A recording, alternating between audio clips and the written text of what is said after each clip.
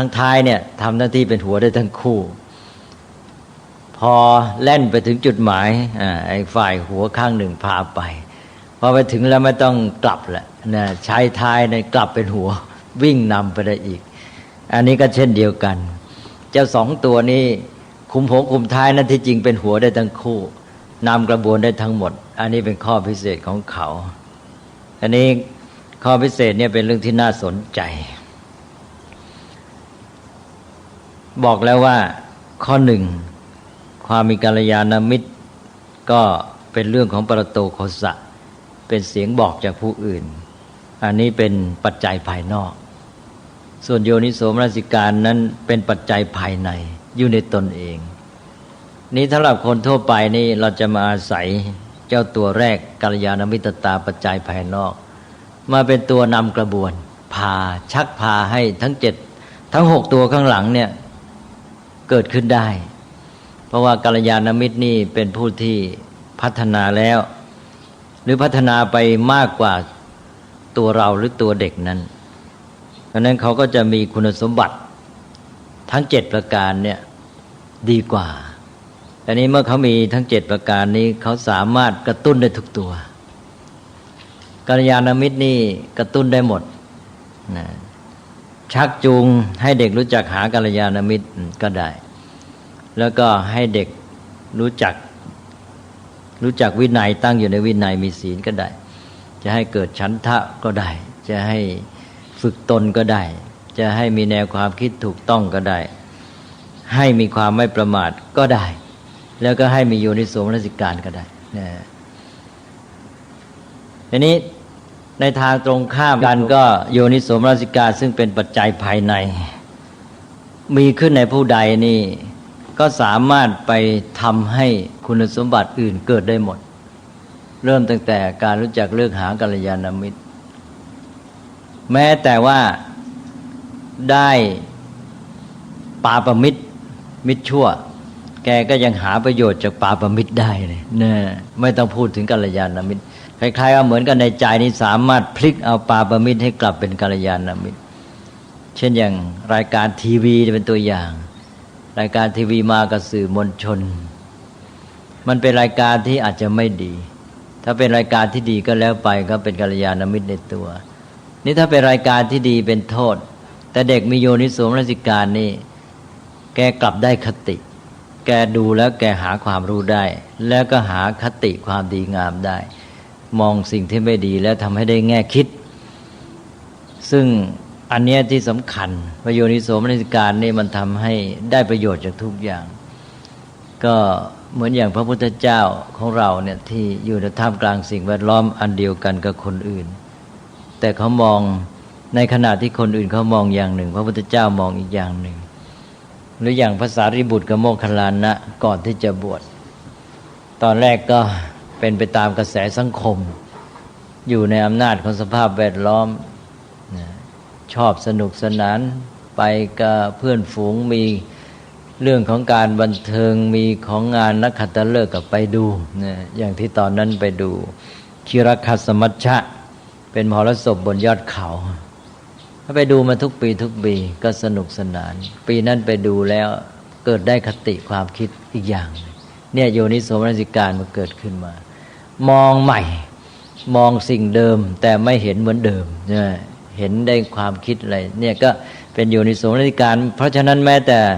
สิ่งที่ไม่ดีนี่โยนิโสมนสิการก็สามารถทำให้ได้ความรู้ความเข้าใจใหม่ได้ฉะนั้นโยนิโสมนสิการนี่เป็นตัวที่สำคัญมากเป็นอันว่ากัลยาณมิตรตานี่ก็เป็นตัวหัวกระบวนที่อยู่ข้างนอกที่มาช่วยเด็กหรือแม้แต่ตัวเราซึ่งตัวเราอาจจะเป็นเด็กก็ได้มาปลุกเร้าทำให้เราเนี่ยได้เกิดคุณสมบัติหมดทั้งชุดและในทางตรงข้ามก็โยนิโสมนสิการเป็นปัจจัยภายในตัวเราถ้าเกิดมีขึ้นมาก็สามารถทำให้คุณสมบัติอื่นเกิดขึ้นมาได้หมดทั้งชุดเช่นเดียวกันอันนี้เก่งกว่าอัปปมาทสัมปทาเมื่อวานนี้บอกว่าเรื่องความไม่ประมาทก็สามารถไปปลุกไอ้เจ้า5ตัวแรกก่อนมันให้ทำงานแต่ว่า มันอยู่ตัวที่6เนี่ยมันปลุกได้5ตัวแรกรวมทั้งตัวมันเองด้วยแต่มันไปปลุกโยนิโสมนสิการไม่ค่อยได้คือมันไปกระตุ้นไอ้ส่วนที่มีอยู่แล้วใช่ไหมให้มันทำงานอย่าไปนอนเฉยแต่มันมาปลุกเราโยนิโสมนสิการนี่ยากนะเพราะโยนิโสมนสิการนี่มันเป็นสิ่งที่เกิดใหม่ริเริ่มใหม่อัปปมาทมันก็ไปช่วยไอ้สิ่งที่มีอยู่ให้มันลุกขึ้นมานะขยับขยื่นทำงานนี่มันมาปลุกไอ้เจ้าโยนิโสมนสิการนี่ทำได้ยากนั่นก็เลยช่วยได้ดีแต่ว่ามันก็ยังไม่ได้ทั้งกระบวน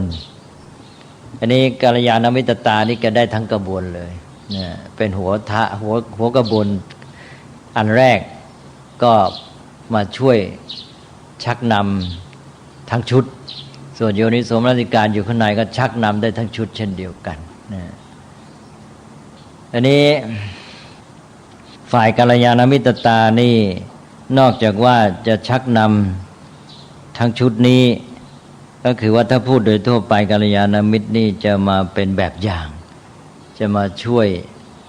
นำให้ตัวเด็กเนี่ยได้พัฒนาในด้านต่างๆซึ่งอยู่ที่ความสามารถของกัลยาณมิตรนั้นอย่างกัลยาณมิตรสูงสุดได้แก่พระพุทธเจ้านี่ก็สามารถทำให้คนที่มีปัญญามากแล้วแต่ว่ามีเหมือนกับขนตาบังอยู่หรือว่ามีธุลีบังในตาอยู่มาเขี่ยออกนะทำให้ได้ตรัสรู้เลยหรือว่ามาสามารถฝึกคนที่เขาฝึกกันไม่ค่อยได้นะอันนี้ก็อยู่ที่ความสามารถของกัลยาณมิตรกัลยาณมิตรนี่ก็โยงเข้าหาไตรสิกขาถ้าพูดโดยย่อก็เท่ากับช่วยพัฒนาคนอื่นโดยเฉพาะพัฒนาเด็กนี้ทั้งในแง่พฤติกรรมที่เราเรียกว่าเรื่องศีลทำให้พฤติกรรมดีงามแล้วก็พัฒนาด้านจิตใจแล้วก็พัฒนาด้านปัญญาอันนี้พูดโดยสรุปเลยใช่ไหมมันพัฒนาอะไรก็ตามรวมแล้วมันก็พัฒนา3ด้านเนี่ยกัลยาณมิตรก็มีหน้าที่อันเนี้ยพัฒนาศีลสมาธิปัญญาหรือพัฒนาพฤติกรรมพัฒนาจิตใจและพัฒนาปัญญาแต่จุดเน้นที่สำคัญมากก็คือเน้นคุณสมบัติ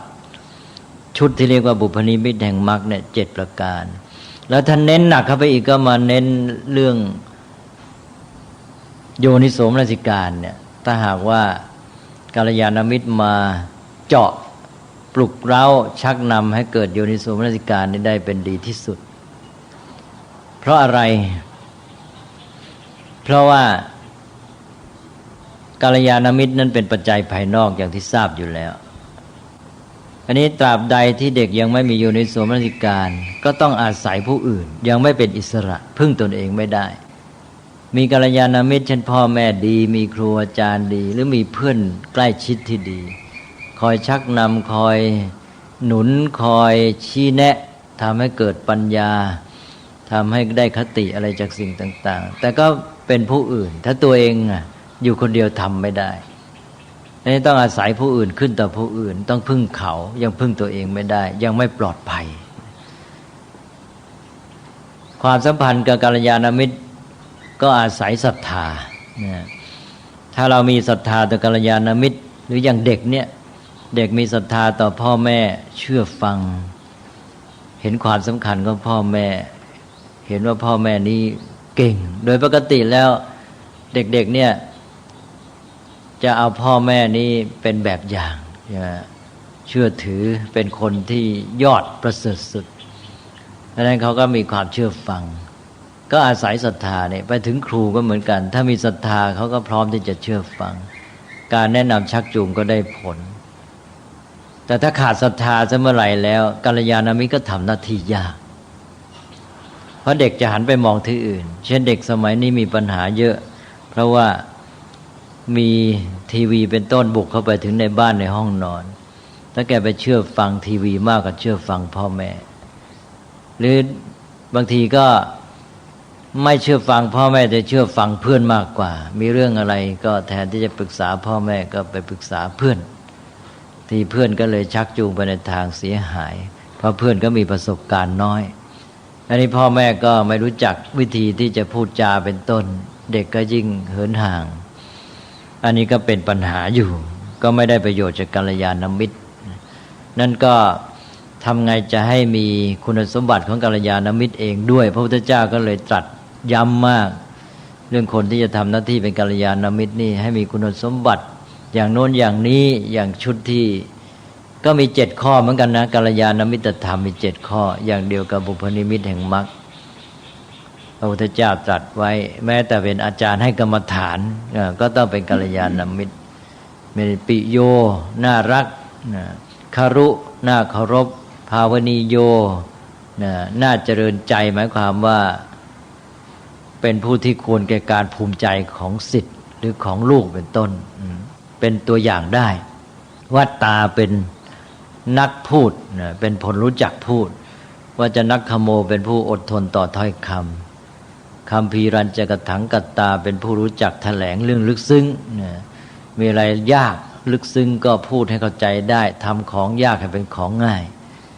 โนจัตถาเนนิโยชเยไม่ชักนำไปในทางที่เสียหายหรือในเรื่องราวที่เป็นไปไม่ได้อันนี้ก็เป็นตัวอย่างพระพุทธเจ้าจะเน้นเพราะว่าในสังคมมนุษย์นี้อย่างที่พูดกันมาแล้วคนที่จะมีโยนิโสมนสิการเองนี่หาได้ยากเหลือเกินนั้นมนุษย์โดยทั่วไปโดยเฉลี่ยแล้วต้องอาศัยกัลยาณมิตรนั้นระบบของสังคมนี่เราจึงเน้นคุณสมบัติข้อกัลยาณมิตรตาทั้งคนอื่นมาทำหน้าที่ช่วยเป็นกัลยาณมิตรทั้งให้เด็กเองนี่พยายามเลือกหากัลยาณมิตรให้ได้ก็แปลว่าตัวเชื่อมก็อยู่ที่ศรัทธาเนี่ยถ้าศรัทธามาเชื่อมแล้วก็จะทำให้ทำงานได้ผล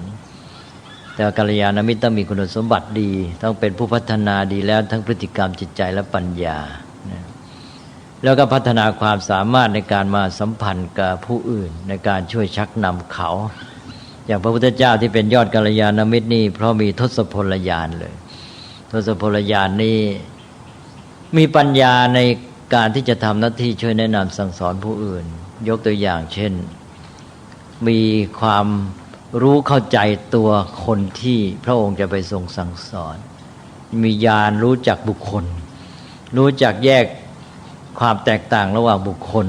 เช่นรู้ว่าคนนี้มีหลายแบบหลายประเภทบางครั้งพระองค์อย่างตอนตรัสรู้ใหม่ๆตอนใกล้จะออกไปทรงประกาศพระศาสนานี่ก็ทรงพิจารณาสัตว์โลกมองเห็นเป็นบัว3เหล่านะแล้วอัตถกถาก็มาเพิ่มเป็น4เหล่านะในพระไตรปิฎกนั้นมี3เหล่านะบัวมี3เหล่าเพราะว่าอัตถกถาท่านก็ไปเพิ่มให้เป็นเหล่าที่4เป็นเหล่าที่4นี่ไม่มีวันได้โผล่พ้นน้ำและเป็นภักษาของปลาและเต่านะแล้วก็พระพุทธเจ้าก็ตรัสถึงบุคคล4ประเภทนี่แหละเป็นเหตุให้อัตถกถาเอามาขยายเป็นบัว4เหล่าบุคคล4ประเภทที่ว่ามีอุคติตัญญูผู้ที่รู้เข้าใจเพียงเขายกหัวข้อขึ้นมาพอครูอาจารย์หรือใครพูดหัวข้อเท่านั้นแหละคนแบบนี้ปั๊บเข้าใจทันทีนะไม่ต้องไปขยายความแล้วคล้ายๆเขาพร้อมที่จะเข้าใจอยู่แล้วแต่มันไม่ทันมานึกถึงเรื่องหัวข้อหรือประเด็นนี้นะการยกประเด็นนี้ขึ้นมาเป็นเพียงไปจี้จุดให้เขามองเห็นแง่มุมเท่านั้นเองเพราะนั้นคนพวกนี้นั้นพอเขายกประเด็นขึ้นมาพูดปั๊บนี่เข้าใจทันทีนะอันนี้2วิปจิตัญญูนี่ผู้รู้ต่อเมื่อเขาขยายความยกหัวข้อขึ้นมายังไม่เข้าใจต้องขยายความแล้วก็ต่อไปก็นัยยะขยายความทีเดียวก็ยังไม่เข้าใจพวกนี้ต้องค่อยๆแนะค่อยๆนำต้องหาวิธีช่วยต่างๆเราพูดกันทั่วไปก็เวไนยพระพุทธเจ้าอกทรงสั่งสอนเวไนยสัตว์ก็คือสัตว์ที่พอแนะนำกันได้โดยเฉพาะก็หมายถึงมนุษย์นี่แหละอย่างที่เคยบอกแล้วว่าคำว่าสัตว์ในพุทธศาสนานี่มุ่งเอามนุษย์เป็นสำคัญในพวกนัยยะนี่ก็พวกที่พอจะแนะนำได้ก็ค่อยๆฝึกค่อยๆปรือกันไปค่อยๆหาอุบายวิธีมาแนะนำนะจนในที่สุดก็บรรลุผลสำเร็จได้สุดท้ายก็ปัทถปรมะแปลว่าผู้ที่มีบทเป็นอย่างยิ่งได้แค่ตัวบทก็อย่างนกแก้วนกขุนทองตัวข้อความตัวแบบตัวหนังสือก็ท่องก็ได้แล้วก็ได้แค่นั้นนะได้แค่อ่านตัวบทเสร็จแล้วก็ไม่รู้เข้าใจความหมาย พวกนี้ก็จะเรียกว่าแย่ที่สุดจะบรรลุธรรมได้ยากก็เรียกว่าในชาตินี้นั้นยังไม่ไหวแต่ว่าพระพุทธเจ้าก็ไม่ให้ทิ้งก็หมายความว่าจะต้องเอาใจใส่เขาช่วยเขาอย่างน้อยให้เขาได้พื้นไว้ให้จำตัวบทได้ก็ยังดีต่อไปก็มีทางพัฒนาคือว่าไม่หมดหวังอะไม่ท่านไม่ให้ทิ้งนะปัทถปรมะเนี่ยเดี๋ยวจะนึกว่าโอ้พวกนี้เป็นภักษาและปลาทัดเต่าเมื่อเป็นอาหารของปลาและเต่าก็เลยปล่อยทิ้งไปเลยอันนี้ไม่ถูกเนี่ยท่านให้เอาใจใส่พยายามเนี่ยอาจจะต้องเหน็ดเหนื่อยหน่อยสำหรับผู้สอนนี่ก็เป็น4ประเภทนี่แหละบุคคล4ประเภทพระพุทธเจ้าตรัสไว้คนละแห่งเรื่องบัว3เหล่านั้นตรัสไว้แห่งหนึ่งเรื่องบุคคล4ประเภทนี้ตรัสไว้แห่งอัตถาท่านคงจะเอานัยยะของชุด4เนี่ยก็เลยไปพูดถึงบัว3เหล่าขยายเพิ่มอันสุดท้ายเป็นเหล่าที่4ขึ้นมาอันนี้เป็นเรื่องความแตกต่างระหว่างบุคคลพระพุทธเจ้าตรัสไว้เยอะอย่างที่เราได้ยินกันบ่อยอีกชุดหนึ่งก็คือชุดจริต6คนเรามีจริตต่างๆกันแม้แต่บำเพ็ญกรรมฐานก็ต้องเลือกกรรมฐานให้เหมาะพระพุทธเจ้าทรงสามารถในการสั่งสอนเพราะทรงทราบความแตกต่างระหว่างบุคคลอันนี้เป็นอันสำคัญอย่างหนึ่งในบรรดาทศพลญาณ10ข้อเป็นเรื่องของการรู้ความแตกต่างระหว่างบุคคลสัก2ข้อ2ข้อก็อันหนึ่งท่านเรียกว่านานาธิมุตติกญาณญาณอย่างรู้คนทั้งหลายซึ่งมีธาตุต่างๆกันคำว่าธาตุต่างๆนานาธิมุตติกญาณขอโทษไม่ใช่นานาธาตุญาณนานาธิมุตติกญาณญาณอย่างรู้คนที่มีอธิมุตแตกต่างกันอธิมุตแตกต่างกันหมายความว่ามีแนวโน้มเช่นความสนใจต่างๆกันทั้งที่อยู่ในระดับการพัฒนาอันเดียวกันนะก็มีความโน้มเอียงความพอใจสนใจในสิ่งต่างๆกันอย่างคนหนึ่งเป็นชาวนาก็อาจจะเป็นคนชาวนาที่มีปัญญาแต่แกก็สนใจไปด้านหนึ่งตามภูมิหลังของแกก็อาจจะสนใจเรื่องการปลูกข้าวการไถนาการเรื่องของดินเรื่องของการปลูกพืชพันธุ์อะไรไปทีนี้อีกคนหนึ่งเป็นนักปกครองนะก็สนใจในเรื่องของวิธีการบริหารการจัดการอะไรต่างๆไปนะอีกคนหนึ่งเป็นพราหมณ์เป็นนักวิชาการก็สนใจอีกเรื่องหนึ่งแล้วแต่ละคนแม้แต่เป็นพราหมณ์ด้วยกันก็มีความสนใจไม่เหมือนกันมีแนวโน้มความคิดไม่เหมือนกันอันนี้เรียกว่านานาธิมุตติกญาณญาณอย่างรู้อธิมุตที่ต่างกันเนี่ยนี่ก็สำคัญจะสอนใครถ้ารู้อธิมุตของเขาเป็นยังไงก็จับจุดได้ก็สอนได้ผลทีนี้อีกอย่างหนึ่งก็คือว่าอินทริยปโรปริยัตญาณก็คือญาณอย่างรู้ความยิ่งและหย่อนแห่งอินทรีย์รู้ความแตกต่างระหว่างบุคคลในแง่ของระดับการพัฒนาว่ามีอินทรีย์อ่อนอินทรีย์แก่อินทรีย์อ่อนต้องสอนอย่างหนึ่งอินทรีย์แก่ต้องสอนอย่างหนึ่งคนอินทรีย์อ่อนยังไม่พร้อมในเรื่องนี้ก็ต้องไปเตรียมเขารอเวลาให้เขาพร้อมบ้างหรือว่าไปใช้อุบายวิธีการในการที่บ่มอินทรีย์นะพระพุทธเจ้ามีธรรมะที่เรียกว่าบ่มอินทรีย์เขาอินทรีย์ยังไม่พอไม่พร้อมอ่อนไปจะเข้าใจเรื่องนี้ยังไม่ได้แล้วจะไปรอเขาอยู่ก็ช้าบ่มมันเลยนะบ่มอินทรีย์นะแต่บางกรณีต้องรอบ่มก็ยังไม่ได้นะต้องรอเอาหรืออะไรเอาสถานการณ์บางอย่างให้มาเจอให้ได้รับบทเรียนก็สุดแต่อันนี้ก็เป็นเรื่องของการทราบความแตกต่างในแง่ของอินทรีย์แก่อ่อนนะมีศรัทธามีศีลมีสุตะจาคะปัญญาไม่เท่ากันเป็นต้น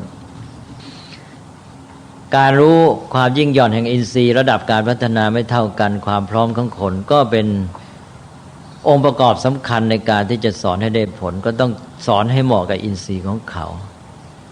เนี่ย2ญาณและใน10ญาณทศพลญาณพระพุทธเจ้ามีญาณรู้ความแตกต่างระหว่างบุคคลอินทรียปโรปริยัติญาณก็รู้ในแง่ของความแตกต่างในระดับการพัฒนาเรียกว่าแนวตั้งแนวตั้งนี่ต่างกันคนไหนอยู่ระดับไหนแล้วกันนานาธิมุตติกญาณนี่ทราบความแตกต่างของคนในแนวนอน และแนวนอนก็หมายความว่าระดับเดียวกันพัฒนามาอยู่ระดับเดียวกันแต่ก็ยังต่างกันอีกนะต้องทราบทั้งสองด้านนะคนทั่วไปนี่จะรู้สองอย่างนี่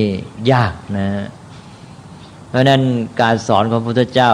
จึงได้ผลมากเพราะว่าทรงเข้าใจคนที่ทรงเข้าไปเกี่ยวข้องดีว่าแต่ละคนเป็นยังไงจะใช้วิธีการสอนยังไงให้เหมาะเนี่ยเรื่องของกัลยาณมิตรนี่ก็เยอะนะเพราะนั้นครูนี่ก็เป็นผู้ที่ทำงานตามอย่างพระพุทธเจ้าพระพุทธเจ้าเป็นพระบรมครูครูทั้งหลายก็มาทำหน้าที่เป็นครูตามอย่างพระองค์ก็เอาวิธีการของพระพุทธเจ้ามาใช้อย่างวิธีสอนก็ต้องฉลาดอีกไม่ใช่รู้เฉพาะตัวคนที่ไปสอนยังต้องรู้วิธีสอนอย่างวิธีสอนอย่างอริยสัจสี่อย่างที่เคยพูดไปแล้วนะมันก็ทำให้การสอนนี้ได้ผลกัลยาณมิตรก็เลยเป็นเรื่องใหญ่ในสังคมนะในหมู่มนุษย์ที่มาอยู่รวมกันนี้เพื่อจะช่วยให้คนที่เกิดมาโดยเฉพาะคนอนุชนรุ่นหลังเนี่ยได้รับประโยชน์จากวัฒนธรรมอารยธรรมไม่ต้องไปมัวเริ่มต้นลองผิดลองถูกกันใหม่คนเราลองเกิดมาคนรุ่นเก่าไม่ถ่ายทอดวัฒนธรรมไม่สั่งสอนให้ก็เหมือนคนป่าแหละใช่ไหมไม่ได้มีผิดกันเลยนะจะไปรู้อะไรล่ะไม่ได้รู้สักอย่างทำไม่ขีดก็ทำไม่เป็นใช่ไหมเนี่ยอันนั้นมันก็อะไรมันก็ไม่ได้ทั้งนั้นอันนั้นก็เรื่องกัลยาณมิตรในเรื่องยิ่งใหญ่อย่างยิ่งในสังคมมนุษย์เพราะนั้นองค์ประกอบ7ข้อนี้ก็ในแง่ของสังคมมนุษย์ต้องมาเน้นข้อที่1กัลยาณมิตรตาที่ว่าคนส่วนใหญ่นั้นจะอาศัยโยนิโสมนสิการนี่ไปหวังได้ยากให้เขาเกิดมีขึ้นในตนเองนั้นมีน้อยก็จะต้องมองในแง่ของคนส่วนใหญ่ต้องอาศัยผู้อื่นกัลยาณมิตรนี่มาช่วยชักนำชี้แจงก็พัฒนาระบบขึ้นมาว่าทำไงจะให้กัลยาณมิตรทำงานได้ผลก็สร้างเป็นโรงเรียนสร้างเป็นสถาบันบางครั้งทำไปทำมาไม่ได้ความอีกแล้วโรงเรียนนี้สถาบันนี้มันไปแยกเด็กจากชุมชนจากชีวิตจริงพวกนักคิดก็มาบอกไม่ได้เลิกเถอะระบบโรงเรียนนะเอาระบบอยู่กับความเป็นจริงในธรรมชาตินะ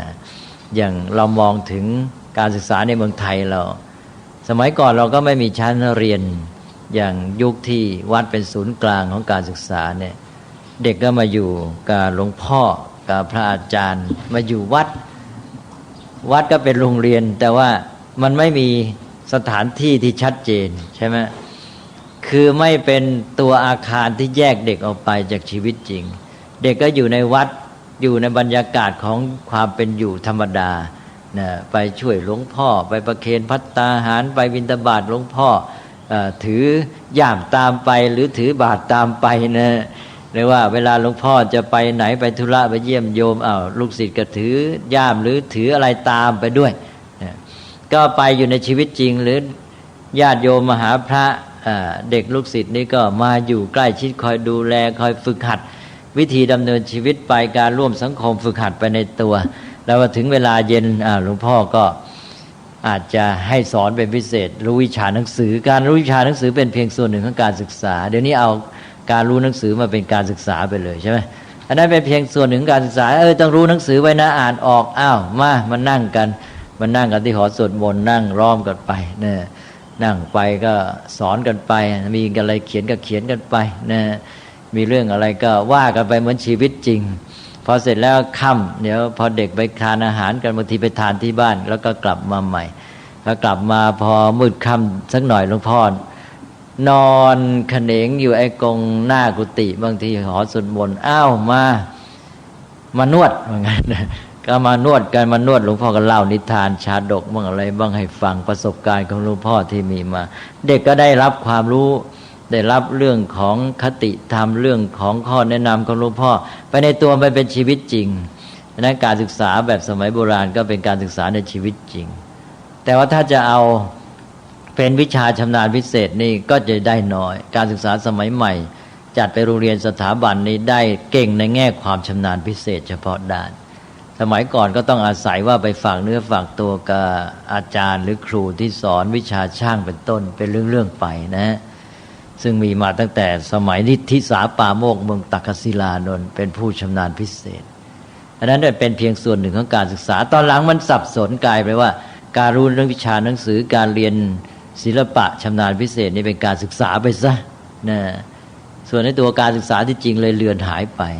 การศึกษาที่แท้จริงมันก็คือการฝึกการดำเนินชีวิตที่ดีงามใช่ไหมที่เราพูดกันไปแล้วตั้งแต่ในบ้านในครอบครัวเนี่ย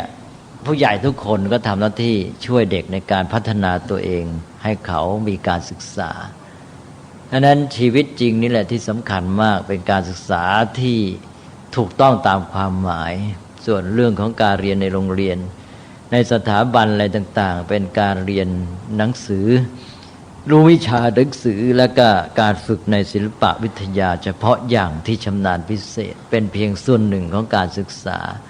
ซึ่งเดี๋ยวนี้ก็เน้นไปในแง่เฉพาะการหาเลี้ยงชีพด้วยซ้ำกลายเป็นวิชาการเหล่านั้นเป็นเครื่องมือหาเลี้ยงชีพก็เป็นส่วนย่อยของการดำเนินชีวิตอยู่ในข้อที่ว่าเป็นสัมมาอาชีวะแม้แต่เป็นสัมมาอาชีวะก็ยังทำไม่ค่อยได้เลยนะก็เป็นสักแต่ว่าให้เป็นเครื่องมือหาเลี้ยงชีพไปก็แล้วกันแต่ไม่ได้ดูความหมายว่าไอ้ที่เป็นสัมมาอาชีวะมันคืออย่างไรนะเป็นอาชีวะที่ว่าหนึ่งไม่เบียดเบียนก่อความเดือดร้อนเวรภัยแก่เพื่อนมนุษย์แก่สังคมสองยังแก้ปัญหาสร้างสรรค์ชีวิตที่ดีงามและสังคมด้วยอันนี้จุดสำคัญเลยอาชีพทุกอย่างมีเพื่อแก้ปัญหา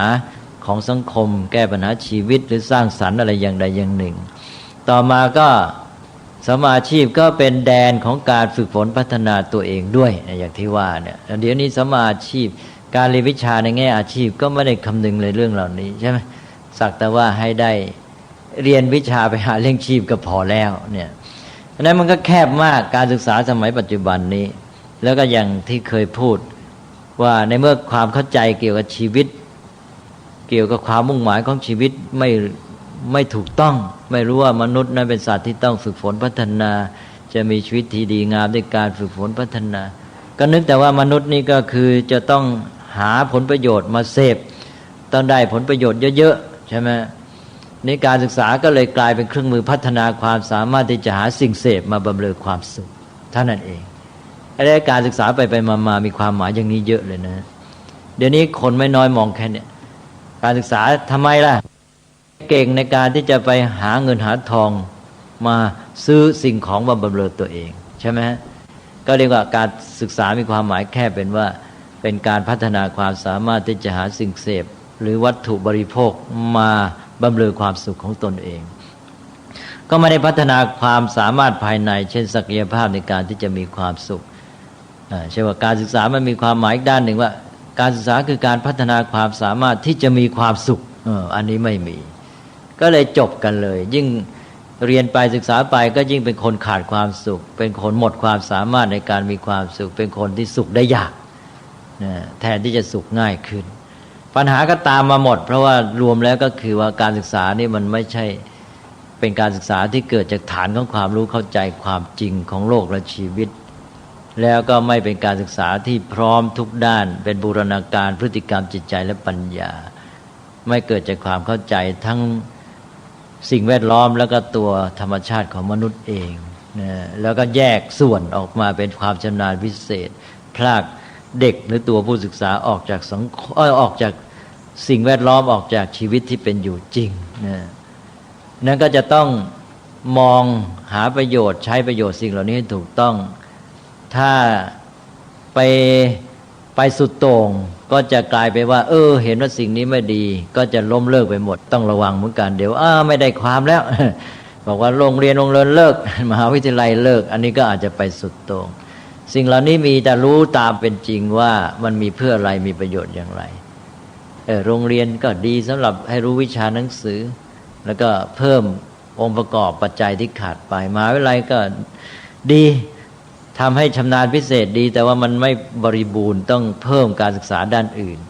การศึกษาจะได้บริบูรณ์เต็มตามความหมายของมันอย่าไปจำกัดแค่การเรียนในชั้นเรียนและในมหาวิทยาลัย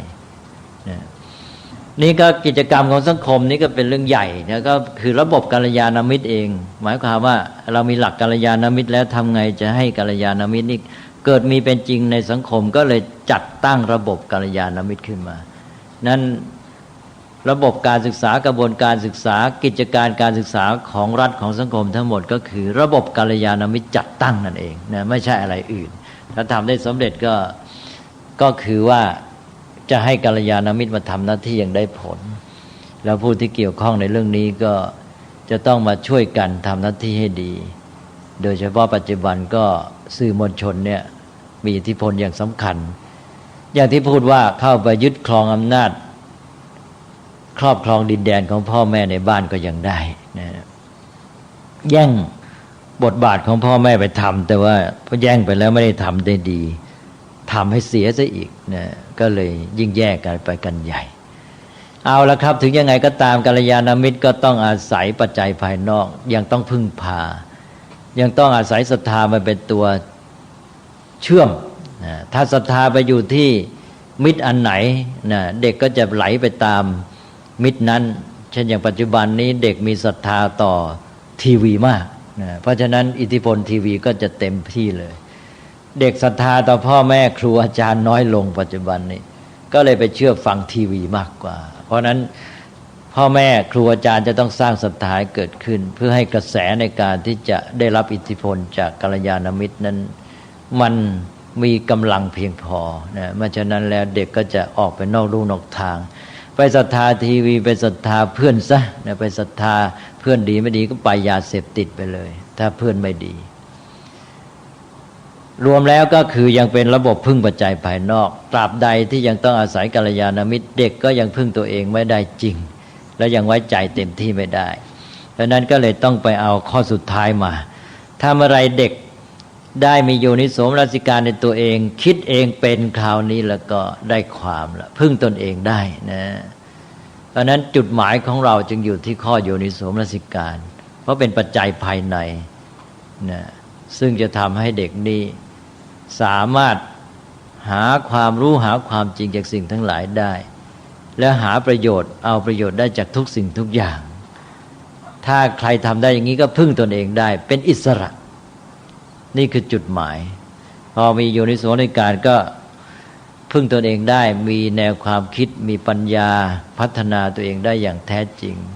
ก็ปลอดภัยพ่อแม่ครูอาจารย์ก็มั่นใจต่อเด็กต่อลูกศิษย์ได้เลยนี่ก็เป็นเรื่องของระบบของบุพนิมิตแห่งมรรคนะ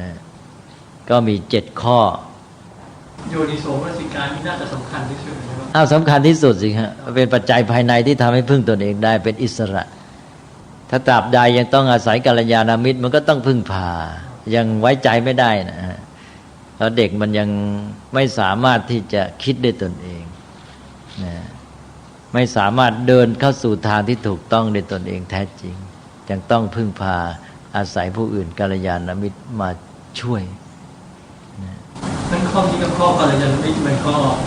ปรับสมดุลกันอยู่ในตัวได้นะโยนิโสมนสิการสูงก็อาจจะพึ่งกัลยาณมิตรน้อยก็ใช่สิฮะพึ่งกัลยาณมิตรน้อยทีนี้ถ้าคนทั่วไปเพราะว่าเราจะไปหวังกัลยาณขออภัยหวังโยนิโสมนสิการจากคนทั่วไปนี่ยากใช่ไหมคนโดยมากเราจะต้องอาศัยกัลยาณมิตรแล้วก็เลยมาประสานกันโดยวิธีที่เคยพูดไปแล้วนะเพื่อให้2ตัวนี้มาช่วยกันก็กัลยาณมิตรก็พยายามจัดสิ่งแวดล้อมระบบข่าวสารข้อมูลอะไรต่างๆให้เด็กเนี่ยเจอสิ่งที่ดีที่สุดใช่ไหมใช่ว่าเราจัดวินัยขึ้นมาวินัยมันก็คือการที่ว่าจะให้กัลยาณมิตรเนี่ยทำงานได้ผลหมายความหมายหนึ่งของมันจัดระบบสังคมเพื่อจะให้เกิดความสัมพันธ์ที่ดีงามระหว่างมนุษย์คนรุ่นผู้ใหญ่พ่อแม่ครูอาจารย์จะได้ทำหน้าที่กัลยาณมิตรได้เต็มที่การทำหน้าที่กัลยาณมิตรในแง่วินัยก็เช่นว่าตัดโอกาสที่จะทำให้เด็กถูกชักจูงไปในทางที่เสียออกวินัยนี่มันมีทั้งในแง่ที่ว่ากั้นปิดโอกาสที่จะทำให้ชักนำไปในทางเสียหายในทางลบนี่ตัดออกแล้วก็ส่งเสริมโอกาสในการที่จะพัฒนาในการที่จะได้สิ่งที่ดีงามใช่ไหมวินัยนี่เราพยายามจัดสิ่งที่ดีให้กับเด็กเพราะนั้นกัลยาณมิตรนี่ก็จะมาเป็นแง่ในการที่ว่า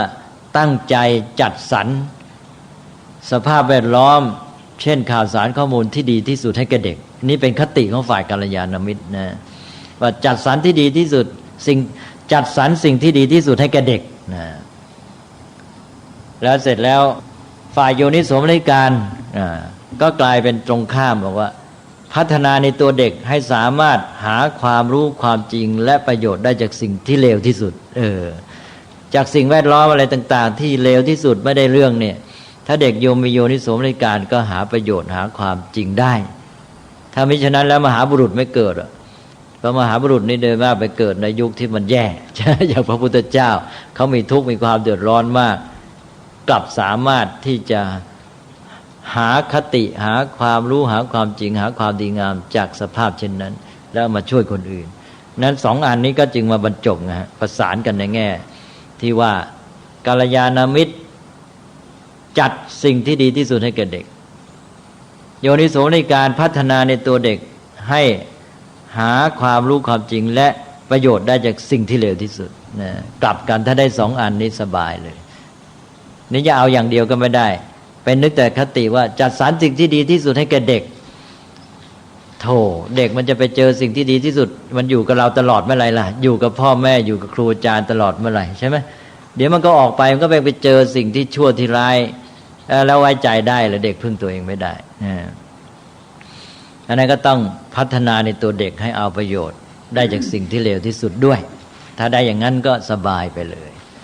นี่เดี๋ยวนี้มีคติไปถึงก็ใช้คำว่าสิทธิบอกเด็กมีสิทธิที่จะได้สิ่งที่ดีที่สุดจากสังคมอันนี้ก็เป็นเรื่องสมมติของมนุษย์คือพยายามที่จะสร้างความรู้สึกผูกพันความรู้สึกรับผิดชอบของสังคมของผู้ใหญ่ที่จะให้สิ่งที่ดีที่สุดให้แก่เด็กนะอันนี้ก็เป็นคติกันไปเป็นเรื่องของความพยายามของมนุษย์ในการสร้างสรรค์สังคมแต่ว่าต้องรู้ความจริงว่าที่จริงมันไม่ได้มีสิทธิ์มีสุดอะไรนะเรื่องสิทธินี่มันเป็นเรื่องสมมติทั้งสิ้นในคติของธรรมชาติมันไม่มีสิทธิอะไรหรอกนะเดี๋ยวนี้เราก็พูดว่าคนทุกคนมีสิทธิในชีวิตและทรัพย์สินถูกไหมฮะอันนี้เป็นกฎหมายเป็นข้อสมมติของมนุษย์ลองไปอ้างกับเสือสินะเข้าป่าไปเจอเสือบอกข้ามีสิทธิ์ในชีวิตของข้านะแกไม่มีสิทธิ์จะมากินข้าวกันใช่ไหมแล้วก็เสือไม่ฟังใช่ไหมเนี่ยดังนั้นจะไปอ้างสิทธิ์นะสร้างสิทธิ์อะไรก็ตามที่ดินที่เดินเนี่ยไฟป่าน้ำท่วมไม่ฟังทั้งนั้นเนี่ยไอ้นี่ของดินที่ดินของข้าที่ดินแปลงนี้ฉันมีสิทธิ์ฉันเป็นเจ้าของแกจะมายุ่งน้ำป่ามาโครมคลามหมดต้นไม้ไม่ฟังทั้งนั้นใช่ไหมสิทธิโดยธรรมชาติมันไม่เกี่ยวกันสิทธิเป็นเรื่องของมนุษย์ผู้เจริญแล้วมาบัญญัติกันเพื่อให้สังคมของตนอยู่ได้ดีนะเป็นความสามารถพิเศษของมนุษย์เป็นเครื่องหมายของอารยธรรมดังนั้นพุทธศาสนาจึงให้ความสำคัญแก่สมมตินี่เป็นความสามารถพิเศษของมนุษย์นะฮะไม่ใช่สิ่งเหลวไหลแต่ว่ารู้ด้วยว่ามันไม่ได้จริงตามธรรมชาติแท้แต่ว่าถ้ามนุษย์ไม่มีความสามารถในสมมติในอารยธรรมไม่เกิดสมมตินี่เป็นความสามารถพิเศษของมนุษย์ทำให้เกิดอารยธรรมสัตว์ชนิดอื่นมันรู้จักสมมติเมื่อไหร่ใช่ไหมมันไม่รู้จักมันก็อยู่ไปตามธรรมชาติพื้นฐานอย่างนั้นแต่มนุษย์นี่มีความสามารถสมมติตั้งวินัยที่เป็นสมมติอันใหญ่ที่สุดขึ้นมาทำให้มีระบบระเบียบการในสังคมมนุษย์ทำให้อารยธรรมเกิดขึ้นเจริญงอกงามนั้นสมมตินี่แหละเป็นลักษณะพิเศษของมนุษย์เป็นความสามารถสร้างสรรค์อารยธรรมแต่ก็เป็นตัวสำคัญที่ทำให้มนุษย์พลาดพอมนุษย์สร้างสมมติขึ้นมาด้วยความสามารถพิเศษของตัวเองแล้วเกิดติดหลงสมมติแปลกแยกจากความจริงในธรรมชาติอีกจบกันตรงนี้เลยเพราะหลงสมมติก็เป็นอันว่าถ้าเข้ามาถึงความจริงของธรรมชาติตอนนี้ก็คือความพินาศของมนุษย์แต่ถ้าตราบใดที่มนุษย์นี่ฐานยังอยู่ก็คือว่าเข้าถึงความจริงของธรรมชาติพร้อมกันนั้นใช้ความสามารถนั้นมาสร้างสมมติให้สอดคล้องกับความจริงของธรรมชาติด้วยความรู้เท่าทันเข้าใจเหตุผลในการสมมติของตนเองและอยู่ได้อย่างดีเขาเรียกว่าอยู่อย่างรู้ทันสมมติไม่หลงสมมติไม่เป็นท่าของสมมติเข้าถึงธรรมะคือตัวความจริงแท้ในธรรมชาติตลอดเวลาชีวิตสังคมก็อยู่ได้ด้วยดีปัญหาของอารยธรรมปัจจุบันของมนุษย์ก็คือว่าพอมีความสามารถพิเศษสมมติแล้วสมมติเลยไม่มาโยงกับความจริงในธรรมชาติแล้วหลงติดสมมติพาหายนะเข้ามาอย่างที่ ต้องพูดว่าปัจจุบันเนี่ยกำลังเป็นอย่างนั้นนะมนุษย์นี่แม้แค่ทำงานทำการก็ติดอยู่ในแค่สมมติและไม่สามารถโยงระบบการทำงานของตนเองในอาชีพเนี่ยไปเข้าถึงความจริงแท้ในธรรมชาติได้อย่างที่ยกตัวอย่างบ่อยๆเช่นว่ากฎธรรมชาติว่าทำสวนปลูกต้นไม้ทำให้ต้นไม้เจริญงอกงามนี่กฎธรรมชาติใช่ไหม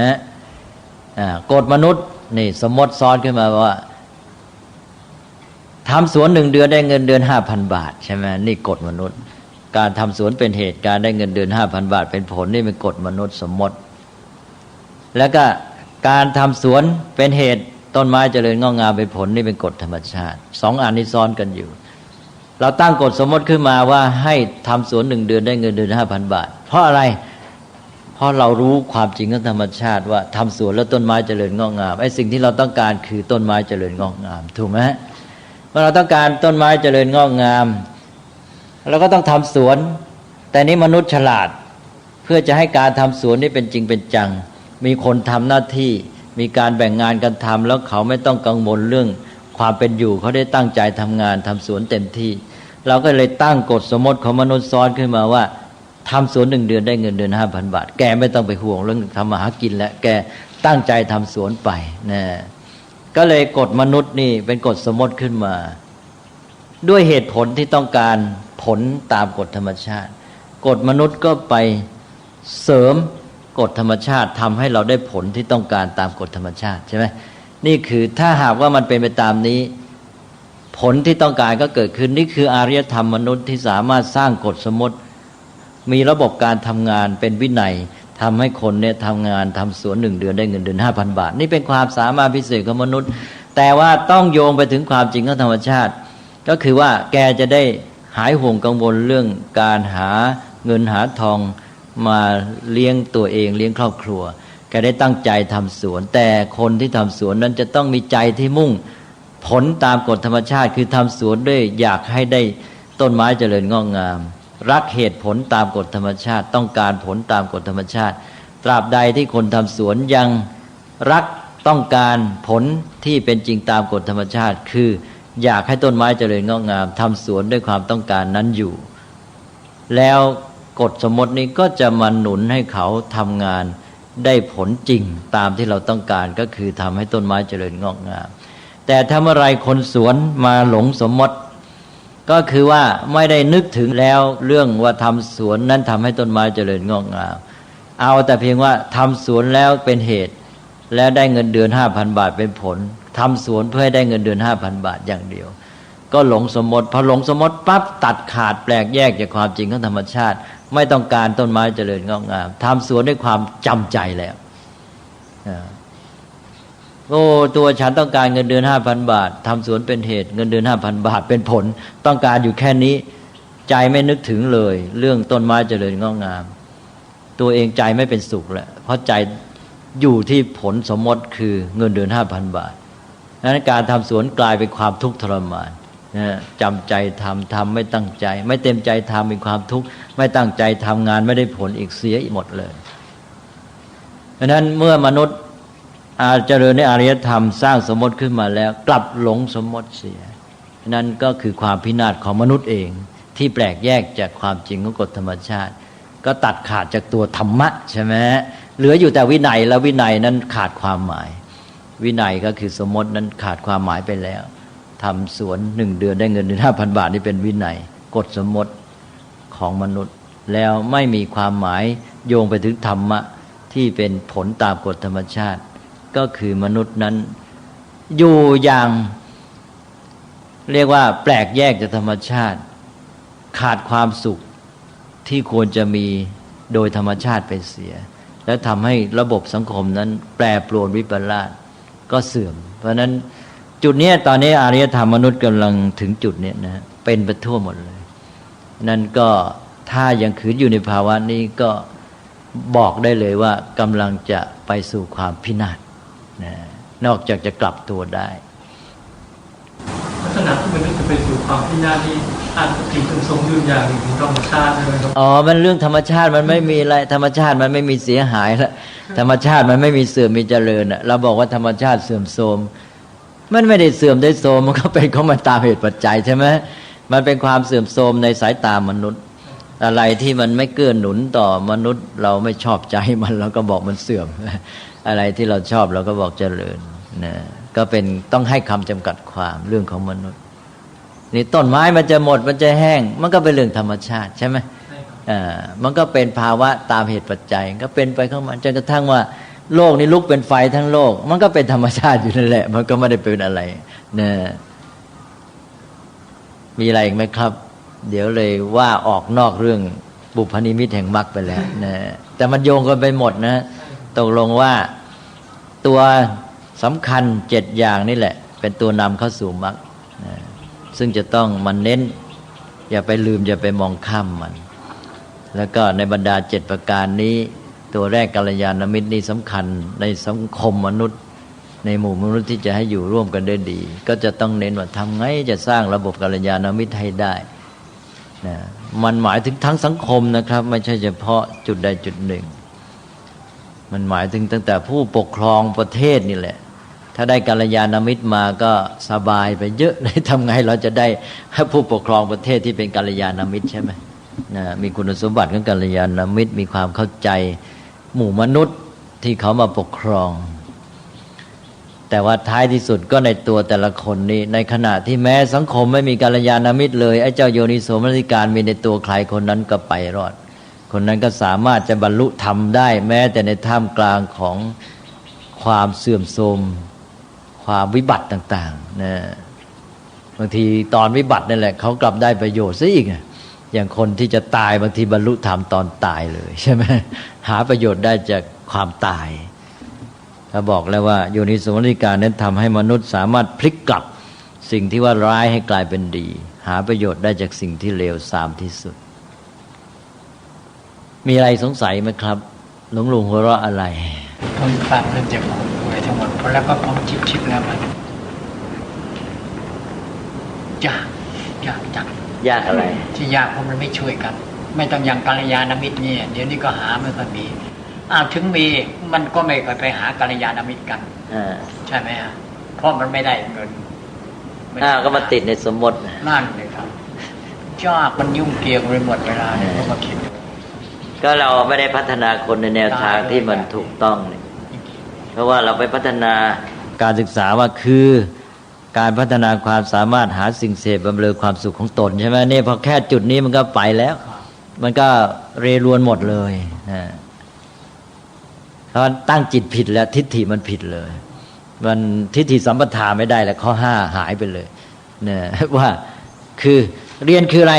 เรียนคือเพื่อหาเงินได้เก่งว่างั้นใช่ไหมเนี่ยการศึกษาผิดความหมายทิฏฐิมันผิดเลยที่เห็นคุณอาจารย์ระหว่างการ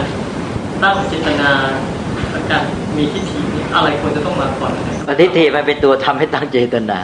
มันเห็นอย่างไรมันเข้าใจอย่างไรก็ตั้งเจตนาตามนั้นใช่ไหมก็เหมือนอย่างในข้อกลับไปที่มรรคสัมมาทิฏฐิสัมมาสังกัปปะใช่ไหมสัมมาทิฏฐิมีความเป็นเข้าใจอย่างไรยึดถือเชื่ออย่างไรก็สัมมาสังกัปปะดำริคิดการไปตามนั้นใช่ไหมถ้าเป็นมิจฉาทิฏฐิก็มิจฉาสังกัปปะ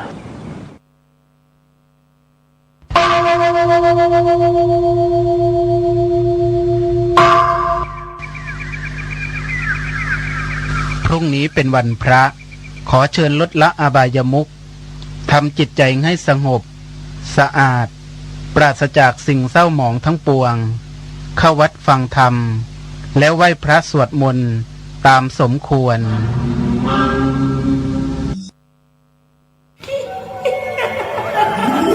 กระจกวิเศษจงบอกข้าเถิดใครงามเลิศในปัทภีก็พระนางน่ะสิราชินีผู้เลอโฉมดูสิตั้งแต่ท่านพาชาวประชางดเผาป่าและขยะในครัวเรือนชาวไร่ชาวนาก็งดเผาตอสั่งข้าวฟางข้าวหันไปไถกลบทำปุ๋ยหมักแปรรูปเป็นอาหารสัตว์หรือเอาไปอัดเป็นก้อนแทนอากาศก็ดีไม่มีฝุ่น PM 2.5 คอยกวนใจหน้าตาท่านก็สดใสผิวพรรณผุดผ่องเป็นที่สุดพะยะค่ะ ต้องแบบนี้สิเจ้าพูดถูกใจข้ายิ่งนักเพราะทุกการเผานั่นคือการสะสมฝุ่นแต่ถ้าทุกคนร่วมใจกันหยุดเผา เราก็จะมีแต่อากาศบริสุทธิ์ไว้หายใจ ห่างไกลมะเร็งปอด สุขภาพก็ดี มันคือที่สุดแล้ว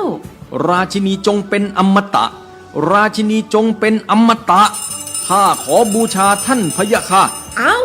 ไปเอาธูปมา แต่ไม่ต้องจุดแล้วนะ เดี๋ยวนี้ข้าเปลี่ยนมาใช้ธูปไฟฟ้าแล้ว มันจึ้งมาก ไม่มีฝุ่นเลย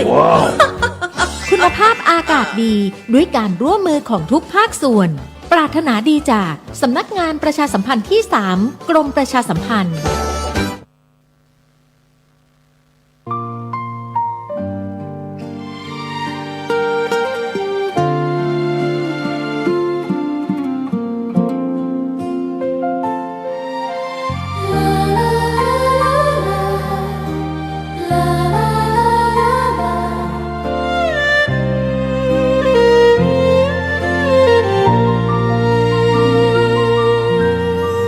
แสงทองร่ำไรในยามอุตสา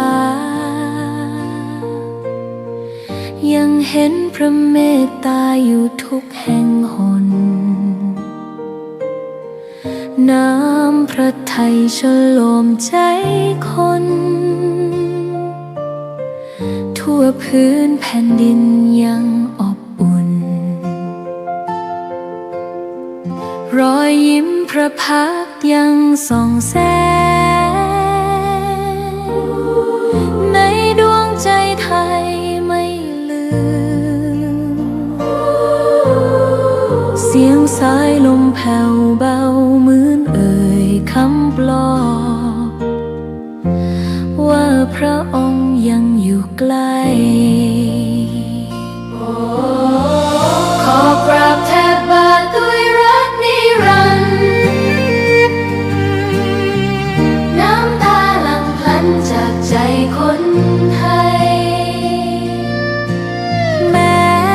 เสด็จสู่ฟ้าไกล แต่พระหฤทัยอยู่ในแผ่นดินนี้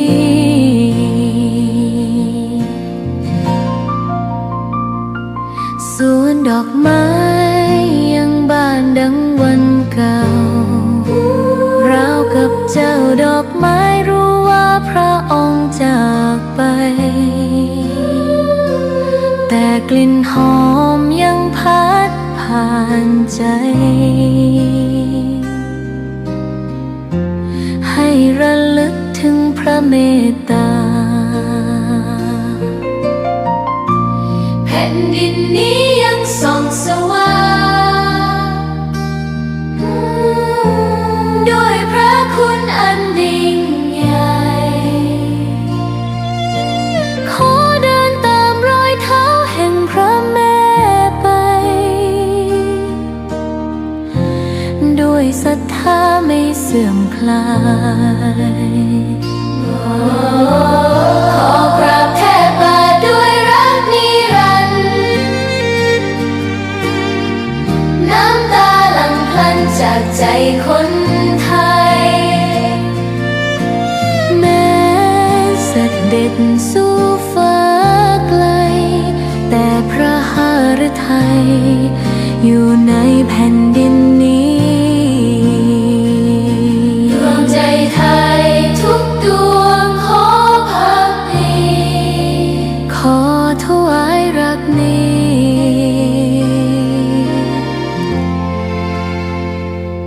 นิรันดร์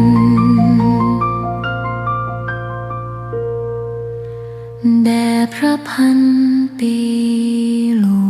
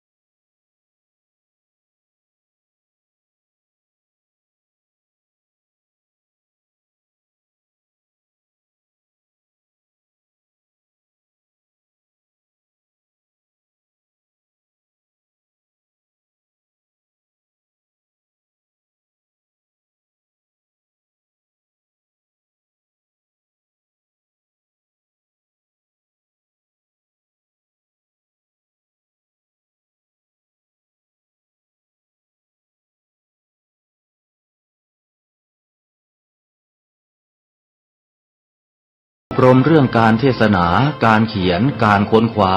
ซึ่งอาจจะเป็นเรื่องเฉพาะตัว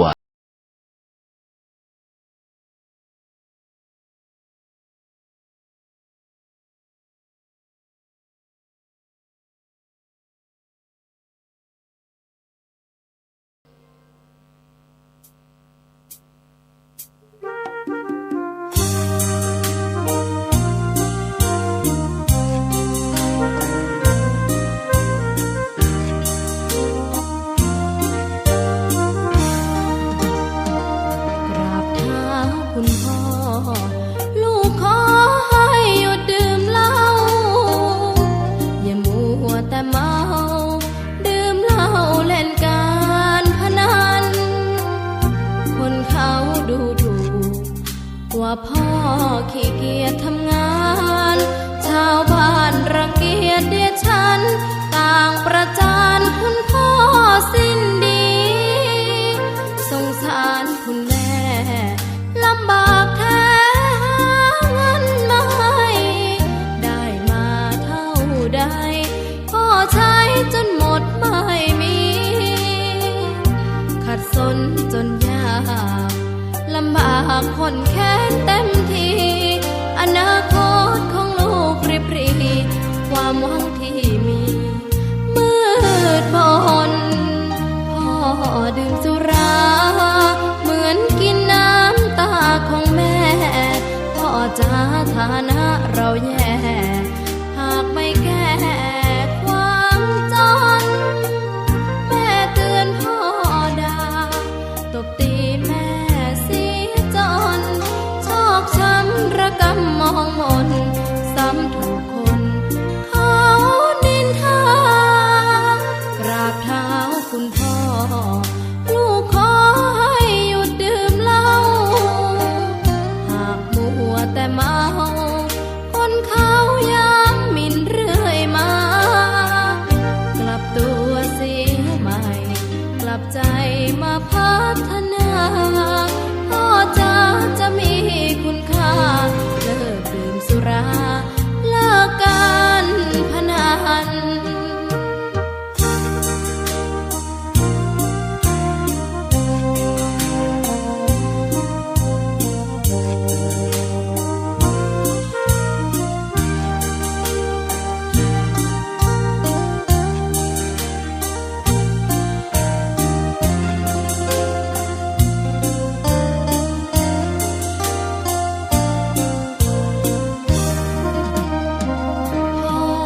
ดื่มสุราเหมือนกินน้ำตาของแม่พ่อจะฐานะเราแย่หากไม่แก้ความจนแม่เตือนพ่อด่าตบตีแม่เสียจนชอกช้ำระกำมองมนซ้ำถูกคนเขานินทากราบเท้าคุณพ่อลูกขอให้หยุดดื่มเหล้าหากมัวแต่เมาคนเขา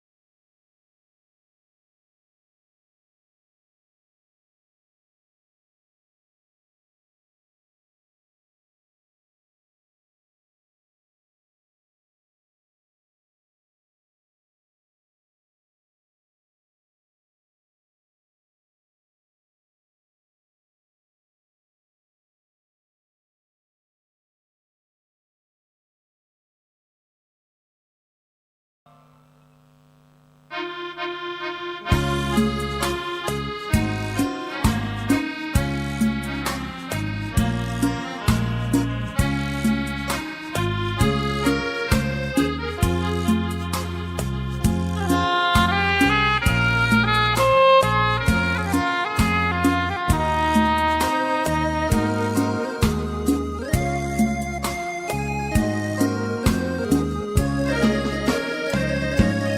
ิ้วเพลงธรรมถูกถ้อยคำเข้าถึงจิตใจ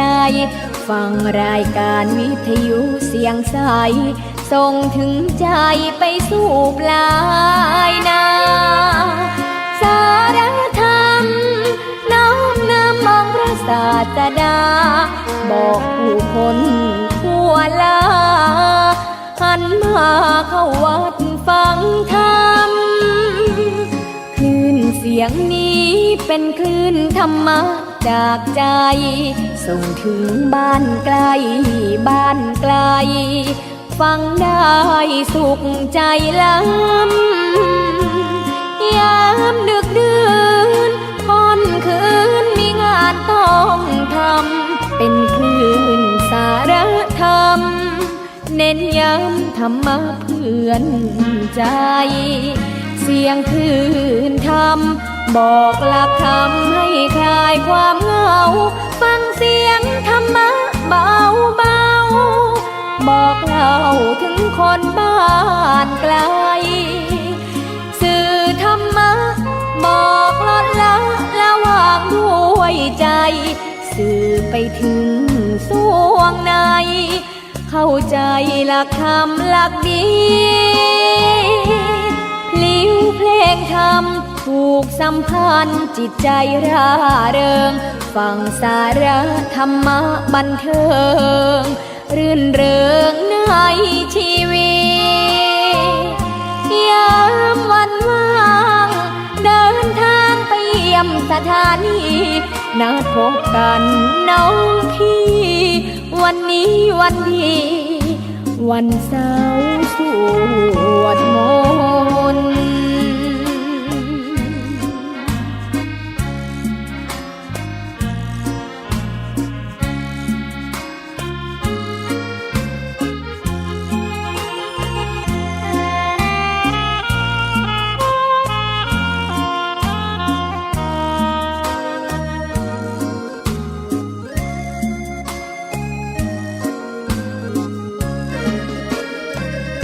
เสียงคลื่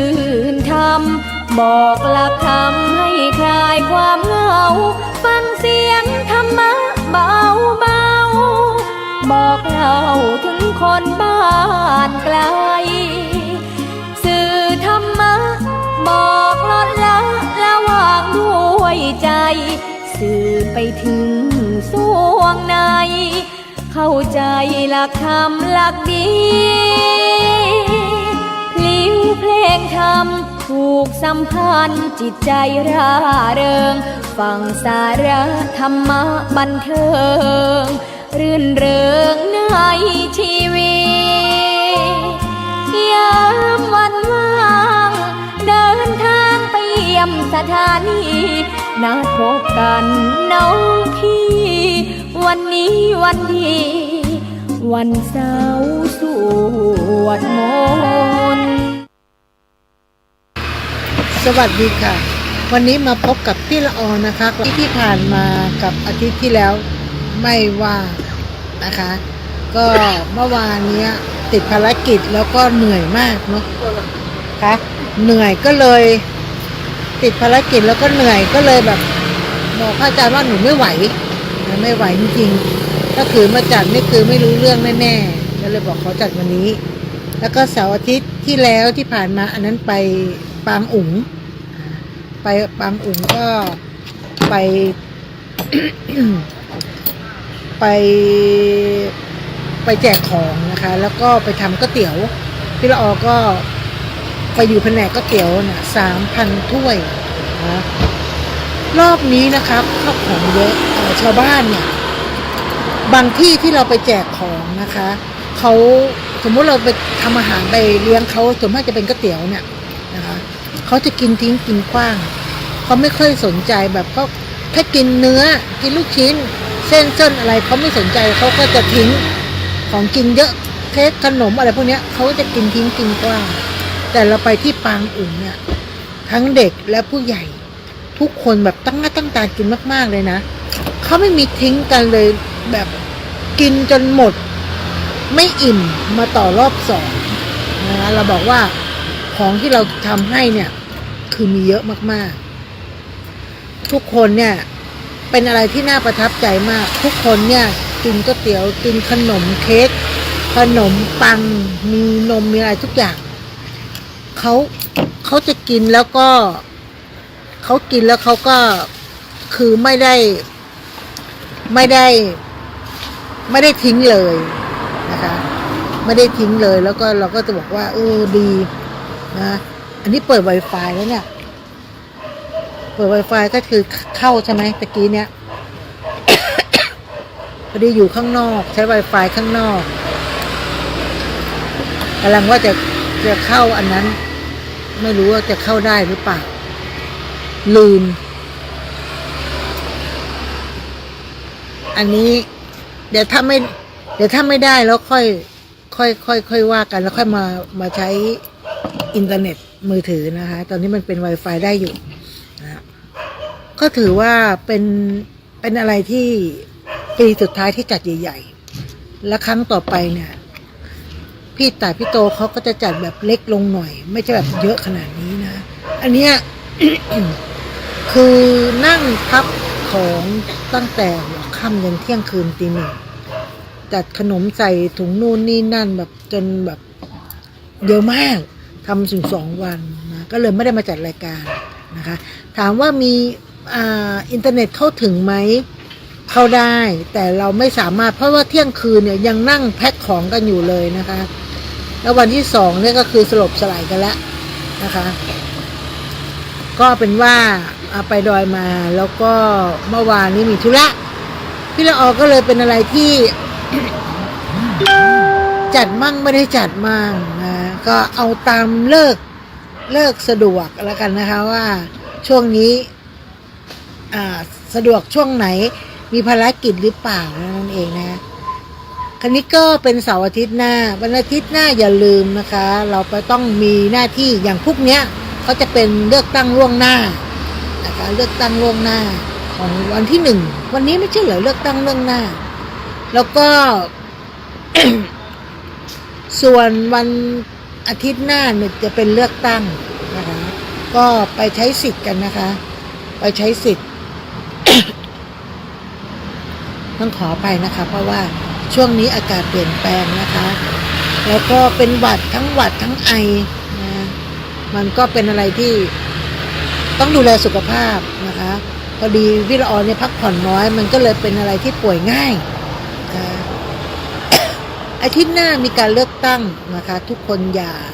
อย่าไปเสียสิทธิ์นะคะถึงเราจะไม่อยากเลือกใครเลยบางคนถามว่าปีนี้รอบนี้จะเลือกพรรคไหนเขาก็บอกว่าไม่เลือกใครสักพรรคบอกว่าถ้าไม่เลือกใครเนี่ยหรือยังไม่ถูกใจใครไม่ชอบใครแต่เราก็ต้องไปเลือกเพื่อไม่ให้เสียสิทธิ์เพื่อไม่ให้มีคนมาสวมสิทธิ์ของเรานะคะเราไปใช้สิทธิ์นะคะครั้งนี้เราจะจุดประสงค์เราจะอะไรเขาเรียกว่าอะไรนะจะไม่เลือกก็ได้นะคะจะไม่เลือกก็ได้มันจะมีช่องที่ว่าไม่เลือกใครไม่ใช้สิทธิ์แต่ไม่ขอเลือกนะคะแต่ว่าอีกอันนึงเราก็ต้องไปลงว่าเราจะแก้ไขรัฐธรรมนูญไหมแก้ไขที่เขาบอกว่าประชามติว่าจะแก้หรือไม่แก้ทุกคนช่วงนี้ก็จะรู้เหตุผลกันว่าเพราะอะไรต้องแก้เพราะอะไรที่ไม่ต้องแก้นะก็ใช้เสียงของประชาชนของเราเองความคิดของเราไม่ต้องไปถามคนอื่นหรอกนะความคิดของเราเขาบอกว่าพูดการเมืองเราอย่ามาคุยเรื่องการเมืองเพราะบางครั้งเนี่ยมันทำให้เราทะเลาะกันได้นะเพราะบางคนบอกว่าฉันชอบสีนี้อีกคนก็ว่าฉันชอบสีนี้นะมันทำให้มันมีการทะเลาะเพราะว่าพี่อ่อนเนี่ยจะไม่คุยการเมืองกับใครเราไม่พูดซะดีกว่าเพื่อนเราเป็นอาจจะได้เป็นมิตรที่ดีมีเพื่อนที่ดีต่อกันบางคนรักชอบไม่เหมือนกันนะคะมันก็ขึ้นอยู่กับของแต่ละคน นะคะรักใครชอบใครก็เอาไว้ในใจนะคะแล้วก็ไปลงคะแนนเสียงของเราที่เรารักคนที่เราชอบนะคะเราจะได้เพิ่มคะแนนให้เขาเราจะได้ไม่ต้องเสียสิทธิ์นะคะ ถ้าไม่ไปเลือกเนี่ยมันจะมีเขาเรียกว่าสวมสิทธิ์กันนะคะเราอย่าให้มีการสวมสิทธิ์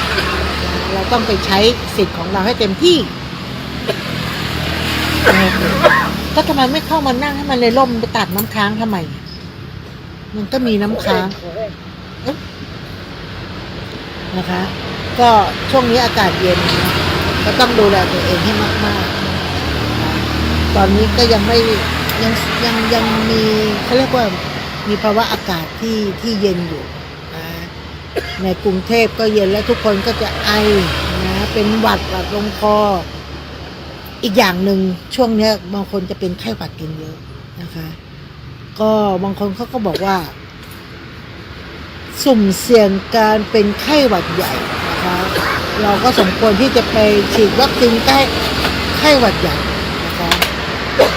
เพราะว่าไข้หวัดใหญ่ถ้าเป็นแล้วนี่แบบมันทรมานมากๆนะพี่เราเคยเป็นสมัยเมื่อ20-30 ปีที่แล้วละมั้งตอนมาอยู่เชียงใหม่เป็นไข้หวัดใหญ่มันเป็นอะไรที่ทรมานมากๆคือมันปวดเข้าไปในกระดูกนะคะปวดเข้าไปในกระดูกแล้วก็มันทรมานนะคะเราต้องโดนฉีดยาแบบชนิดที่ลำบากนะคะชนิดที่แย่อันเดี๋ยวก่อนนะยังใช้ได้อยู่ พี่ละออต้องคอยดูว่าอินเทอร์เน็ตมันยังใช้ได้ไหมนะคะ วันนี้ พรุ่งนี้เป็นวันพระนะพรุ่งนี้เป็นวันพระแต่กี่ค่ำเนี่ยพี่ละออไม่แน่ใจนะเพราะว่ารู้อย่างเดียวว่าเราไปตลาดเนี่ยบางทีนะเราไม่รู้นะคะว่าวันนี้วันอะไรนะวันจันทร์อังคารพุธนี่แทบจะไม่รู้นะคะวันพระวันเจ้าไม่รู้เราจะมารู้อีกทีที่ไหนรู้ไหมเราผ่านร้านดอกไม้นะคะแล้วร้านดอกไม้เนี่ยเขาจะเขียนไว้เลยว่าวันนี้วันโกนนะถ้าเกิดเราไปพรุ่งนี้เขาก็จะเขียนว่าวันนี้วันพระเราก็รู้วันนี้วันโกนนะเราก็ต้องซื้อดอกไม้ธูปเทียนอะไรไว้ก็ว่ากันไปนะเตรียมไว้สำหรับว่าวันพรุ่งนี้พี่รันรอก็เลยซื้อ2 ชุดพรุ่งนี้วันพระก็จะไหว้ที่บ้านชุดหนึ่งแล้วก็กลับมาแล้วก็มาไหว้ที่ธรรมสถานชุดหนึ่งเราก็ไม่ค่อยได้มีเวลานะมีเวลาทีอย่างเมื่อวันอาทิตย์เนี่ยที่เรามีวันเสาร์ที่ว่ามีภารกิจเนาะคิดดูว่าเราอยากนอนตื่นสายมากๆเลยวันศุกร์ที่เรานอนตี 4นะตื่นมา7 โมง 8 โมงเราก็เลยบอกว่าอยากนอนตื่นสายคือเรื่องคือมันลืมตาไม่ได้เราก็เลยโทรบอกลุงน้องว่าวันนี้หยุด1 วันนะแล้วก็เดี๋ยวตอนบ่ายเราจะไปธุระก็เป็นอะไรที่เราก็นอนเนี่ยเอาง่ายๆเลยกินข้าวเช้าบ่าย 3กินข้าวเช้าบ่าย 3เรากินข้าวเช้าเสร็จปุ๊บเราก็มาทำธุระของเราก็คือวันนั้นก็มื้อเดียวเลย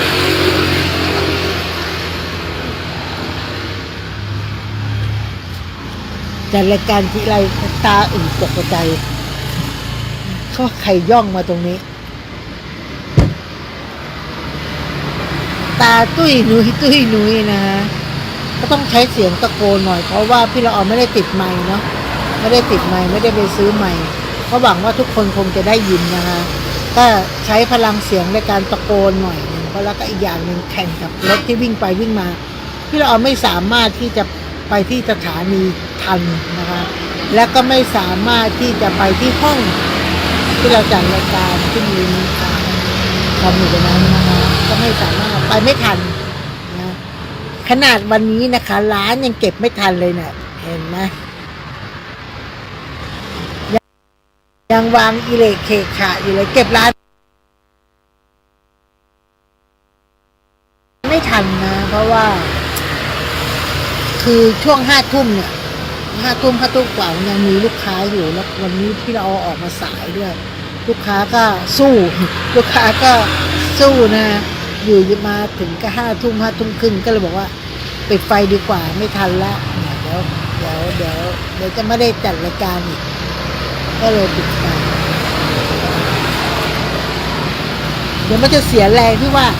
กินกาแฟแล้วไม่มีประโยชน์อะไรเมื่อวานนี้ที่เราก็กินกาแฟนะกินกาแฟแต่ว่าภารกิจเราไ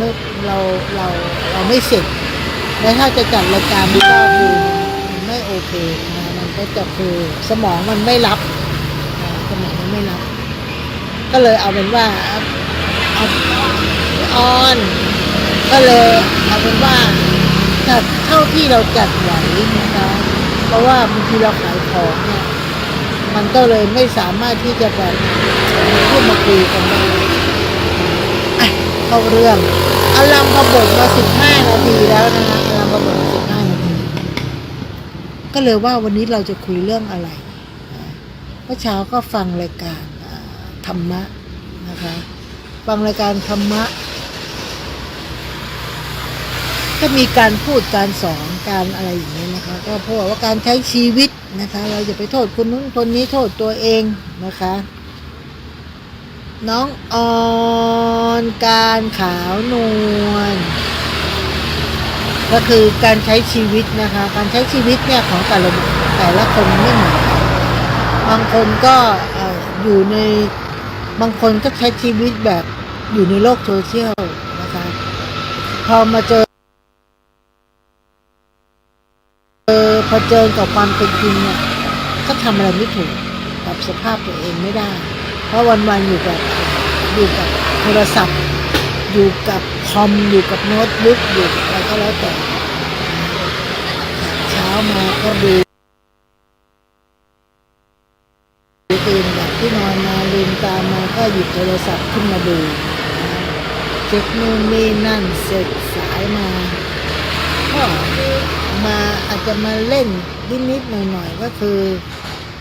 พอนั่นไปปุ๊บก็ต้องมาดูว่าจะต้องเข้ารายการอีกกี่โมงหรือว่าทำ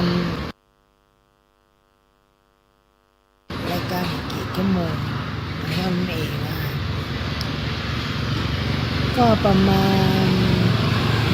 จัดรายการเสร็จประมาณสักบ่าย 2 บ่าย 3ประมาณแล้วก็มีการส่งม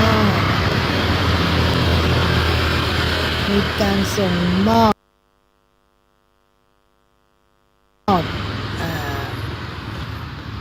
ทำอะไรนะเขาเรียกว่าทำเกี่ยวกับของพอสวทำเกี่ยวกับพอสวทันตกรรมเคลื่อนที่นะคะแล้วก็ยังมีการถ่ายภาพ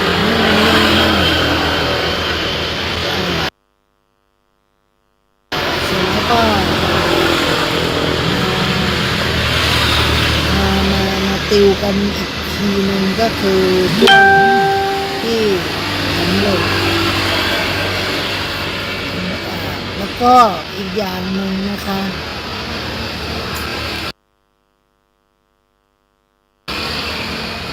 พระท่านก็พูดว่าความสำเร็จเนี่ยเขาบอกการที่เราเป็นหนี้ไม่ว่าจะเป็นหนี้รถหนี้กยศหนี้เสียหนี้ค่าบ้านนู่นนี่นั่นเขาพูดไว้ดีมากนะเขาบอกคนเราบางทีมันมีเงินเดือนอยู่20,000กลับมาแล้วความคิดก็เขาบอกว่าการเป็นหนี้เนี่ยบางคนเป็นหนี้บัตรเครดิตเยอะมากๆนะเป็นหนี้บัตรเครดิตเป็นหนี้กู้นอกระบบทั้งในระบบและนอกระบบเขาก็มีวิธีการคิดนะคะที่เราเอาฟังแล้วก็เนาะใช่บางคนว่าเงินเดือนเนี่ยเงินเดือน 20,000 กว่าบาท 25,000 นะคะ 25,000 แล้วเขาก็บอกว่างั้นฉันจะผ่อนโทรศัพท์สักเครื่องนึงก็ผ่อนตกเดือนนึงโทรศัพท์มันเครื่องนึงก็ 40,000 กว่าบาทแล้วเขาบอกว่า10 เดือนผ่อน 0% นะก็ตกเดือนนึงก็จะต้องจ่ายเขาประมาณ 4,000เขาก็มีความคิดว่าส่งเดือนเราเงินเดือนตั้ง 25,000 ส่งแค่เดือนละ4,000เรายังเหลือกินเหลือใช้อีกเยอะผ่อนได้นะแต่คุณหนุ่มเขาก็บอกว่าไม่ใช่ การมีเลขคณิตนะคะหรือคิดในใจอะไรแล้วแต่เนี่ยของอาจารย์วิชาแนะแนวหรือเป็นอาจารย์ที่สอนโดยตรงก็แล้วแต่เขาก็จะสอนอย่างนี้เด็กบางคนก็รู้แล้วนะคะจะตัดตวงเอาความสามารถของครูออกมาได้ยังไงเขาก็เลยบอกว่าคุณมีเงิน 25,000 แล้วคุณจะไปผ่อนโทรศัพท์เดือนละ4,000คุณบอกโอ้ยสบายมากรอบนู่นนี่นั่นเป็นสบายมากแต่เขาบอกว่าลองกลับไปคิดอีกทีนะว่าคุณมีเงินเดือน 25,000 นะคะเหลือเก็บเหลือใช้เขาถึงบอกให้การทำบัญชีแล้วคุณจะรู้เลยว่าเดือนแรกเป็นยังไงอะไรที่ตัดแรกตัดต้องทำบัญชีทุกอย่างว่าค่าใช้จ่ายรายรับรายจ่าย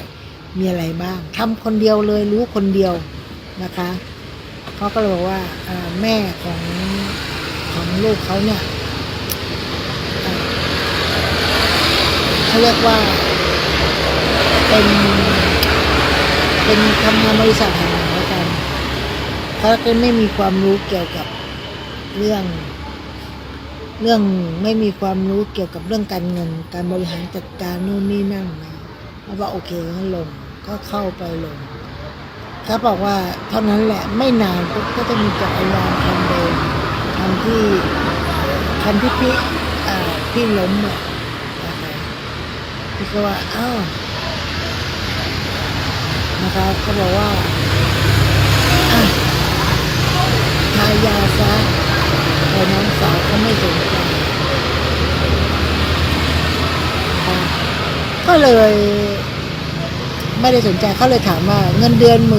25,000ผ่อนค่าโทรศัพท์เดือนละ 4,000 ก็ถามว่าพอเราจะคิดแบบเนี้ยโอ๊ย 25,000 ผ่อนเดือนละ 4,000 ยังไงก็ผ่อนได้สบายๆอยู่แล้วแต่ถ้าคุณไม่เคยทำบัญชีเลยคุณจะไม่รู้เลยว่ารายรับรายจ่ายของเราแต่ละวันมันเท่าไหร่แล้วถ้าเราไปบวกเงินที่เรากู้มานะคะก็ทุกวันที่12 ถึง 14เขาก็จะเข้ามาดูแลนะคะเราก็บอกว่าเราดูแลเองได้เราจัดการเองเราโน่นนี่นั่นเราต้องซัพพอร์ตตัวเองแล้วก็ที่เราเห็นนี่ก็คือทำได้สวยเขาก็เลยบอกว่าหนี้สูญหนี้เสียเนี่ยมันทำได้ไม่ยากใช่ไหมคะขอให้เราหนี้ก็เลยว่าต้องลดดอกที่เรา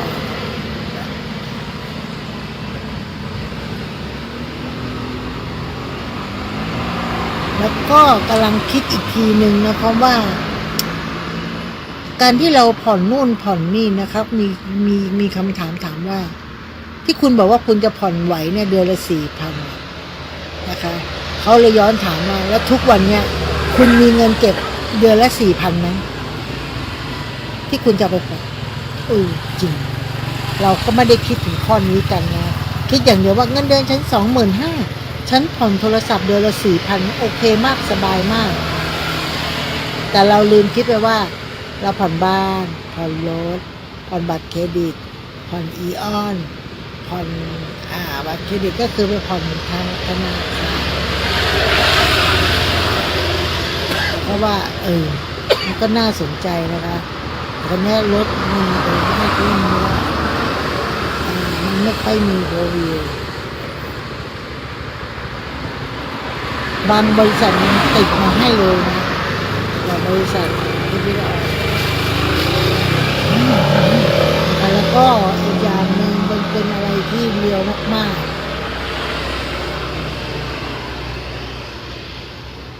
ๆเป็นบริษัท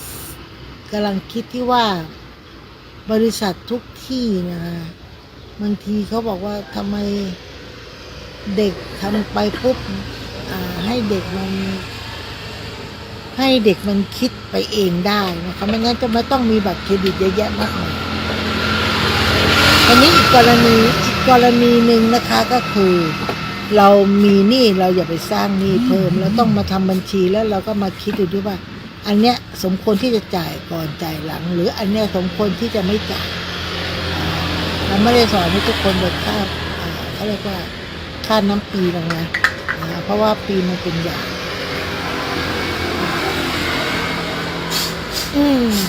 แล้วก็อีกอย่างหนึ่งนะคะ การที่เราบอกว่าการที่เราไปกู้หนี้ยืมสินดอกเบี้ย100แล้วเท่านั้นพวกนี้มันเป็นการจูงใจมันเป็นการจูงใจว่าที่เราซื้อมาที่เราให้มันหมดหรือยังถ้าโนอย่างนี้นะคะบางครั้งบางคราวเนี่ยบางทีเราก็ไม่ค่อยรู้นะไม่ค่อยรู้เราก็เลยปล่อยตัวปล่อยใจทำก็เรียกว่าตามอำเภอใจบางคนเป็นหนี้ค่าบ้านเขาบอกว่าต้องไปรีไม่ต้องไปอายเขาจะมีเจ้าหน้าที่จะไปบอกว่ารีที่ธนาคารนี้สินะบางคนเขาบอกว่าไปรีที่อันนี้สิเนี่ยคือการที่แบบบริหารจัดการเกี่ยวกับบัตรเครดิตหรือการบริหารจัดการเกี่ยวกับการที่อยากเป็นหนี้เป็นสินไม่ได้แต่เวลาเขามีวัดมีการทำบุญหรือยกช่อฟ้าอะไรพวกเนี้ยที่มันเป็นหลากหลายเนี่ยบางคนเขาก็ไม่ทำงานไม่ทำงานแต่เวลาเกิดอะไรฉุกเฉิน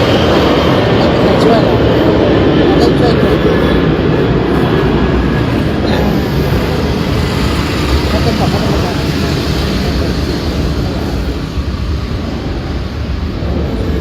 ไปถึงไหนแล้ว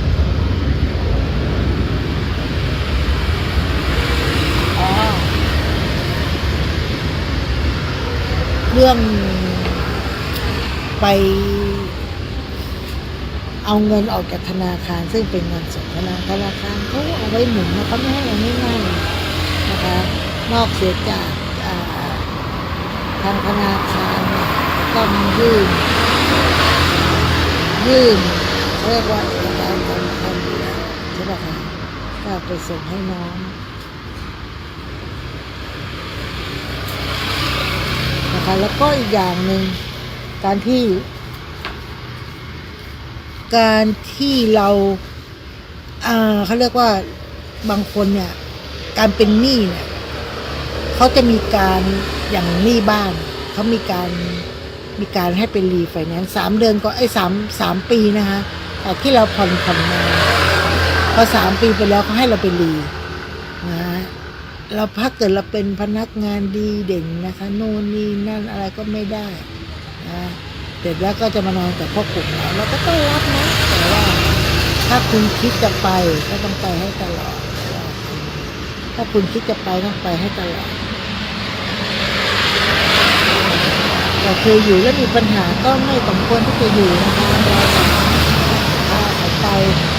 นะคะก็จะทำอะไรกันแต่รายการที่ตายเยิ้มตาหวานนะ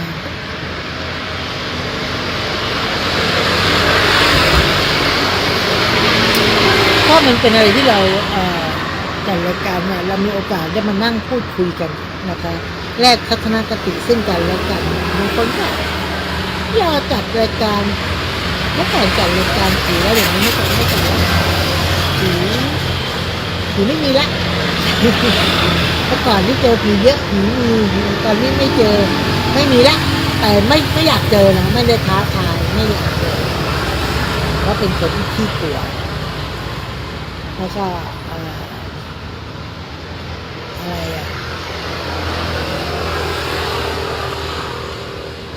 ตะกี้พูดเรื่อ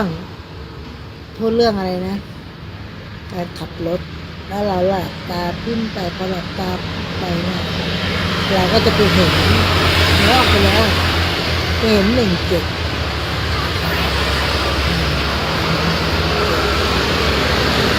ไปเห็นว่าเลขหัวที่เลขหัวที่ท้องน่ะมันมาได้อย่างไรนะสำหรับวันนี้ก็ใครถูกลอตเตอรี่ใครถูกหวยใครมีโชคก็ขอให้สุขสมอารมณ์ ผู้ที่เขียนไปเขียนมาก็ไม่ได้ทุกทีนะคะเราที่สุดเราไม่ได้หวังนะคะเราไม่ได้ไปคาดหวังถ้าเราไม่ลงมือทำด้วยตัวเราแต่ถ้าเกิดว่ากำลังที่จะเขียนเราไปพูดคุยกับผู้นำชุมชนแล้วก็ผู้ใหญ่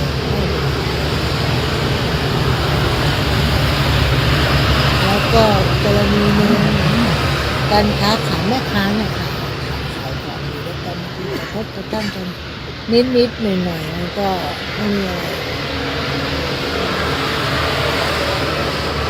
นะก็มันตอนนี้พี่ละอองก็จะมาคุยว่าเมื่อวานบางครั้งบางกรณีเนี่ยเราก็ต้องดูเหตุผลของแต่ละบุคคลนะคะ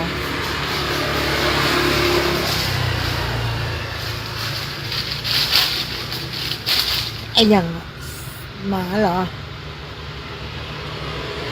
ของแต่ละบุคคลบางคนก็แก้ได้บางคนก็แก้ไม่ได้นะมันก็ขึ้นอยู่กับภาวะของแต่ละคนเขาบอกว่าวัยที่ใช้จ่ายแบบไม่คิดหน้าคิดหลังเลยคือวัยตั้งแต่10ขึ้นไปถึง20ประมาณ20 25 28แบบเกิน30นี่วัยที่อยากได้อะไรก็เอาอยากทำอะไรก็ทำแล้วก็สร้างเครดิตในการเขาเรียกว่ามีเครดิตนะครับไปเอาตรงนู้นตรงนี้ได้ของโลตัสเพราะว่าเฉยๆไม่ได้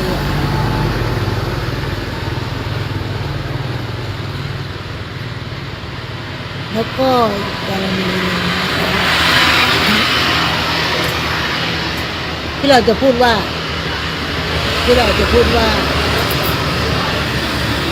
วัย20-21ไม่ถึง30เป็นวัยที่ใช้เงินมากๆเป็นวัยที่อยากจะทำนั้นก็ทำไม่เลยคิดแม่คิดหลังเพราะมันสู่วัยเด็กเข้ามาสู่วัยรุ่นตอนต้นอันนี้ก็คืออยากทำอะไรทำอยากชิลอะไรชิลได้นะพอเลข3ปุ๊บทุกคนจะมีความคิดและความคิดเป็นผู้ใหญ่ความคิดเป็นผู้ใหญ่ทุกคนเลยนะความคิดเป็นผู้ใหญ่เราก็มองดูว่าช่วงนั้นเวลานี้ใครมากที่เป็นรถใหญ่เราก็มองดูแล้วว่าเนี่ยลักษณะที่แบบไม่มีนะลักษณะที่เป็นรถใหญ่ไม่มีคันนี้มาถามถึงขั้นนี้ว่ารถถนนมันพังมากแล้วก็แจ้งไว้ว่าคันนี้พอวัย30นะ30 ถึง 40เขาเรียกเป็นวัยกลางคนละช่วงนี้แหละต้องเก็บเงินกอบโกยเงินจำทุกอย่างให้มันได้เงินมาเยอะๆแล้วก็เก็บเอาไว้หรือว่าเป็นการทำใช่ไหมเก็บเอาไว้พอมันได้สักก้อนนึงเราก็ไปฝากข้างหน้าแล้วก้อนก็ไปฝากข้างหน้า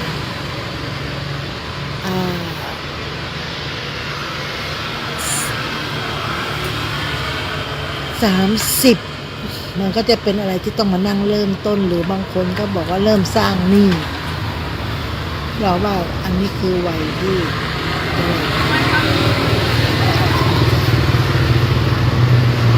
แล้วก็เราอีกกรณีเราอยากจะไม่อยาก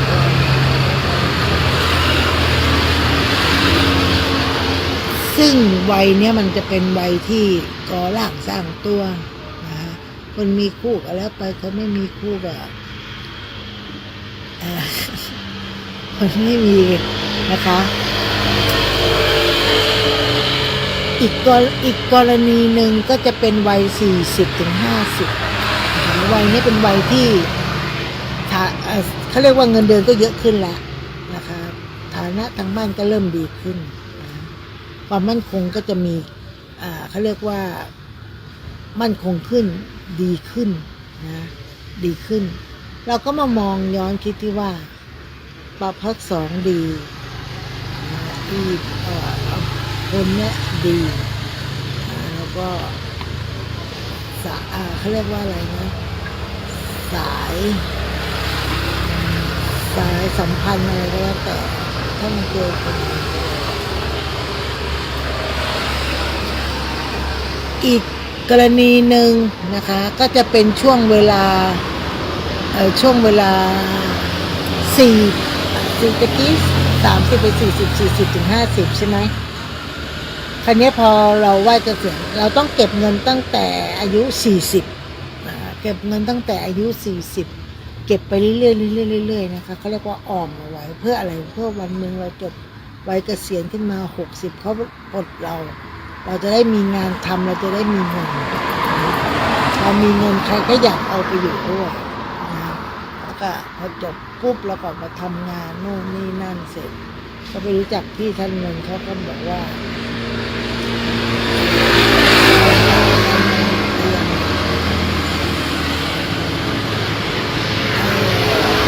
พระอาจารย์ไม่ร้อนเหรอนะคะก็เลยมีคนถามนอนยังไงไม่ให้ร้อนนอนยังไงให้มันร้อนก็เป็นอะไรที่เรามองเลยว่าวัย50-60เป็นวัยที่เราต้องแบบบางคนแข็งแรงนะก็อาจจะไปทำงานที่มันคืองานประจำปีพอสวนี่แหละนะคะเราก็เลยมองว่าวัยนี้เป็นวัยที่ต้องเก็บเงินเนี่ยเพื่ออะไรเพื่อบ้านปลายชีวิต50มันต้องเก็บตั้งแต่ปี40นะอายุ40เริ่มเก็บเล็กน้อยไปเรื่อยๆหยอดไปเรื่อยๆมันก็จะเยอะเองนะหยอดถ้ามึงว่าถ้าเราอยู่ในเหตุการณ์ที่มันอยู่ในเมืองเราก็ไม่ต้องดิ้นรน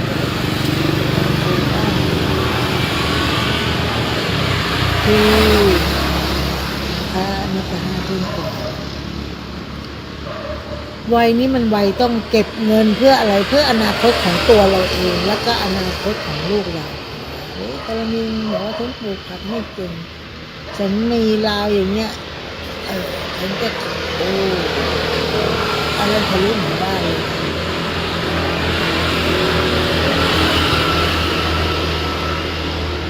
ราคาแล้วก็อันนี้มันต้องเรียกช่างอันนี้ช่างผสมกันจริงๆก็อยู่ที่พี่ละออพูดอยู่ในหัวสมองเราก็คิดไป108ประการคิดเรื่องนั้นมาประจบเรื่องนี้คิดเรื่องนี้ประจบเรื่องนั้นมันก็เลยเป็นอะไรที่แบบก็ถือว่าโอเค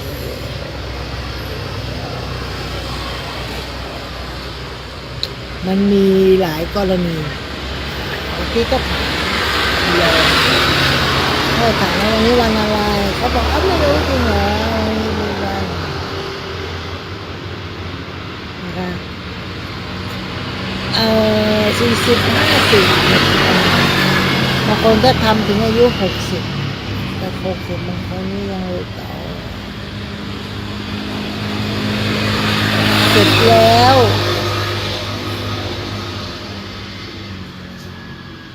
แล้วเราก็ต้องทำยังไงเสร็จแล้วทำยังไงเอาลูกเขานอนเสร็จเราต้องแยกตัวออกมาจากลูกเพื่อให้เขาอยู่ด้วยตัวเขาเองแม้พอวัย50ไปแล้ว60แล้วได้รับเงินรับเงินเรียกคนไข้นะคะแล้วก็มาเป็น60-61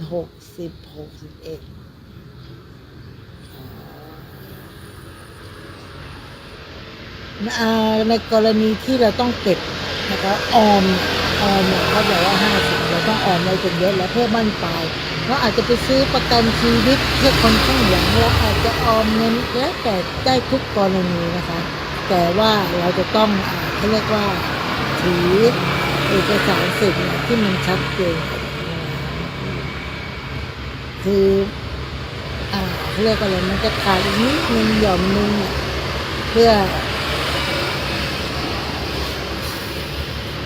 มีการ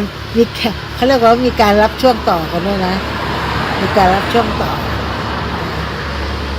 เพราะวันนี้พี่รอนก็ไม่รู้ว่าจะคุยเรื่องอะไรคุยวัยเกษียณก็ทุกคนก็น่าจะรู้หน้าที่ของตัวเองนะว่าวัยเกษียณแล้วทำอะไรได้ที่ไหนยังไงบ้างนะเราก็จะต้องทำประกันสังคมหรือบัตร30 บาทจนมากทำประกันสังคมเนี่ยทำมานานแล้ว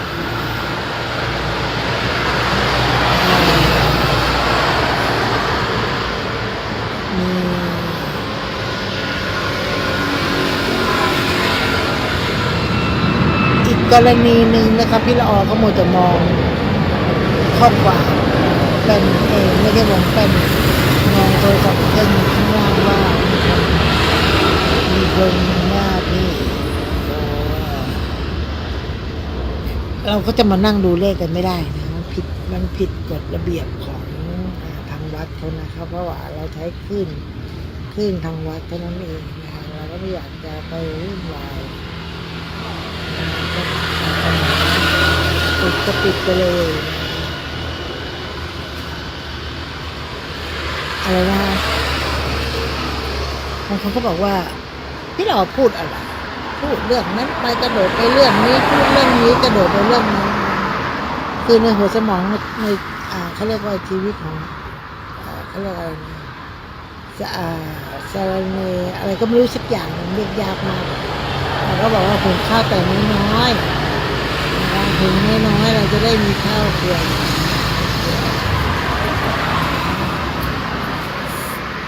แล้วก็จะมีน้องอีกคนหนึ่งนะฮะคนนั้นก็ไม่ค่อยเป็นเสียงไม่ค่อยอ่อย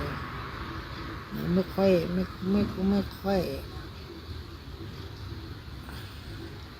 นะคะเน็ตมันก็จะดีมั่งไม่ดีมั่งนะคะสัญญาณมันก็จะเข้ามาหายไปเข้ามาหายไปเพราะว่าตอนแรกเราใช้ Wi-Fi อันนี้ Wi-Fi เขาปิด Wi-Fi ปุ๊บแล้วมันก็จะเด้งมาที่มือถือมันก็ขึ้นอยู่กับอะไรขึ้นอยู่กับการที่เราอันนี้แน่นอนเลยอันนี้แน่นอนตอนที่เราอยู่ในช่วงวัยเกษียณแล้วบางคนนี่รับเบี้ยแล้วรับเบี้ยเรียบร้อยแล้วเดือนละ600บางคนเขาบอกว่าก็ไม่อยากก็ได้คนไม่ได้ถ้าเราบอกว่าทุกคนได้เท่ากันขึ้นอยู่กับเราว่าเราจะใช้มันเป็นแค่ไหนใช้เป็นแค่ไหนแล้วจะเหลือเท่าไหร่เป็นที่เกี่ยวกับเงินประจำพูดเรื่องนี้เราเครียดท้องเลยไม่อยากเขาเรียกว่าไม่อยากคุยไม่อยากพูดวัยเกษียณเนี่ยเป็นวัยที่เราจะต้องพึ่งพาตัวเองไปในที่โลกและ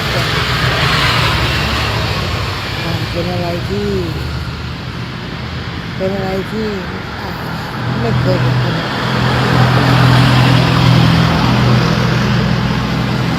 แล้วก็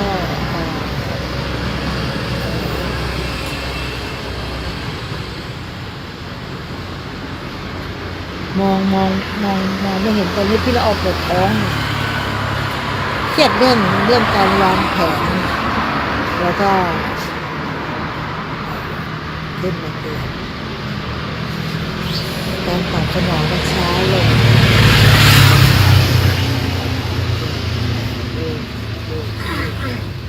ส่วนบางเรื่องเนี่ยมันก็บริหารจัดการในตัวมันเองได้บางเรื่องก็บริหารจัดการไม่ได้ก็ติดกันเขาจะแนะนำ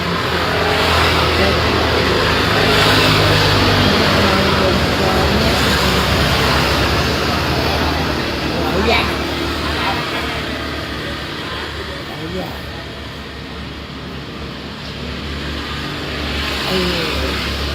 จะให้นิดมันทำแรงมันทำห้องน้ำเนี่ยเราต้องมาซื้ออุปกรณ์มาให้มันด้วยใช่ป่ะพวกปูนพวกอะไรพวกนี้ใช่ป่ะมันนึกขึ้นได้ไม่ปวดท้อง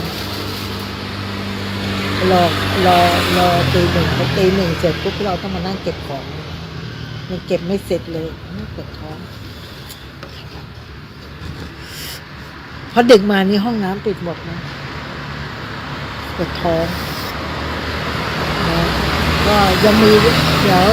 ถ้าทนไม่ไหวจริงๆนะพี่ละออก็ต้องจบแล้วไปเข้าห้องน้ำซึ่งไม่แน่ใจว่าห้องน้ำเนี่ยเขาปิดหรือเปล่าพี่ละออก็ไปเรื่อยๆเฉยๆไปก่อนเพราะว่าเดี๋ยวเราต้องเก็บของอยู่อันนี้ก็เป็นอะไรที่พูดไปเรื่อยวันนี้ฟังหลายรายการเรามาฟังเรื่องการออมเงินการที่ว่าเงินในอนาคตแล้วเอาเงินในอนาคตมาใช้ก่อนบางครั้งมันใช้เกินตัวมันก็ลำบากอันนี้สำหรับที่พี่ละออพูดมาสำหรับคนที่ทำงานเป็นเงินเดือนสังเกตดูได้คนที่เอาเงินอนาคตมาใช้ก่อนพอกลางเดือนก็ไม่มีเงินตึกวันที่10สูงสุด15แต่อย่างพวกเราเนี่ยเป็นพ่อค้าแม่ขายต้องขายของทุกวันเหนื่อยก็ต้องหยุดไม่งั้นร่างกายเราไม่ไหวเราไม่มีโอกาสแล้วเราจะไม่มีโอกาสที่จะมานั่งเราเรียกว่าใช้หนี้ใช้สินไม่มีโอกาสได้ใช้เงินบางทีไม่ไหวขึ้นมาก็ต้องหยุดแล้วพี่ละออนี่หยุดบ่อยมากมันไม่ไหวจริงๆนะนอนน้อยแต่ก็ได้นอนแต่ว่าบางทีเราไม่ตื่นเมื่อวานนี้แบบนอนเยอะตื่นมาตอนเช้านี่สดชื่นมากเลยนะเพราะว่านานๆจะได้นอนแบบอะไรที่มันอย่างเงี้ยมันมีความสุขนะบางคนเนี่ยไม่ค่อยได้มีโอกาสได้นอนเนาะมัวแต่ทำงานเนี่ยพี่บางคนเขาทำแค่ช่วงกลางคืนเนาะ5 ทุ่มเที่ยงคืน8 ชั่วโมงเขาทำงานแค่8 ชั่วโมงเขาก็ได้พักผ่อนส่วนพี่ละออเนี่ยทำงานประมาณ20 ชั่วโมงทำงานมา20 ชั่วโมงอีก4 ชั่วโมงนะเป็นการพักผ่อนบางทีก็ทำงาน21 ชั่วโมงมันเป็นอะไรที่เวอร์มากบางคนบอกทำได้ด้วยเหรอทำไมแบบถึงขนาดนั้นเหรอมันไม่ไหวมันไม่ได้นะมันไม่ได้อะมันต้องเป็นลักษณะแบบนี้ก็เลยจำเป็นก็ต้องมันไม่ไหวก็พักบางทีจัดรายการไม่ไหวนะแล้วเวลาเราไปดอยเนี่ยเราจะส่วนมากเขาจะไปเสาร์อาทิตย์ซึ่งเป็นวันที่พี่เราต้องจัดรายการนะบางทีบางคนถามพี่เราว่าพี่เราจัดรายการอะไรรายการพี่เรามาคุยจะคุยอะไรก็คุยบางทีคุยกันบ้านการเมืองมากก็ไม่ดีบางทีก็คุยไปเรื่อยจับเพเหระที่เราไปเจออะไรมามีวันนั้นก็นุกก็บอกว่าละอ้อเธอก็จัดรายการเล่านิทานก่อนนอนสิก็เลยบอกว่ามันไม่มีเวลาที่จะไปหานิทานหนังสือนิทานที่เราก็ไม่มีโอกาสไปร้านหนังสือเขาบอกว่าที่ห้องสมุดธรรมสถานมีเยอะแยะหนังสือนิทานมีความรู้สึกว่าเราเอานิทานในห้องสมุดของธรรมสถานมาเล่าเยอะนะมาพูดเยอะมากแล้วก็หนังสือที่เป็นธรรมสถานในห้องพี่เราว่าพี่เราเอามาอ่านถึงเยอะแล้วนอกนั้นจะเป็นหนังสือหนังสือเกี่ยวกับธรรมะบางอย่างจะเป็นอะไรที่ยาวมากเราก็ไม่สามารถที่จะเอามาแบบย่อความได้นั้นต้องมีเวลาจริงถึงจะย่อความได้ก็เลยขอผัดไปก่อนว่าไว้ถ้ามีโอกาสมีเวลาว่างๆก็จะไปเอานิทานมาเล่าให้ฟังก่อนนอนนะเดี๋ยวรอสักวางหนึ่งก่อนเพราะว่าก็คือมันก็เป็นความคิดที่ดีนะที่ท่านนุกก็บอกว่าเธอต้องเล่านิทานก่อนนอนอันนี้เล่านิทานก่อนนอนพี่ละออคิดว่าพี่ละออเล่าไปหลับไปแน่ๆแค่ทุกวันนี้นะคะคุยกับรายการเนี่ยคุยกับแฟนรายการที่คุยกับคนพี่ละออคุยไปหลับไปเอาง่ายๆจัดไปหลับไปบ่อยมากบางทีก็พูดอะไรก็ไม่บางทีคนฟังเขาจะเบื่อพี่ละออไหมเบื่อเขาคงไม่ฟังบางคนเขาก็คงว่า มันพูดอะไรของมันมาฟังแล้วยายละออคุยเนี่ยคุยอะไร คุยไปเรื่อยจริงพี่เราก็บอกจริงนะว่าพี่เราคุยไปเรื่อยจริงๆนะคิดอะไรได้ก็พูดไปวันนี้ไปเจออะไรมาก็พูดไปนะบางทีว่าแต่รายการเพลงม่วนกว่านะแต่รายการเพลงที่มันแบบเขาเรียกว่าอะไรนะที่ไม่มีลิขสิทธิ์ก็ได้นะแต่ครั้นี้ว่ามันทางวิทยุเราก็ไม่อยากที่จะไปจัดเพลงนะก็ไม่อยากเสี่ยงแต่จริงๆแล้วอ่ะพระอาจารย์ก็ไม่ได้ค่อยได้นานๆจะเอาลง YouTube สักครั้งหนึ่งแต่ถ้า YouTube นี่ไม่ได้เลยนะ YouTube นี่คือเขาเตือนเลยไม่ได้เลยมันจะถูกตัดแต่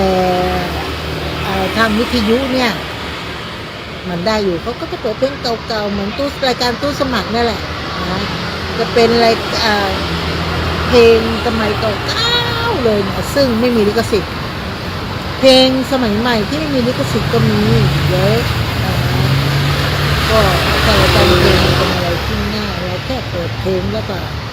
ให้คนทางบ้านนี่ฟังเราสามารถจะเข้ารายการเพื่อเราก็พูดคุยกันเรื่องเพลงนี้จบกันเองมันเป็นอะไรที่แบบไม่ต้องใช้หัวสมองอะไรเลยไม่ต้องใช้อะไรเลย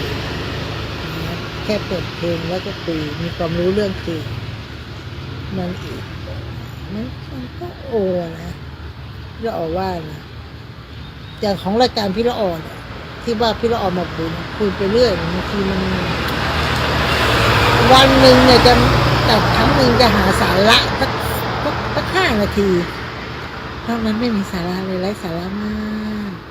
ก็เกรงใจนะเกรงใจคนที่ฟังวิทยุเปิดมาแล้วมาเจอยายละออพูดอะไรก็ไม่รู้เนี่ยเฮ้ยพี่ละออก็เบื่อตัวเองกันเพราะว่าเราก็จัดไปเนาะพูดไปบางทีอาจจะมีสาระสำคัญมากไม่สำคัญมากเพราะอะไรช่วงตั้งแต่เช้ามันยันดึกยันเที่ยงคืนเขามีสาระหมดละคืนนี้นะมีสาระหมดพอเจอรายการพี่ละออนั่นแหละไร้สาระไม่มีสาระก็บางครั้งก็มีบ้างบางครั้งก็ไม่มีเลยก็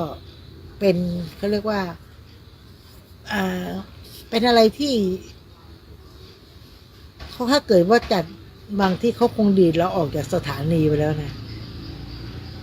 เขาคงดีดเราไปแล้วอุ๊ยดีเจคนนี้นี่มันพูดไม่รู้เรื่องนะพูดไปหลับไปดีมันออกจากสถานีเนาะ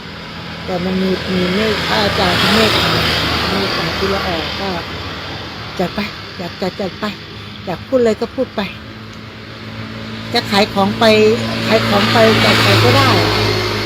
ที่เราก็ยังคิดเลยตะกี้ทำไมเราไม่ทำของแล้วเราก็พูดไปตัดนู่นนี่นั่นหั่นอะไรนะหั่นอะไรนะออริจิไปแล้วก็มาพูดคุยไปมันก็จะไม่ง่วงนะแต่ผมไม่ได้คิดนะที่คิดว่าเดี๋ยวมันจะทำไม่ถูกขนาดนี้กินกาแฟแล้วมันก็จะดีก็ปั๊บมาเที่ยงคืนมันไม่ค่อยดีกินมากก็ไม่ดีนะที่เราอ้วนขึ้นแก้มปั๊บวันอังคารนี่ต้องไปหาหมอมันพวกเนี้ยที่เราต้องอดน้ำตั้งแต่เที่ยงคืนเลยแล้วไปหาหมอช่วงตายแน่ๆเลยไปหาหมอตอนเช้าอดข้าวอดน้ำถ้าไปหาหมอไปหาหมอนั่นที่ไปตรวจมะเร็งเต้านมเราจะไปหาคนไหนก่อนดีเพราะอันนี้เราต้องอดข้าวอดน้ำไปเจอคุณหมอไข่มุกตอนบ่าย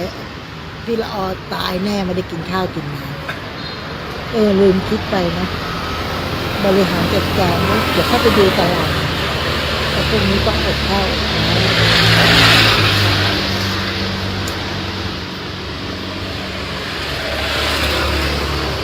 นั่งวันเนี้ยลงรถพ่วงมาปุ๊บตัวอะไรไม่รู้มันต่อยหน่อยนะ แดง จบเลย ฮะ คุยจบแล้วเหรอ ยัง มั่วมั่ว ไม่ก็คุยไปนี่แหละ ยังไม่จบรายการยังเหลืออีกประมาณ10 นาที ก็เลยมาพูดว่าจัดไปจัดมาเนี่ย คืออะไรกัดแขนก็ไม่รู้ตั้งแต่ตอนเย็นนะตั้งแต่ตอนเย็นคือก็หาเพื่อนมาคุยนั่นแหละนะคะ มีไม่มีคนมาคุย ก็มีน้องออนน้องพัดสอนอะไรนะคะส่วนมากก็เข้ามากดไลค์กัน ดึกๆแล้วมานั่งฟังไปเปิดเพลงฟังนะบางคนเขาก็ไปฟังย้อนหลังไปดูย้อนหลังกันนะแล้วช่วงนี้มันดึกเขาจะมาดูบางทีเราเจอคนที่รู้จักเขาบอกว่า ฟังพี่ละออนะฟังอยู่ฟังจนจบแต่ว่าฟังตอนกลางวันย้อนหลังฟังย้อนหลังบางทีก็ฟังตอนกลางคืนพี่ป้อมเนี่ยพี่ป้อมเถียงกับละออเลยบอกว่าป้อมฟังพี่ละออนะวันนั้นพี่ละออพูดนี่บอกอ๋อเราก็คิดว่าเขาไม่ได้ฟังแต่ว่าฟังเขาก็ทำงานไปก็ทำงานจนดึกเนี่ยเขาก็ฟังแล้วก็ว่าโอเคฟังก็ฟังบางทีเราพูดเลยผิดไปนี่นะพอเรามาเจอกันปุ๊บเขาจะบอกวันนั้นพูดแบบนี้นะอ๋อพูดไปหลับไปบางทีมันอยู่ในจินตนาการของตัวเราเองเราก็ไม่จำไม่ได้แล้วแล้วบางทีก็ไม่ได้เซฟด้วยนะพระอาจารย์บอกว่าจัดรายการมันอยู่ได้1 เดือนให้เซฟเก็บเอาไว้ข้อมูลเซฟเก็บเอาไว้พี่ออก็ไม่รู้เคยเซฟไว้มีอยู่อันหรือ2 อันนะไม่เซฟแล้วเพราะว่าโทรศัพท์เราเก็บข้อมูลได้ไม่เยอะผมต้องซื้อเครื่องใหม่ก็เลยว่ามันที่เก็บไว้บางช่วงเวลาบางอันเท่านั้นเองอันแรกที่จะไม่เก็บร้านเหรอกี่โมงแล้วเนี่ยอีก6 นาทีพี่รอปวดท้องเดี๋ยวขอพูดไปอีก5 นาทีก็บางทีเราจัดรายการไปเสร็จแล้วอ๋อทำไมเราไม่พูดเรื่องนี้นะทำไมเราไม่พูดอันนี้นะมันก็ลืมได้พรุ่งนี้ใช่พรุ่งนี้ทางวัดฝายหินเนี่ยเขาจะมีการแห่ขบวนทุกคืนเมื่อเช้าสิที่เขาแห่ขบวนกันขึ้นวัดผาลาดเพราะเราเจอไอ้คนนั้นแล้วบอกเมื่อเช้าใช่เมื่อเช้าเนี่ยที่วัดฝายหินเนี่ยเขาก็มีการแห่ขบวนนะคะไปที่วัดผาลาดพี่ละออนไม่แน่ใจว่ามีงานอะไรไม่แน่ใจเพราะว่าไม่ได้เข้ามาฟังเลยไม่ได้เข้าไปดูนะคะว่าเขามีงานอะไรไปมีคนมาบอกว่าที่วัดฝายหินเนี่ยเขาจะมีการของพวกกลุ่มแม่บ้านกับทางวัดนะคะเขาก็จะตัดตอนยอนนะคะฟ้อนกันขึ้นไปมีขบวนแห่ขึ้นไปบนผาลาดขึ้นผาลาดก็จะมีกิจกรรมมีงานก็ไปร่วมกันเมื่อตอนเช้าพี่ละออก็เมื่อคืนนี่นอนบ้านก็เลยไม่รู้ไงว่าเขาแห่ไปกี่โมงแต่รู้ว่าช่วงเช้านะคะแล้วก็มีการถ่ายทอดหรือเปล่าอาจจะมีแต่พี่ละออไม่ได้ดูนะแต่ว่าเพิ่งนึกได้นะคะเมื่อคืนเนี้ยเพิ่งนึกได้ตอนแรกว่าจะประชาสัมพันธ์เมื่อคืนนะพี่ละออมีธุระนะคะก็เลยไม่ได้จะประชาสัมพันธ์มันนึกได้ตอนนี้ก็คืองานมันเสร็จสิ้นไปแล้วก็เลยไม่ได้พูดบางอย่างทางวัดก็ไม่ได้ส่งข้อมูลมาแต่พี่ละออก็รู้คือเราฟังรายการวิทยุเนาะบางครั้งก็ฟังบ้างไม่ได้ฟังมากแต่ก็รู้อยู่คือก็มีท่านเขมมาบอกมั่งนะคะบางทีเราก็ดูในเพจของวัดบางทีเราก็ดูนู่นนี่นั่นเราก็เข้าไปดูเข้าไปนั่นแล้วก็รู้เรื่องทางวัดก็มีกิจกรรมอะไรบ้าง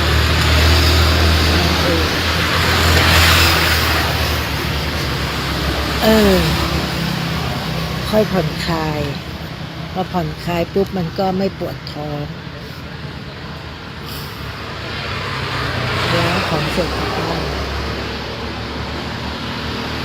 อันนี้ก็จะตีหนึ่งแล้วนะคะเหลือเวลาอีกประมาณ5 นาที ใครมีอะไรมาพูดคุยมาฟังมาบอกพิมพ์มาได้นะพิมพ์บอกได้พี่เราจะได้มีเพื่อนคุยเหงาดูอย่างเดียวไม่คุยกันมันเหงาคนรู้จักมันเหงาพูดคนเดียว1 ชั่วโมงคือต้องสรรหาอะไรมาพูดหยุดพูดก็ไม่ได้มันเดดแอร์นะบางคนก็ฟังอยู่ข้างนอกฟังรายการวิทยุอยู่คนจะแปลกใจว่าเสียงพี่ละอองก็เบาเนาะเสียงรถวิ่งไปวิ่งมาเนี่ยมันดังมากแล้วก็รบกวนเหมือนกันเลยแต่ถ้าเป็นนั้นมันจะถ้ามันอัดวิดีโอมันสามารถที่จะปิดเสียงรอบด้านได้แต่เนี่ยเราไลฟ์สดมันไม่สามารถทำได้นะคะเพราะว่าเราไม่ได้อยู่ในห้องส่งเราไม่ได้อยู่ในห้องนอนเราไม่ได้อยู่ในห้องส่วนตัวอันนี้อยู่ข้างถนนเอาเป็นพื้นที่ส่วนรวมเลยนะมันก็เลยทำอะไรไม่ได้แล้วก็อีกอย่างหนึ่งพื้นที่ส่วนรวมเนี่ยหนวกหูมากเลยหนวกหูมากมันไม่ทันจริงๆนะมันก็ต้องเป็นอะไรที่เรียวเลยเรียวไปเลยนะคะจัดรายการสดเรียวไปเลยก็ได้ยินเสียงธรรมชาติรอบด้านรอบข้างคนทางบ้านก็อาจจะได้ยินอะไรของมันเชี่ยวเจ้ารถวิ่งเยอะแยะไปหมดนี่แหละสักตี 2 ตี 3เนี่ยวิ่งน้อยมากแล้วนะเพราะว่าอะไรเพราะมันถึงเวลาที่เขาจะต้องหลับนอนกันแล้วนะคะแล้วก็ถึงเวลาที่ไม่มีใครทำกิจกรรมอะไรแล้วนะคะ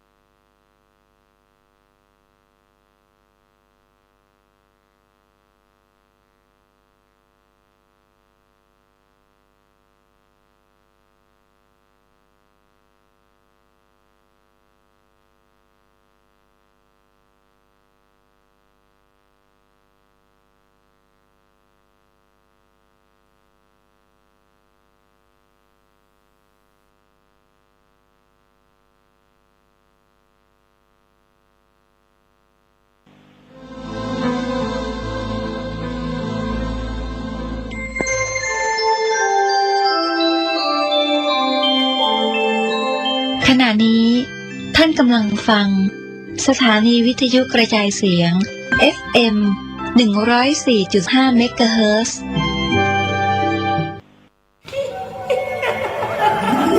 กระจกวิเศษจงบอกข้าเถิดใครงามเลิศในปัทภี ก็พระนางน่ะสิ ราชินีผู้เลอโฉม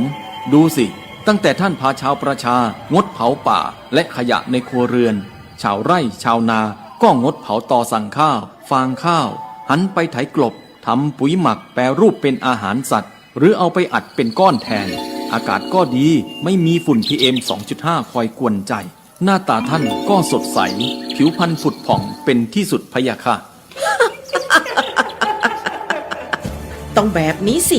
เจ้าพูดถูกใจข้ายิ่งนัก เพราะทุกการเผานั่นคือการสะสมฝุ่น แต่ถ้าทุกคนร่วมใจกันหยุดเผา เราก็จะมีแต่อากาศบริสุทธิ์ไว้หายใจ ห่างไกลมะเร็งปอด สุขภาพก็ดี มันคือที่สุดแล้ว ราชินีจงเป็นอมตะ ราชินีจงเป็นอมตะ ข้าขอบูชาท่านพะยะค่ะ ไปเอาธูปมา แต่ไม่ต้องจุดแล้วนะ เดี๋ยวนี้ข้าเปลี่ยนมาใช้ธูปไฟฟ้าแล้ว มันจึ้งมาก ไม่มีฝุ่นเลย คุณภาพอากาศดีด้วยการร่วมมือของทุกภาคส่วน ปรารถนาดีจากสำนักงานประชาสัมพันธ์ที่ 3 กรมประชาสัมพันธ์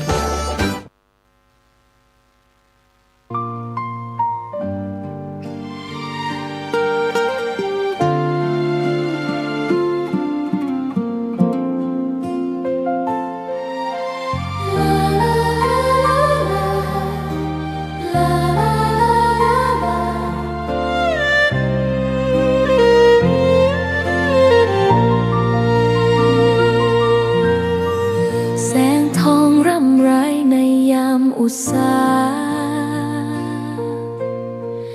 ยังเห็นพระเมตตาอยู่ทุกแห่งหน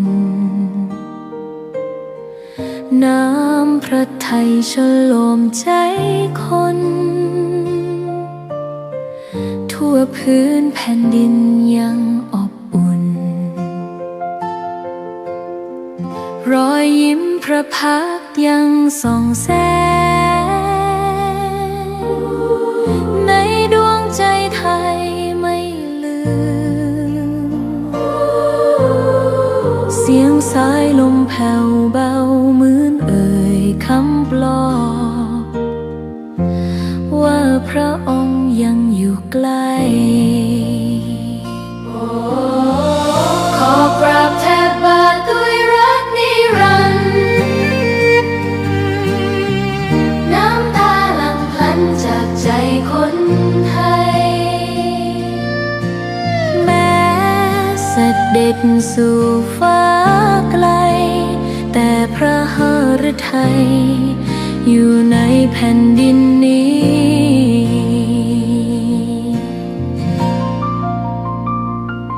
สวนดอกไม้ยังบานดังวันเก่าราวกับเจ้าดอกไม้รู้ว่าพระองค์จากไป แต่กลิ่นหอมยังพัดผ่านใจ ให้ระลึกถึงพระเมตตา แผ่นดินนี้ยังส่องสว่างด้วยพระคุณอันยิ่งใหญ่ ขอเดินตามรอยเท้าแห่งพระแม่ไป ด้วยศรัทธาไม่เสื่อมคลาย ขอกราบแทบบาทด้วยรักนิรันดร์น้ำตาหลั่งพลันจากใจคนไทย แม้เสด็จสู่ฟ้าไกล แต่พระหฤทัยอยู่ในแผ่นดินนี้ ดวงใจไทยทุกดวงขอพักดี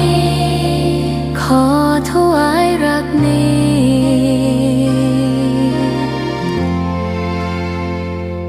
นิรันดร์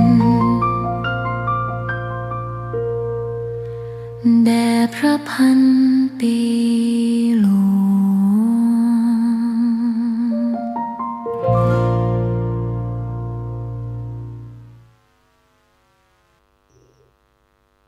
ขอกราบถวายความนอบน้อมแด่พระรัตนตรัยถวายความเคารพพระมหาเถระพระเถรานุเถระทุกท่านขอเจริญสุขญาติโยมสาธุชนที่กำลังติดตามรับฟังรายการจากสถานีวิทยุแห่งนี้ทุกท่านขอนำท่านผู้ฟังเข้าสู่รายการคดีโลกคดีธรรมพบกันในวันนี้วันขึ้น15 ค่ำเดือน 3วันนี้ตรงกับวันจันทร์ที่2 กุมภาพันธ์พระพุทธศักราช2569รายการคดีโลกคดีธรรมมาพบกับสาธุชนเป็นประจำทุกวันจันทร์ถึงวันศุกร์และวันเสาร์อาทิตย์ทางสถานีวิทยุแห่งนี้ท่านสามารถดาวน์โหลดแอปพลิเคชันวิทยุพุทธศาสนาทั่วไทยเพื่อติดตามรับฟังรายการนี้ได้ทุกวันแอปพลิเคชันนี้รวบรวมสถานีวิทยุพระพุทธศาสนาในทุกพื้นที่ของประเทศไทยไว้ในที่เดียวกันมากกว่า40สถานีในปัจจุบันซึ่งในอนาคตมีแนวโน้มจะเพิ่มขึ้นโดยลำดับและในเวลานี้สถานีวิทยุพระพุทธศาสนาที่พระสงฆ์ได้จัดตั้งขึ้นก็กำลังดำเนินกิจการเข้าที่เข้าทางเป็นไปตามประกาศของกสทช.ก็จะมีการพัฒนารูปแบบวิธีการนำเสนอที่แตกต่างหลากหลายกันต่อไปส่วนมากแล้วสถานีวิทยุที่พระสงฆ์ดำเนินอยู่นั้นจะเป็นไปในรูปของสถานีวิทยุบริการสาธารณะซึ่งให้ข้อมูลข่าวสารความรู้ต่างๆที่อยู่ในพื้นที่วัฒนธรรมประเพณีวิถีชีวิตงานบุญกุศลข่าวสารข้อมูลเกี่ยวกับส่วนราชการวัดวาอารามก็จะออกอากาศผ่านสถานีวิทยุเหล่านั้นผ่านระบบแอปพลิเคชันวิทยุพุทธศาสนาทั่วไทยให้สาธุชนที่สนใจติดตามรับฟังกันได้โดยอิสระเพราะฉะนั้นถ้าหากว่าสาธุชนท่านใดมีความสนใจต้องการติดตามรับฟังสถานีวิทยุที่พระสงฆ์เราจัดเราทำนั้นก็สามารถดาวน์โหลดแอปพลิเคชันดังกล่าวนี้ไว้ในโทรศัพท์ได้เลยโดยไม่ต้องเสียค่าใช้จ่ายใดๆทั้งสิ้นแอปพลิเคชันนี้มีชื่อว่าวิทยุพุทธศาสนาทั่วไทยแอปพลิเคชันวิทยุพุทธศาสนาทั่วไทยนี้จัดทำและพัฒนาขึ้นโดยพระสงฆ์ของเราเหมือนกันเพราะว่าท่านมองอนาคตข้างหน้าว่าต่อไปในอนาคตความไม่แน่นอนของระบบการบ้านการเมืองเนี่ยอาจจะมีผลทำให้สถานีวิทยุภาคพื้นดินที่ออกอากาศกันอยู่ตามปกตินั้นน่ะมีอันต้องดับศูนย์ไปเหมือนอย่างที่เคยเป็นมาแล้วสถานีวิทยุที่พระสงฆ์เราจัดเราทำขึ้นในประเทศไทยในช่วงของกฎหมายรัฐธรรมนูญฉบับปีพระพุทธศักราช 2540 ในมาตรา 40 ได้เปิดกว้างเอาไว้นั้นซึ่งปรากฏว่าพระสงฆ์เราได้ขับเคลื่อนงานเผยแผ่พระพุทธศาสนาผ่านสื่อกระจายเสียงสถานีวิทยุได้เป็นจำนวนมากถึง500 กว่าสถานีทั่วประเทศแต่ ต่อมาเนี่ยก็มีอันจะต้องปิดตัวลงตามเหตุตามปัจจัยหลายๆประการเช่นมีความสามารถในการดำเนินการน้อยลงมีกำลังน้อยลงมีผู้สนับสนุนน้อยลงก็เลยต้องปิดตัวลงเพราะไม่มีค่าใช้จ่ายค่ากระแสไฟฟ้าที่จะต้องมาขับพลังงานของเครื่องส่งที่ใช้กำลังวัตต์สูงเสียค่าใช้จ่ายกระแสไฟฟ้าต่อเดือนเป็นจำนวนเรือนหมื่น20,000 30,000ท่านสู้ไม่ไหวก็ปิดตัวไปบ้างก็มีต่อมามีการร่างระเบียบข้อกฎหมายขึ้นมาใหม่มีผลทำให้สถานีวิทยุของพระสงฆ์เราจำนวนหลายสถานีต้องปิดตัวลงเพราะไม่มีความรู้และไม่มีความสามารถดำเนินการตามระเบียบที่เหล่าบรรดาคฤหัสถ์ญาติโยมเขาเขียนกำหนดขึ้นได้อันนี้อาตมาคิดว่าการเขียนการร่างระเบียบการออกกฎอะไรต่างๆมาเนี่ยเขามีเจตนาที่ชัดเจนอยู่แล้วว่าต้องการที่จะจัดระเบียบสถานีวิทยุต่างๆให้อยู่ในรูปการที่เขาต้องการให้เป็นเขาต้องการให้เป็นไปเช่นไร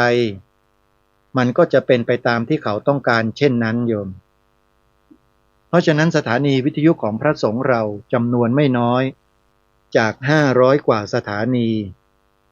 ในปัจจุบันวันนี้นะโยมลดลงมาเหลืออยู่น่าจะไม่ถึง100สถานีแล้วจาก500กว่าสถานีถูกปิดตัวลงไปแล้ว400กว่าสถานีโยมเกือบจะหมดแล้วโยม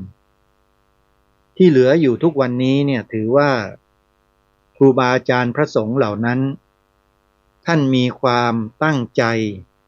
มีความมุ่งมั่นมีความเสียสละ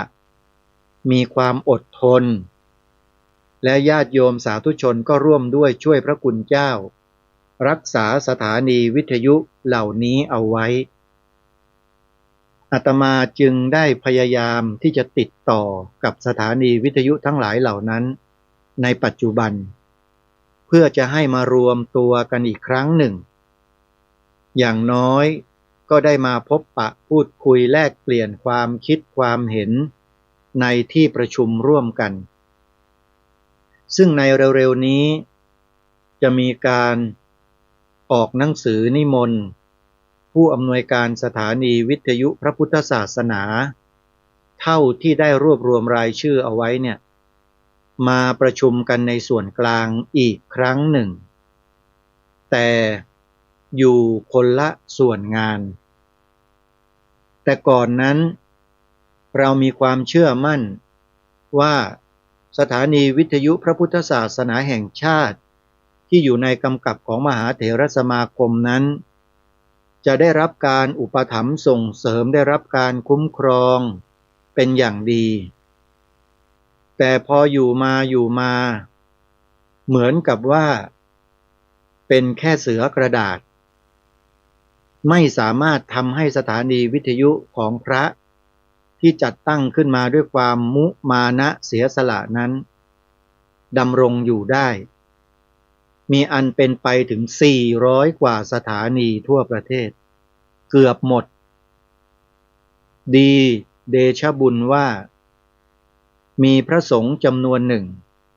ที่ท่านได้จัดทำสถานีวิทยุเอาไว้แล้วนั้นเนี่ยท่านมีความตั้งใจจริงมีความหวงแหนมีความเป็นห่วงเป็นใยบ้านเมืองจึงดำรงรักษาสถานีวิทยุเหล่านั้นเอาไว้อย่างสุดชีวิตต้องขอบอกเลยนะโยมว่าพระสงฆ์เราเนี่ยพยายามกันอย่างสุดชีวิตเพื่อรักษาสถานีวิทยุเอาไว้ทำไมต้องรักษาไว้ด้วยเพราะสถานีวิทยุนั้นเป็นเครื่องมือที่มีความสำคัญมาก เป็นกำลังที่มีพลังมหาศาลในการทำงานด้านการเผยแผ่เครื่องมือสื่อสารที่เป็นสถานีวิทยุนี้ไม่ว่าที่ใดๆในโลกเขาก็มีความต้องการจะเป็นเจ้าของกันทั้งนั้นโยมเพราะมันสามารถที่จะสร้างกระแสให้คนที่เขาฟังเนี่ยเกิดความเชื่อหรือความคล้อยตามได้ง่ายและไม่ต้องลงทุนเยอะเพียงนั่งอยู่ที่หน้าไมโครโฟนแล้วพูดออกไปเนี่ยเครื่องส่งกระจายเสียงพร้อมกับสายอากาศก็จะส่งสัญญาณเสียงไปทางสถานีไปทางเครื่องรับส่งวิทยุของญาติโยมที่อยู่ตามบ้านเนี่ยเปิดรับฟังกันได้ญาติโยมเคยฟังนิยายใช่ไหมสมัยก่อน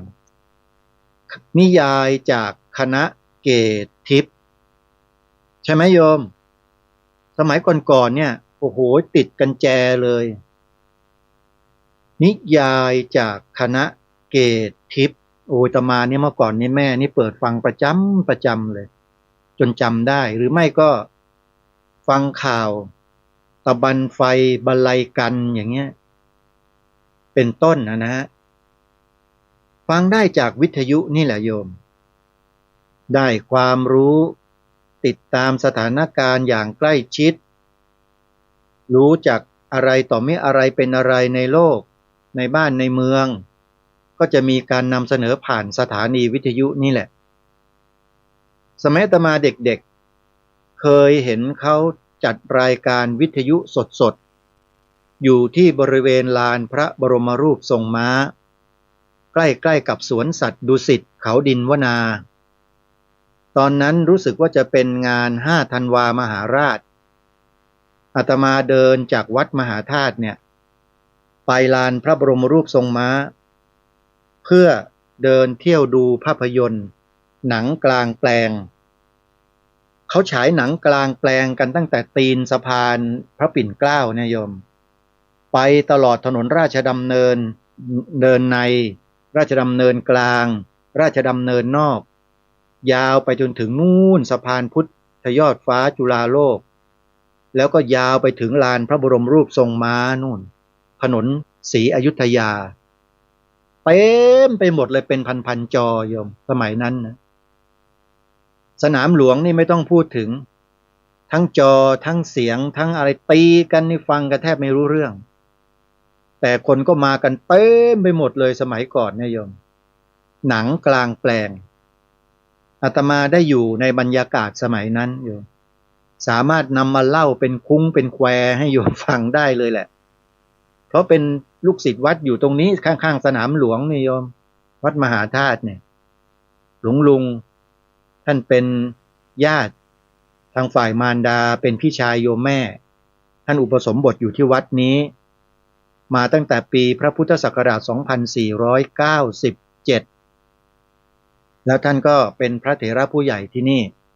ก็มีโอกาสได้มาอยู่ที่นี่นานมากตั้งแต่เด็กๆมาเลยโยมจึงได้สัมผัสบรรยากาศเหล่านั้นมาโดยตลอดอาตมากำลังพูดถึงสื่อโยม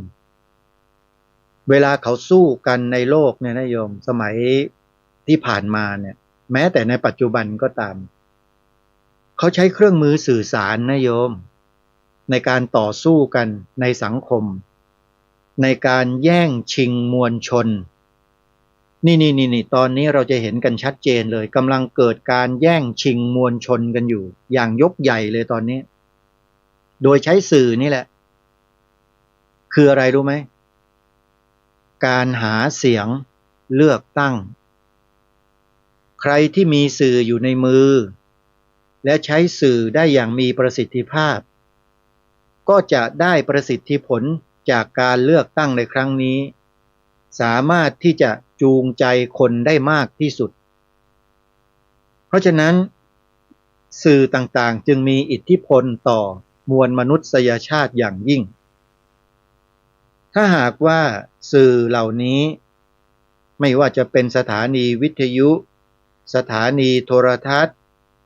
สื่อออนไลน์อินเทอร์เน็ตหรือเป็นอิเล็กทรอนิกส์อะไรก็แล้วแต่ ถูกนำไปใช้ในทางที่ไม่ถูกต้องไม่ดีงามถูกนำไปรณรงค์ให้คนนั้นขายชาติตัวเองทำลายชาติศาสนาพระมหากษัตริย์ของตัวเองเนี่ยโยมลองคิดดูแล้วกันว่าบ้านเมืองเราจะเป็นยังไงในขณะเดียวกันพระสงฆ์ในประเทศไทยของเราก็ทำสื่อสถานีวิทยุสื่อออนไลน์กันอยู่เหมือนกันรณรงค์สอนบอกประชาชนคนไทยเนี่ยให้รักและหวงแหนชาติพระพุทธศาสนาพระมหากษัตริย์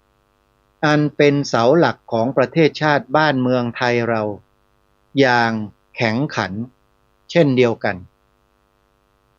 พระสงฆ์จึงมีสื่อวิทยุนี้แหละโยมที่สามารถจะทำให้ประชาชนอยู่ในกรอบอยู่ในร่องในรอยที่เหมาะสมและเป็นไปตามคันลองคลองธรรมได้พระสงฆ์ที่ท่านรักษาสถานีวิทยุเอาไว้ได้ในปัจจุบันนี้จึงเป็นบุคคลที่มีคุณูปการต่อสังคมประเทศชาติบ้านเมือง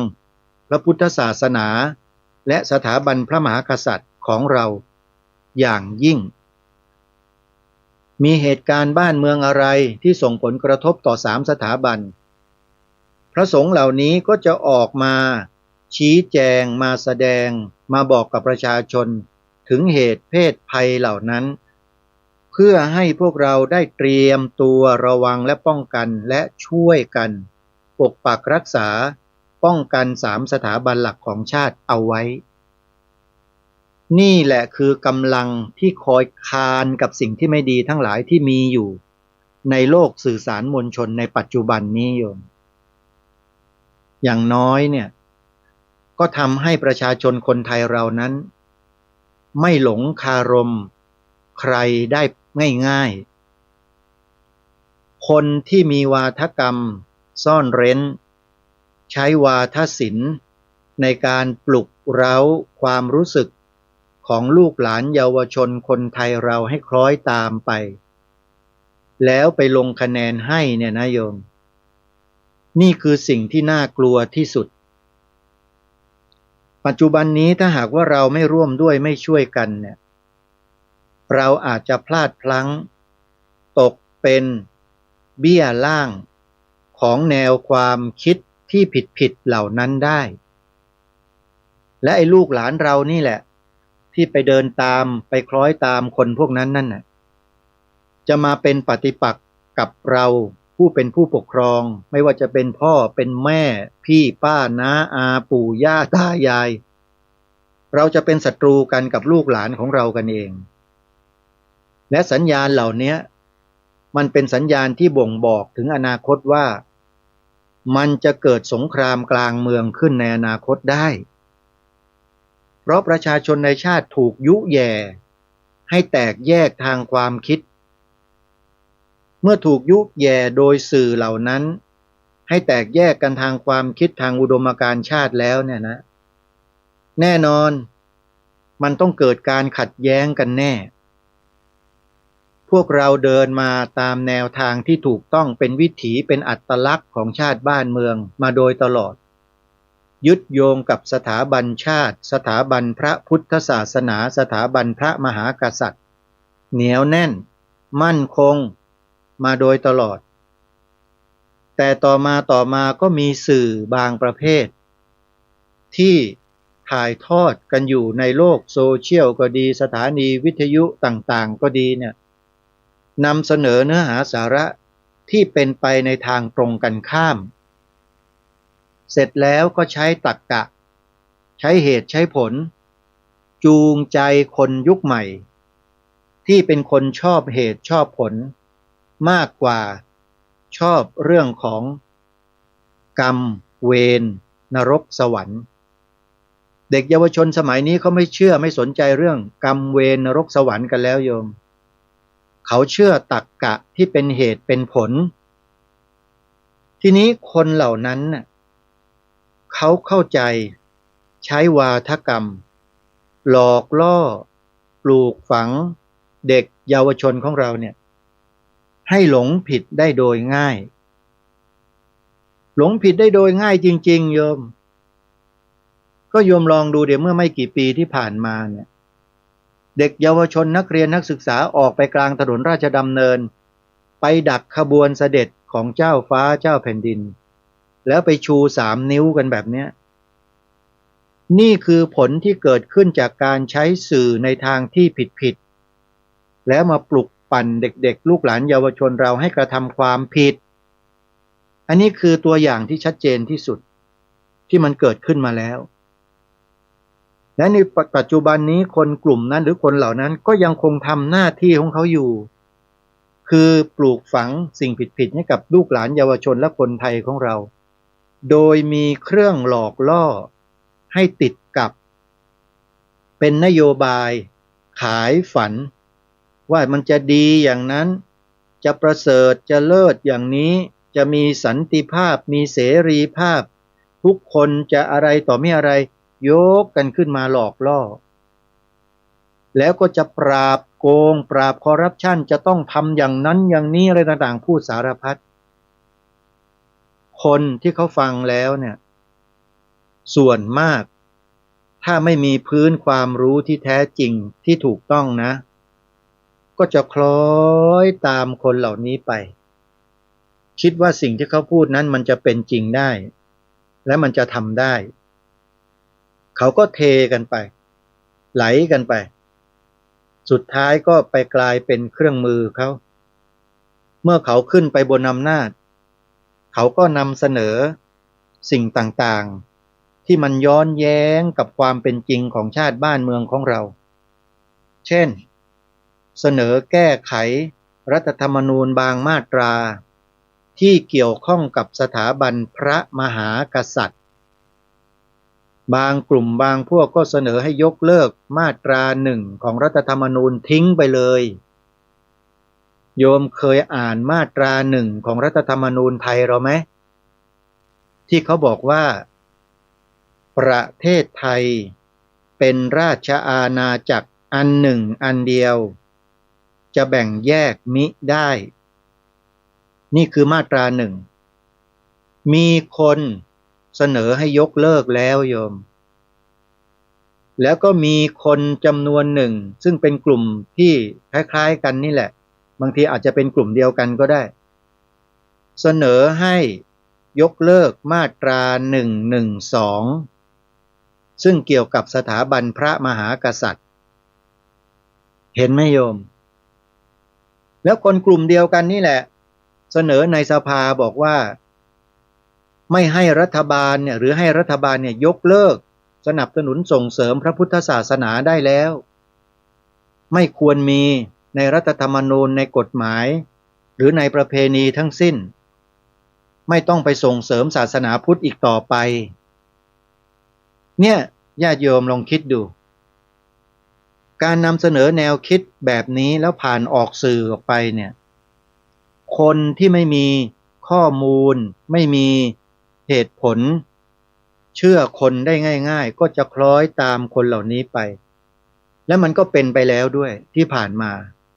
เห็นไหมลูกหลานเยาวชนเด็กนักเรียนนักศึกษาเราออกไปทำสิ่งที่ไม่ดีไม่ควรกันเห็นไหมไปชู3 นิ้วเนี่ยนี่แหละคือสิ่งที่มันเกิดขึ้นจริงๆกับบ้านเมืองแล้วเราก็จะให้มันเกิดอีกไหมล่ะเราจะยอมให้มันเกิดอย่างนั้นอีกไหมถ้าเราไม่ยอมให้มันเกิดทำยังไงล่ะสอนลูกบอกหลานเราสิบอกเขาถึงเหตุถึงผลว่าทำไมพ่อแม่ปู่ย่าตายายพี่อาป้าน้าอาจึงต้องมาห้ามพวกเธอไม่ให้ไปเลือกกลุ่มนี้พ่อแม่ผู้ปกครองต้องบอกต้องดึงเข้ามาแล้วเราก็ต้องหาข้อมูลเนี่ยไปลบล้างสิ่งที่เขาได้รับมาจากคนกลุ่มนั้นด้วยเราต้องศึกษาเรียนรู้ต้องดูข้อมูลที่ถูกต้องซึ่งมีคนนำเสนอผ่านสื่อ TikTok สื่อ Facebook สื่อ YouTube สื่อ Twitter สื่อวิทยุโทรทัศน์เยอะแยะมากมายไปหมดวัฒนธรรมจารีตประเพณีวิถีชีวิตแบบไทยๆของเราที่องค์พระบาทสมเด็จพระเจ้าอยู่หัวทุกพระองค์ได้พระราชทานเอาไว้ให้แก่เรานั่นแหละคือข้อมูลที่เราต้องทำการศึกษากันให้เข้าใจ และเข้าถึงให้ได้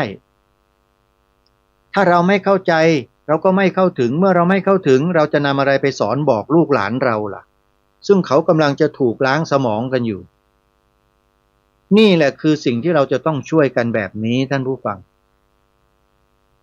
ทางรายการคดีโลกคดีธรรมรู้เห็นสิ่งเหล่านี้มานานแล้วตั้งแต่ปีพระพุทธศักราช 2547 เป็นต้นมาเห็นมาทุกสิ่งทุกอย่างที่เกิดขึ้นแต่มีกำลังน้อยไม่มี power พอที่จะสามารถนำสิ่งเหล่านี้เสนอผ่านสื่อใหญ่ๆได้ก็มีแต่สื่อดีทีวีที่ผ่านมาสื่อวิทยุกระจายเสียงพระพุทธศาสนาที่ญาติโยมได้ฟังได้ดูกันอยู่ที่ผ่านมานั่นแหละซึ่งก็สามารถทำให้คนไทยเราจำนวนไม่น้อยเลยที่ติดตามข้อมูลข่าวสารผ่านสื่อเหล่านี้ที่เราอาตมาภาพทำกันอยู่เนี่ยไม่ต้องตกเป็นเหยื่อของข้อมูลที่ผิดๆเหล่านั้นแล้วก็รู้เท่าทันคนเหล่านั้นมากขึ้นซึ่งเรื่องนี้ญาติโยมสามารถไปพิสูจน์ดูข้อมูลที่ผ่านมาในอดีตที่เหล่าบรรดาพวกอาตมาได้ทำกันไว้อยู่ในช่อง YouTube เนี่ยมีการอัปโหลดเอาไว้อยู่ตลอดโยมไปเปิดดูได้เลยชื่อคลิปนะโยมตระเวนคนตระเวนธรรมพิมพ์เข้าไปดูเลยโยม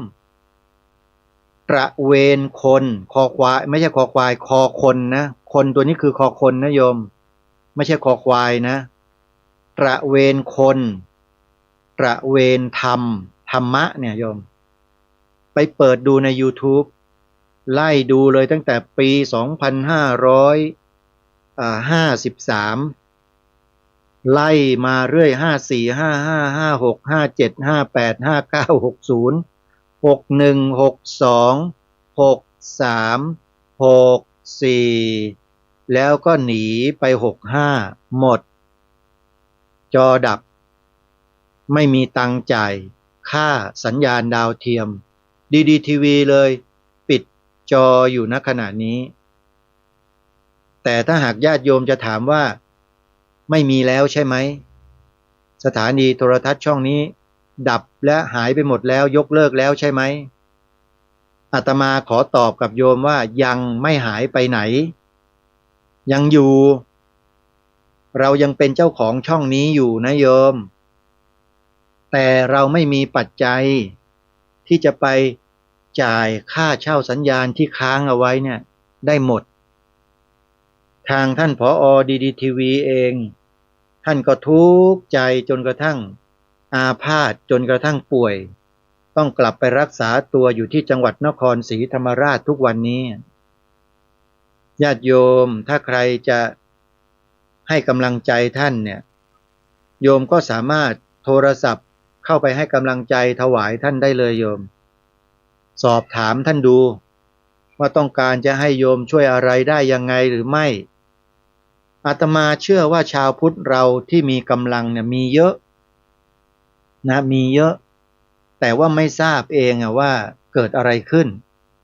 แล้วก็ไม่มีใครประสานงานให้ไม่มีใครบอกให้ก็เลยปล่อยคาราคาซังกันอยู่อย่างนี้ดีทีวีก็นอนหลับอยู่อย่างเงี้ยโยมเป็นเสือเป็นสิงที่นอนหลับอยู่ตอนนี้พร้อมที่จะตื่นเสมอถ้ามีผู้ใจบุญเศรษฐีใจดีเศรษฐีใจบุญมาปลุกสิงโตตัวนี้ให้ขึ้นมาคำรามอีกครั้งหนึ่งเรากำลังรอท่านผู้นั้นอยู่ว่าใครหนอจะมาปลุกสิงโตตนเนี้ยให้ตื่นขึ้นมาทำหน้าที่เฝ้าบ้านเฝ้าเมืองต่อไปอันนี้ต้องขอฝากทุกท่านญาติโยมสาธุชนทุกคนด้วยนะอาตมายังอยู่นะโยม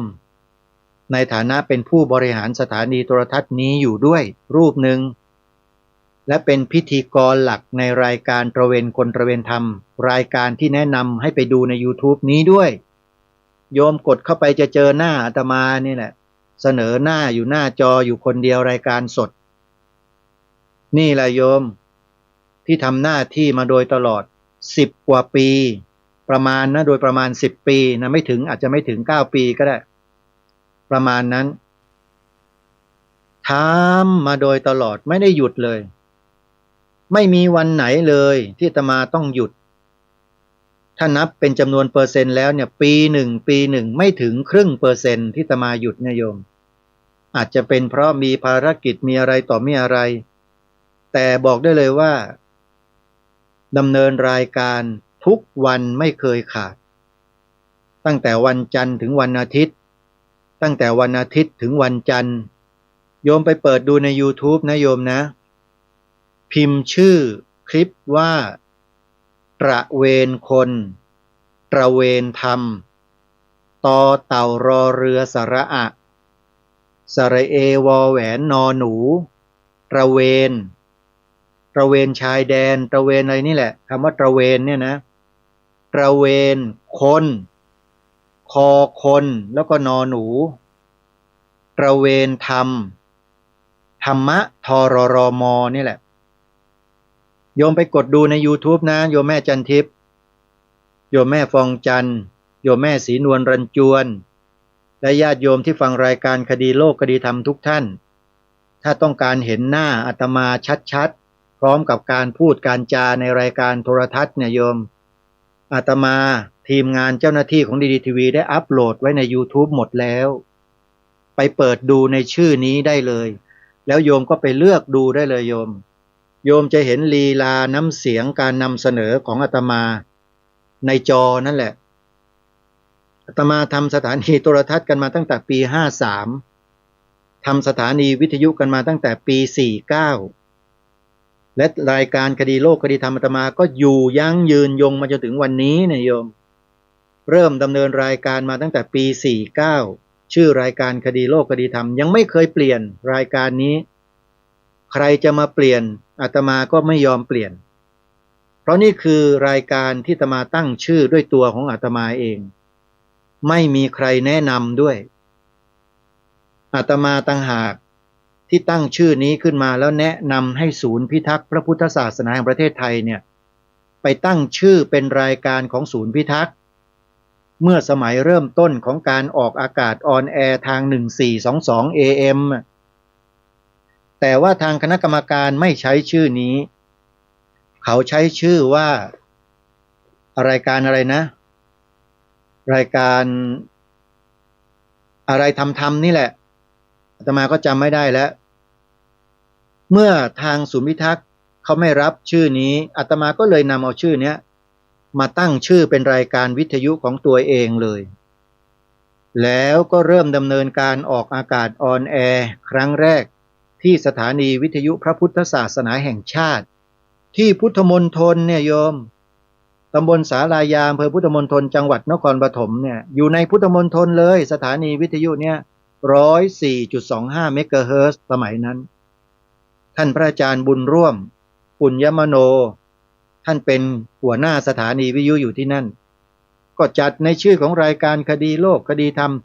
ออกอากาศตอน 9 โมงเช้าทุกวันแล้วมีญาติโยมสาธุชนติดตามรับฟังกันเป็นจำนวนมากจริงๆจนกระทั่งสถานีวิทยุนั้นได้รับได้รับอานิสงส์ผลจากรายการคดีโลกคดีธรรมเนี่ยมาช่วยเหลือสนับสนุนสถานีวิทยุเป็นจำนวนไม่น้อยเลยญาติโยมและหลังจากนั้นปี2550ก็ย้ายค่ายได้รับการทาบทามให้ย้ายค่ายจากสถานีวิทยุวพช.พุทธมณฑลเนี่ยมาอยู่ที่สถานีวิทยุคลื่นวัฒนธรรม FM 88.75 เมกะเฮิรตซ์วัดดวงแขก็เริ่มจัดรายการคดีโลกคดีธรรมมาตั้งแต่ปี50เป็นต้นมาและอยู่มาปีพระพุทธศักราช2559โดยประมาณนะ2559ไม่ใช่สิ2560กว่านี่แหละแต่ไม่รู้เมื่อไหร่นะ60กว่าเท่าไหร่ก็มีอันต้องยุติการออกอากาศที่คลื่นวัฒนธรรมไป เหตุผลก็คือขาดเจ้าหน้าที่ต่อสัญญาณให้รายการคดีโลกคดีธรรมอาตมาก็ไม่ได้จัดที่นั่นอีกแต่มีสถานีวิทยุเครือข่ายที่ออกรายการคดีโลกคดีธรรมอยู่จนถึงปัจจุบันนี้ที่ญาติโยมกำลังฟังอยู่นี่แหละรับรายการออกอากาศต่อเนื่องมา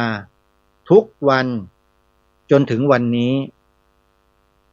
และทางรายการก็ได้พิสูจน์ให้กับท่านผู้ฟังได้เห็นได้รู้ได้ทราบกันเป็นที่ประจักษ์แล้วว่ารายการนี้เนี่ยไม่ได้พูดโจมตีใส่ร้ายป้ายสีหรือด่าคนต่างศาสนาแม้แต่นิดเดียวตามที่มีคนเขากล่าวหารายการนี้มีคนกล่าวหาว่ารายการนี้ไปด่าคนต่างศาสนาโยมไม่รู้เขาฟังยังไงโบราณเขาบอกว่าฟังไม่ได้สับจับไปกระเดียดหรือเปล่าเข้าทำนองนี้หรือไม่ก็น่าจะใช่นะโยมนะแต่ญาติโยมที่ฟังรายการคดีโลกคดีธรรมมาทุกวินาทีโดยไม่ขาดสายเนี่ยต่างก็พูดเป็นเสียงเดียวกันเลยว่ารายการนี้ไม่เคยด่าว่าใครเลยไม่เคยโจมตีใครด้วยแล้วก็ไม่เคยไปดูถูกดูหมิ่นดูแคลนใครด้วยแต่พูดอยู่ในหลักการและเหตุผลแล้วก็ตั้งคำถามให้คนคิดรายการจะเป็นลักษณะเช่นนี้โยมถามแล้วให้ทุกคนตอบคือใช้ความคิดแล้วตอบยกตัวอย่างเช่นญาติโยมอาตมาไปเจอข้อมูลหลักฐานนะมีคนพยายามบิดเบือนความหมายสีขาวของธงชาติไทยของเราจริงๆแล้วก็ยกหลักฐานให้ญาติโยมได้ฟังเล่าถึงเหตุการณ์ว่าไปเจอยังไงเจอแบบไหนแล้วทำยังไงต่อมาเป็นยังไงเสร็จแล้วก็มารณรงค์ให้ญาติโยมเนี่ยท่องจำบทพระราชนิพนธ์ความหมายธงไตรรงค์กันเอาไว้นะโยมเพราะถ้าเราไม่จดจำไม่ท่องจำกันไว้เนี่ยแล้วเราไม่ถ่ายทอดให้ลูกหลานเยาวชนของเราต่อกันไปเนี่ยนะต่อไปในอนาคตความหมายสีขาวในธงชาติไทยเราอาจจะต้องเปลี่ยนไปเป็นอย่างอื่นจริงๆเพราะความหมายเดิมแท้ดั้งเดิมที่ถูกต้องไม่มีใครสืบต่อแล้วหมดไปถามไปสำรวจไปทำโพลที่ไหนประเทศไทยทั่วประเทศประชาชนคนไทยตอบไม่ได้แล้วว่าสีขาวหมายถึงอะไรตอบไม่ได้โยมตอบแต่เพียงว่าศาสนาเฉยๆในโรงเรียนเขาสอนกันอยู่ตั้งแต่อนุบาลมาจนกระทั่งถึงอุดมศึกษาปริญญาตรีโทเอกก็แปลว่าศาสนาอยู่อย่างเนี้ยตายเน่าเข้าโลงแล้วก็ยังแปลอยู่ว่าศาสนาอยู่คำเดียวเนี่ยสีขาวนะมีรายการคดีโลกคดีธรรมรายการเดียวนี่แหละโยมในโลกใบนี้นะที่มายืนยันบอกกับทุกคนว่าสีขาวในธงชาติไทยหมายถึงพระพุทธศาสนาเท่านั้นมีใครกล้าพูดออกอากาศอย่างนี้บ้างไหมมีไหมฮะพระสงฆ์ในประเทศไทยเราผมเห็นอยากเห็นพระสงฆ์ที่มีความกล้าหาญเด็ดเดี่ยวยืนหยัดอยู่บนความถูกต้องในข้อนี้ครับถ้าสิ่งนี้เป็นสิ่งที่ผิดป่านนี้ผมโดนไปนานแล้วท่านผมพูดคำนี้มาเป็นระยะเวลาหลายปีนะครับแล้วรณรงค์ให้พวกเราได้ช่วยกันพูดแล้วสอนเด็กๆให้พูดตามเราด้วยสีขาวในธงชาติไทยหมายถึงพระพุทธศาสนาเท่านั้นผมปูทางให้กับทุกฝ่ายเรียบร้อยแล้วถ้าหากว่าทุกฝ่ายทุกท่านทุกคนไม่ดำเนินรอยตามเบื้องพระยุคลบาทขององค์พระมหากษัตริย์รัชกาลที่6ผู้ทรงพระราชทานความหมายธงชาติไทยเอาไว้โดยเฉพาะสีขาวเนี่ยที่ผมนำเสนอไปเนี่ยนะครับถ้าท่านไม่ดำเนินรอยตามเบื้องพระยุคลบาทพระองค์ท่านเราจะไม่เหลืออะไรแล้วนะครับศาสนาพุทธในประเทศไทยเนี่ยหมดเกียรติและหมดศักดิ์ศรีไปเลย แล้วจะไม่สามารถกู้คืนได้เหมือนกับธงประจำเมืองหลวงประเทศไทยคือธงกทมครับเดิมทีเป็นสีขาวขาวบริสุทธิ์สีสวัสดิ์เลยครับต่อมาเขายกเลิกสีขาวทำเป็นธงสีเขียวครับเต็มกทมไปหมดเลยครับเห็นไหมฮะเรียกคืนได้ไหมครับมีใครกล้าไปเรียกคืนบ้างธงประจำเมืองหลวงของประเทศไทยที่เป็นสีขาวมีใครกล้าไปทวงกลับคืนมาไหมครับไม่มีครับทำไมล่ะก็เพราะประเทศไทยมันมีไงประเทศไทยเรามีอาตมาจะไม่ใช้คำว่ากูนะโยมคนอื่นเขาใช้คำว่าประเทศไทยกูมีแต่อาตมาไม่ใช้นะประเทศไทยเรามีก็มีประเภทแบบเนี้ยนี่ริอ่านลุกลามนะจะมาเล่นงานธงชาติไทยของเราซะแล้วจะมาเปลี่ยนความหมายสีขาวโยมถ้าไม่ใช่อาตมานะจะไม่มีวันได้เห็นและได้รู้ข้อมูลและหลักฐานเหล่านี้แน่นอนน่าจะเป็นเพราะอาตมานี่เกิดมาเพื่อมาทำหน้าที่ตรงนี้นะโยมที่มาเกิดในประเทศไทยเนี่ยเพราะดูแล้วในประเทศไทยไม่มีใครเลยนะโยมจะว่าไม่มีเลยก็ไม่เชิงนะแต่ไม่เหมือนอาตมากล้ายืนยันเลยขออนุญาตเอ่ยนามท่านหน่อยนะผู้อำนวยการพิพิธภัณฑ์ธงชาติไทยคนปัจจุบันเนี่ยรู้จักกันดีพฤทธิพลประชุมผลคุณพฤทธิพลประชุมผลเนี่ยก่อตั้งพิพิธภัณฑ์ธงชาติไทยเมื่อก่อนไม่ได้ใช้ชื่อว่าธงชาติไทยนะพิพิธภัณฑ์ธงชาติสยามอาตมาตามมาโดยตลอดตั้งแต่เป็นพิพิธภัณฑ์ธงชาติสยามมาแล้วต่อมาจึงมาเปลี่ยนชื่อเป็นพิพิธภัณฑ์ธงชาติไทยแล้วเขาก็ไปพบเจออาตมาที่สวนอัมพรตอนจัดงานครบรอบ3 ปีดีทีวีนี่แหละอาตมาจัดบอร์ดนิทรรศการเรื่องที่มาของธงชาติไทยที่บริเวณงานที่สวนอัมพรโยมอาตมาเป็นเพียงหนึ่งเดียวผู้เดียวที่คิดการเรื่องนี้แล้วถ่ายทอดเรื่องนี้ผ่านสื่อที่ตนเองสามารถทำได้จัดบอร์ดภาพอะไรต่างๆยังมีหลักฐานอยู่เลยการจัดงานครั้งนั้นมีญาติโยมเดินทางมาร่วมกิจกรรมจากจังหวัดกาฬสินธุ์สุรินทร์101มหาสารคามจังหวัดเลยหนองบัวลำพูเพชรบูรณ์พิษณุโลกจังหวัดขอนแก่นมากันเยอะเลยที่สวนอัมพรในวันนั้นครั้งนั้นครูบาอาจารย์เราก็นำพาญาติโยมมาตั้งแถวกันที่สนามหลวงถือป้ายถือธงเดินไปสวนอัมพรกันอาตมาทำเพลงรายการคดีโลกคดีธรรมโพสต์อยู่ใน YouTube โยมไปเปิดดูได้เลยพิมพ์คำว่าเพลงคดีโลกคดีธรรมโยมไปพิมพ์ใน YouTube นะเพลงคดีโลกคดีธรรมโยมจะเห็นภาพบรรยากาศของการจัดงานวันนั้นที่สวนอัมพรอาตมาเป็นคนตัดต่อแล้วทำด้วยมือของตัวเองและในงานวันนั้นอาตมาก็พบเจอกับ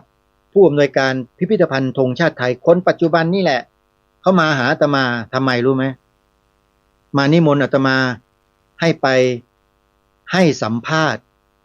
ที่พิพิธภัณฑ์ธงชาติไทยปีนั้นจำได้ปีพระพุทธศักราช 2556 คุณพฤทธิพลประชุมผล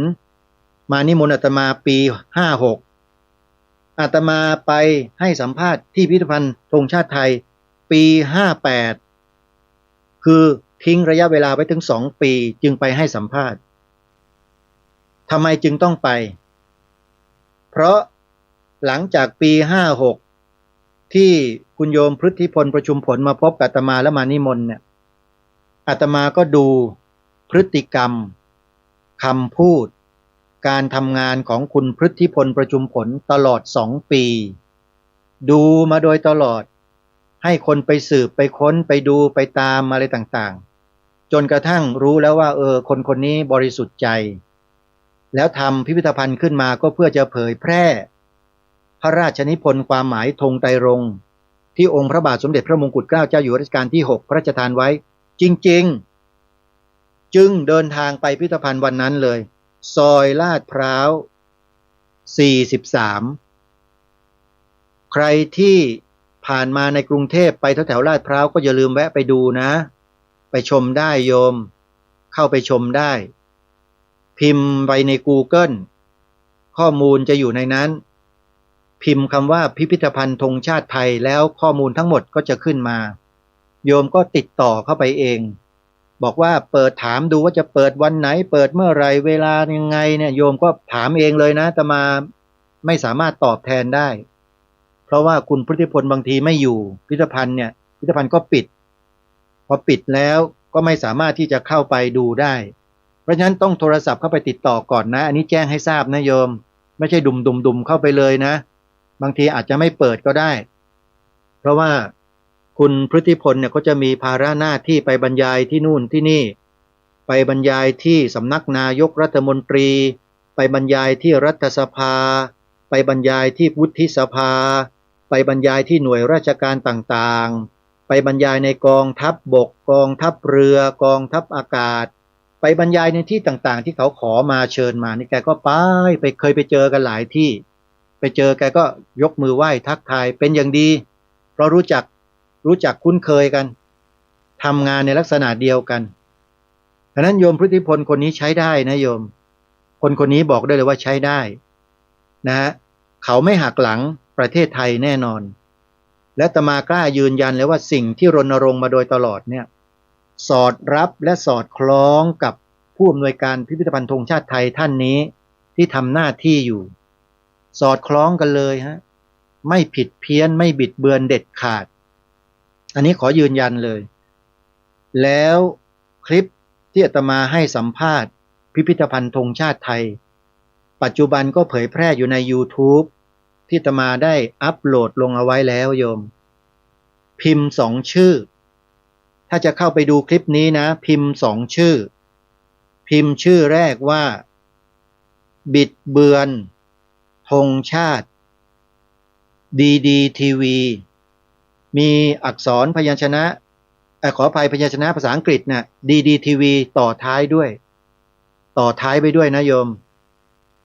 บิดเบือนธงชาติดีทีวีอันนี้คือชื่อหนึ่งอีกชื่อหนึ่งคือภัยคุกคามพระพุทธศาสนาดีทีวีภัยคุกคามพระพุทธศาสนาดีทีวี2คลิปนี้แหละเหมือนกันแต่ต่างชื่อกันเพื่อให้ญาติโยมพี่น้องประชาชนคนไทยที่เซิร์ชเข้าไปหาชื่อ2ชื่อนี้แล้วจะได้พบได้เจอพร้อมๆกันแล้วไปฟังอาตมาให้สัมภาษณ์ผู้อำนวยการพิพิธภัณฑ์ที่ตั้งคำถามอาตมาถึง5คำถามโยม5หรือ6คำถามนี่แหละและอาตมาก็ตอบ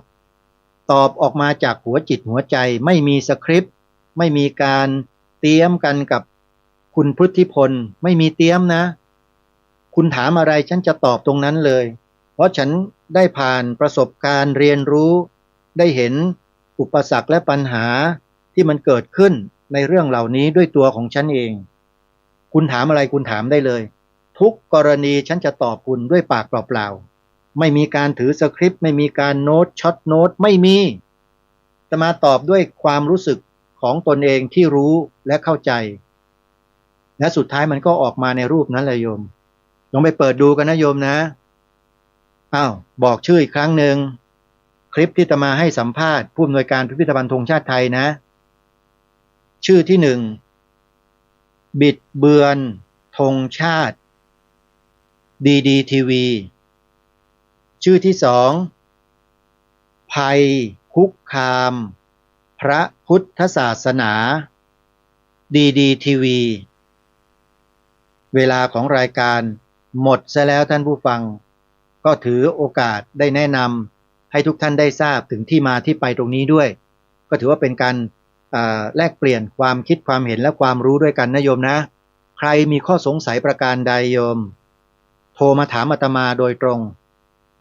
094-662-6935วันนี้เวลาหมดลงแล้วต้องขอสมมุติยุติรายการไว้แต่เพียงเท่านี้พบกับรายการได้ใหม่ในวันต่อไปขอความสุขความสวัสดีในธรรมแห่งองค์สมเด็จพระบรมศาสดาสัมมาสัมพุทธเจ้า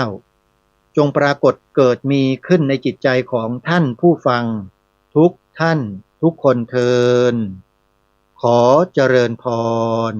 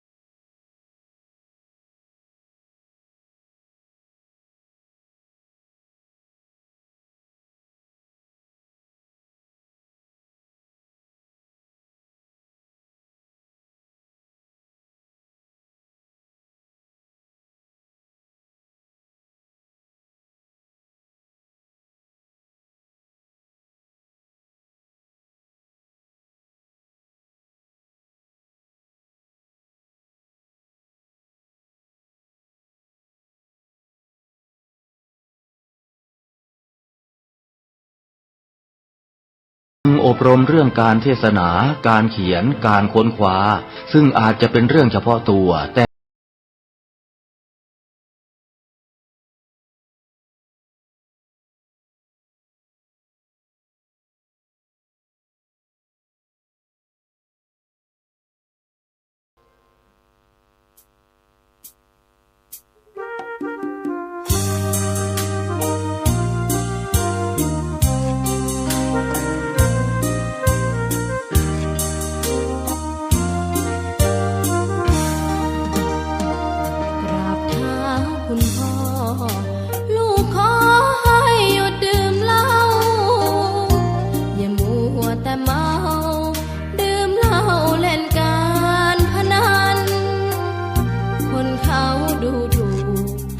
ว่าพ่อ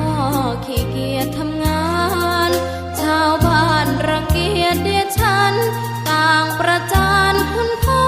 สิ้นดีสงสารคุณแม่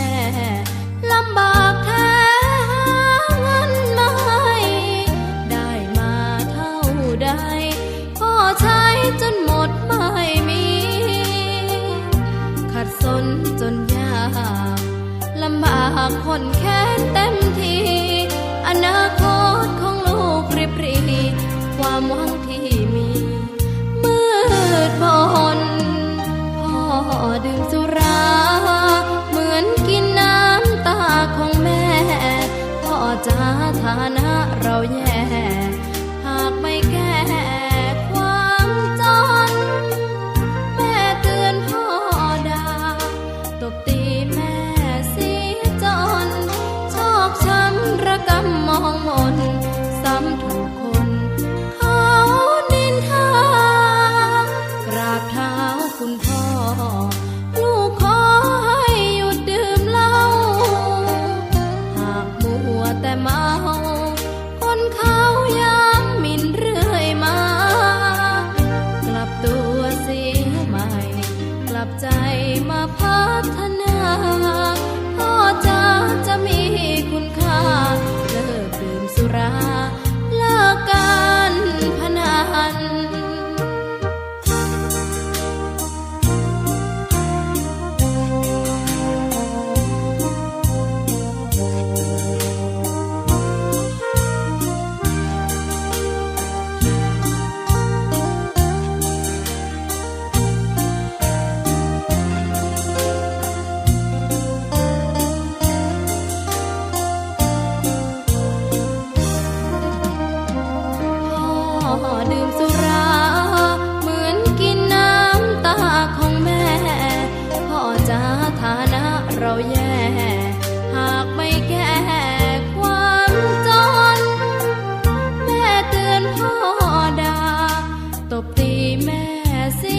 จน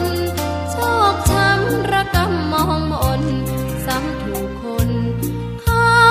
นินทากราบเท้าคุณพ่อ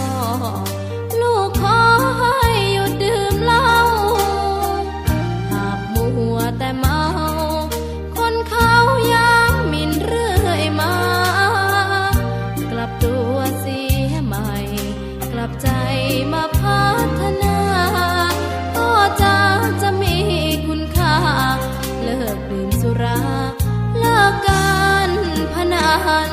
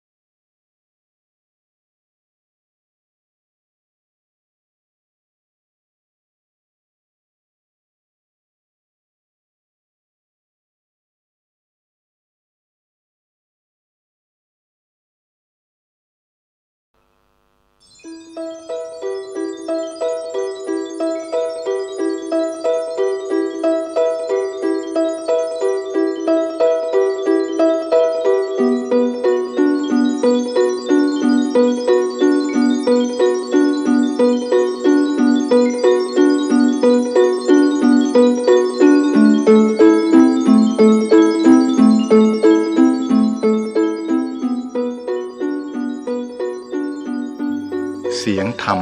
เสียงเทศสร้างสุขสีธรรมะสนอกว่าดนตรีเพราะพริ้งนำจิตจากอเวจีมืดจัดท่านเอ่ยสุขสว่างสลายทุกทิ้งสนอแท้เสียงธรรม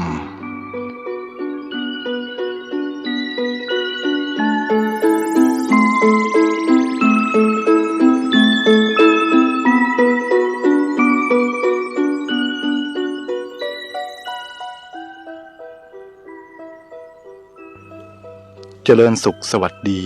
เพื่อนนักปฏิบัติธรรมทั้งหลายดูก่อนท่านผู้เจริญคนชั่วเมื่อขณะทำชั่วอยู่และกรรมชั่วยังไม่ให้ผลเขากระยิมยินดีว่าเขาเก่งกล้าสามารถทำอย่างนั้นได้อย่างนี้ได้ไม่มีใครว่าอะไรไม่มีใครกล้าทักท้วงเขายิ่งเหิมเกริมทำชั่วต่อไปอย่างเมามันแม้ผู้หวังดีจะตักเตือนท้วงติง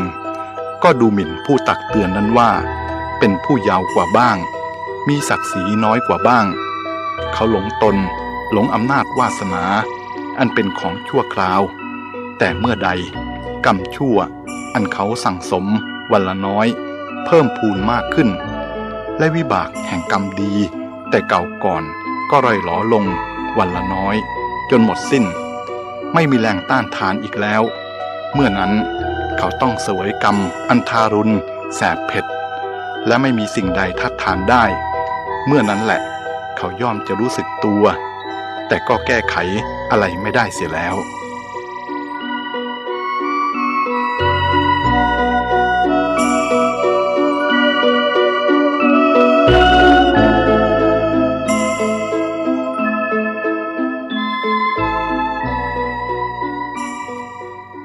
กรรมชั่วที่บุคคลทำแล้ว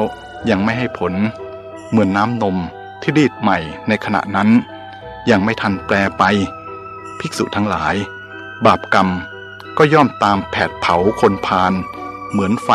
ที่เท่ากรบไว้ดูก่อนท่านผู้เป็นเผ่าพันธุ์แห่งกรรมบุคคลบางคนเมื่อทำกรรมชั่วลงไปแล้วกรรมนั้นยังไม่ให้ผลก็สำคัญผิดว่าผลแห่งกรรมดีกรรมชั่วไม่มีจึงชะล่าใจทำอีกและทำไปเรื่อยๆเหมือนเด็กน้อยเหยียบฐานไฟที่เท่ากรบไว้เข้าใจว่าไฟไม่ร้อนแต่พอเท่าที่กรบไว้นั้นออกไปสิ้นไฟย่อมไหม้เขาให้เร่าร้อนฉันใดบุคคลผู้มีกรรมชั่วก็ฉันเดียวกันเมื่อกรรมชั่วยังไม่ให้ผลเพราะผลแห่งกรรมดีบางอย่างคุ้มครองอยู่เขาย่อมประมาทเพลิดเพลินในการทำชั่วนั้น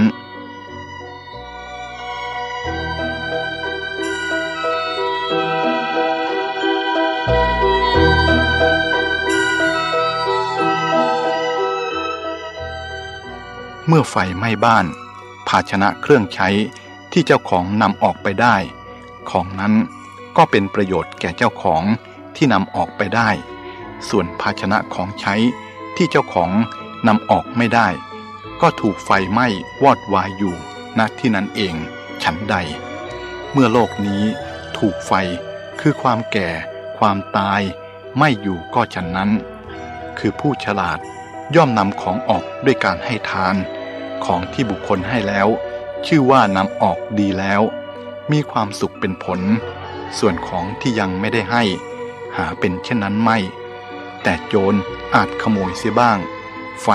อาจจะไหม้เสียบ้างอีกอย่างหนึ่งเมื่อความตายเข้ามาถึงบุคคลย่อมสละทรัพย์สมบัติและแม้สรีระของตนไว้นำไปไม่ได้เลยผู้มีปัญญาความรู้ความจริงในข้อนี้แล้วพึงบริโภคใช้สอยพึงให้เพื่อสงเคราะห์ผู้อื่นเมื่อได้ให้ได้บริโภคตามสมควรแล้วเป็นผู้ไม่ถูกติเตียนย่อมเข้าสู่ฐานะอันประเสริฐ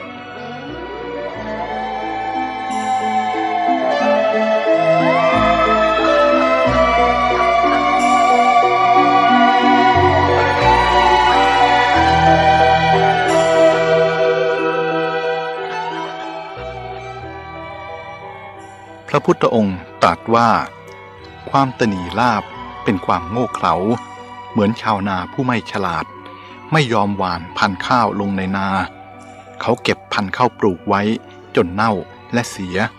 ไม่สามารถจะปลูกได้อีกข้าวเปลือกที่หว่านลงแล้ว1 เมล็ดย่อมได้ผล1 รวงฉันใดทานที่บุคคลทำแล้วก็ฉันนั้นย่อมมีผลมากมีผลไพศาลการรวบรวมทรัพย์ไว้โดยไม่ได้ใช้สอยให้เป็นประโยชน์ทรัพย์นั้นจะมีคุณค่า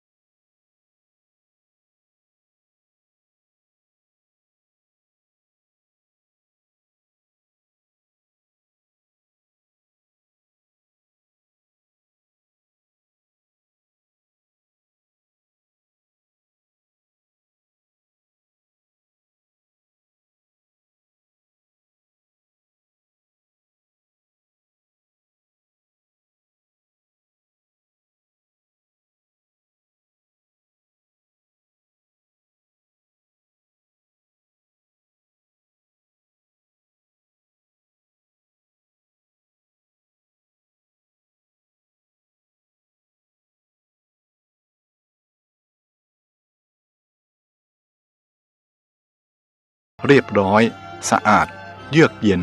น่ารื่นรมมหาชนย่อมได้อาศัยนำไปอาบดื่มและใช้สอยตามต้องการโภชนะของคนดีย่อมเป็นดังนี้หาหมดไปโดยเปล่าประโยชน์ไม่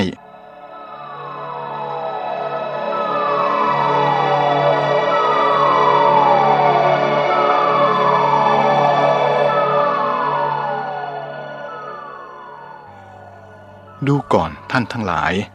นักกายกรรมผู้มีกำลังมากหรือนักมวยปล้ำซึ่งมีพลังมหาศาลนั้นก่อนที่จะได้กำลังมาเขาก็ต้องออกกำลังไปก่อนการเสียสละนั้นก็คือการได้มาซึ่งผลอันเลิศในบั้นปลายผู้ไม่ยอมเสียสละอะไรย่อมไม่ได้อะไรเลยจงดูเถิดมนุษย์ทั้งหลายย่อมรดน้ำต้นไม้ที่โคนแต่ไม้นั้นย่อมได้ผลที่ปลายท่านทั้งหลายจงพิจารณาดูความจริงตามธรรมชาติอีกอย่างหนึ่งเถิดคือแม่น้ำสายใดเป็นแม่น้ำตายไม่ไหลถ่ายเทไปสู่ที่อื่นหยุดนิ่งขังอยู่ที่เดียว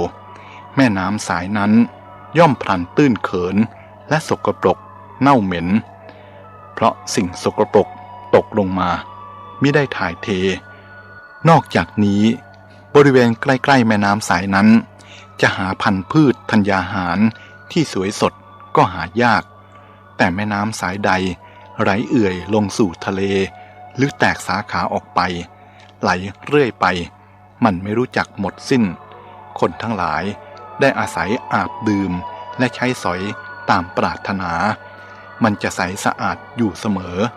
ไม่มีวันเหม็นเน่าหรือสกปรกได้เลยพืชพันธุ์ธัญญาหาร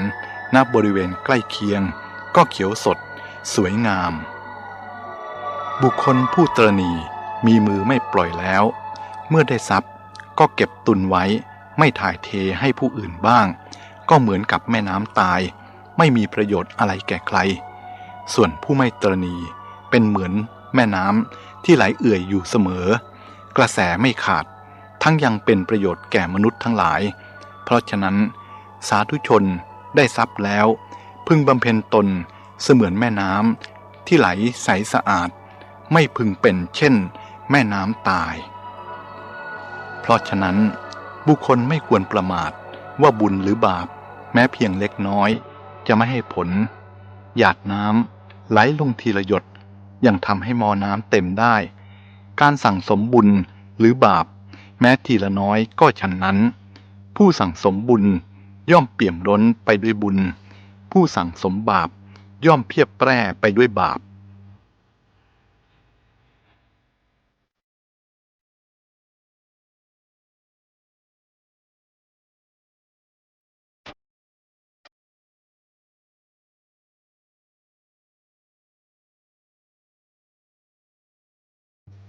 อนิจจา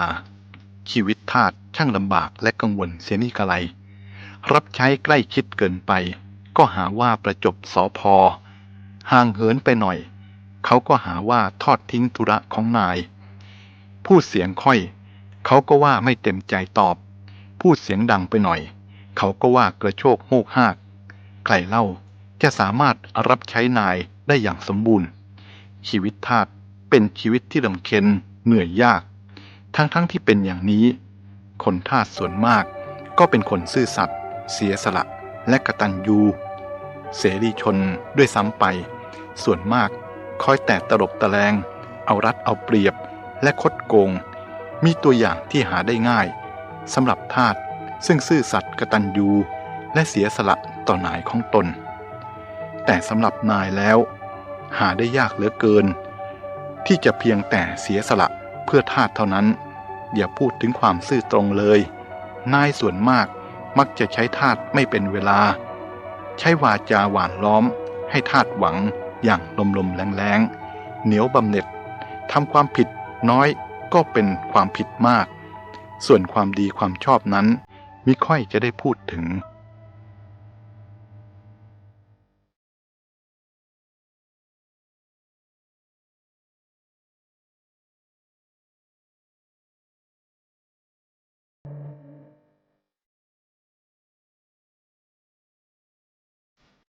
อันม้าอัสดรนั้นคือสัตว์ผสมระหว่างม้าและลาคือแม่เป็นม้าพ่อเป็นลาลูกออกมาจึงได้ลักษณะที่ดีเยี่ยมคือได้ลักษณะเร็วจากแม่และได้ลักษณะอดทนจากพ่อม้าเป็นสัตว์ที่มีฝีเท้าเร็วมากจนได้นามอีกอย่างหนึ่งว่ามโนมัยหมายความว่าสำเร็จเร็วดั่งใจส่วนลานั้นทนทานมากในการนำภาระหนักปีนที่โกรกชันได้เก่งเมื่อลักษณะทั้งสองประการมารวมกันคือทั้งเร็วและทนก็เป็นคุณลักษณะที่ดีเยี่ยมหันมามองดูมนุษย์เราผู้ใดมีคุณลักษณะทั้งสองอย่างคือทั้งเร็วและอดทนผู้นั้นก็จัดได้ว่าประเสริฐคนบางคนมีสติปัญญาดีรู้อะไรได้เร็วแต่ไม่ทนทานอ่อนแอเบื่อหน่ายงานง่ายจับจดในที่สุดก็เอาดีไม่ค่อยจะได้ส่วนบางคนทนทานบึกบึน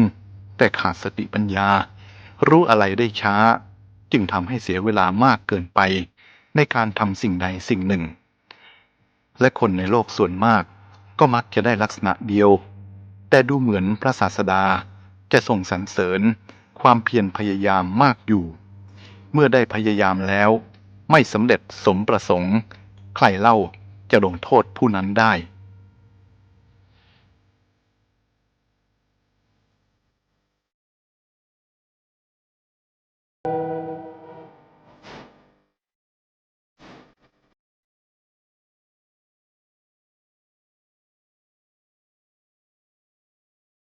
กล่าวถึงสัตว์อาชาไนยหมายถึงสัตว์ที่ได้รับการฝึกฝนแล้วให้ควรแก่การงานประเภทนั้นๆโดยนัยยะนี้สัตว์ทุกประเภทสามารถเป็นอาชาไนยถ้าได้รับการฝึกให้เหมาะแก่การใช้งานแต่บรรดาอาชาไนยด้วยกันบุรุษอาชาไนยหรือคนอาชาไนยประเสริฐที่สุดเพราะเหตุนี้พระตถาคตเจ้าจึงตรัสว่าบรรดามนุษย์ด้วยกันคนที่ฝึกตนแล้วประเสริฐที่สุดคำว่าฝึกตนนั้นหมายถึงฝึกจิตของตนให้ดีงามรับได้ทนได้แม้ในภาวะที่คนทั่วๆไปรู้สึกว่าไม่น่าจะทนได้การฝึกจิตก็เหมือนกันกับการยกน้ำหนัก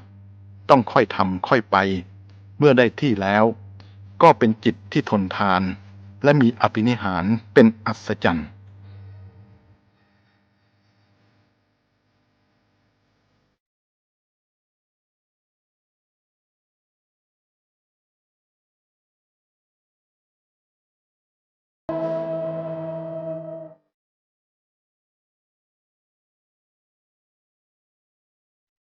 ดูก่อนสุทัตตะ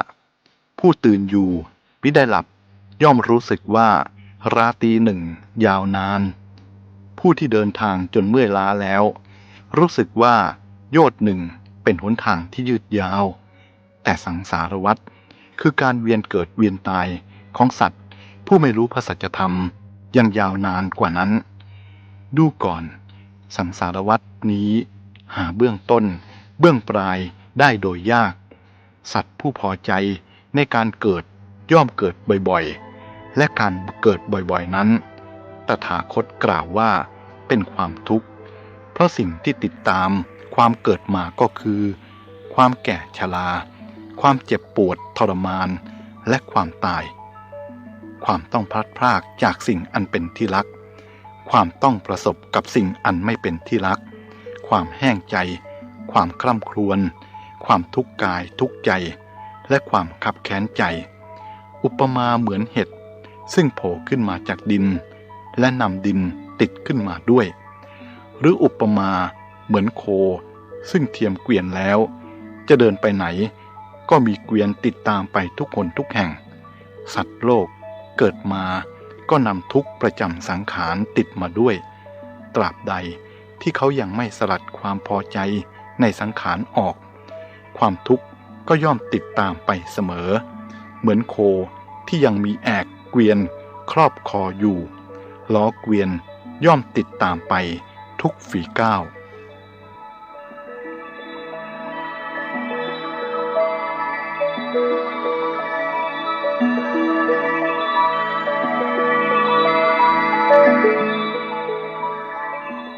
บัณฑิต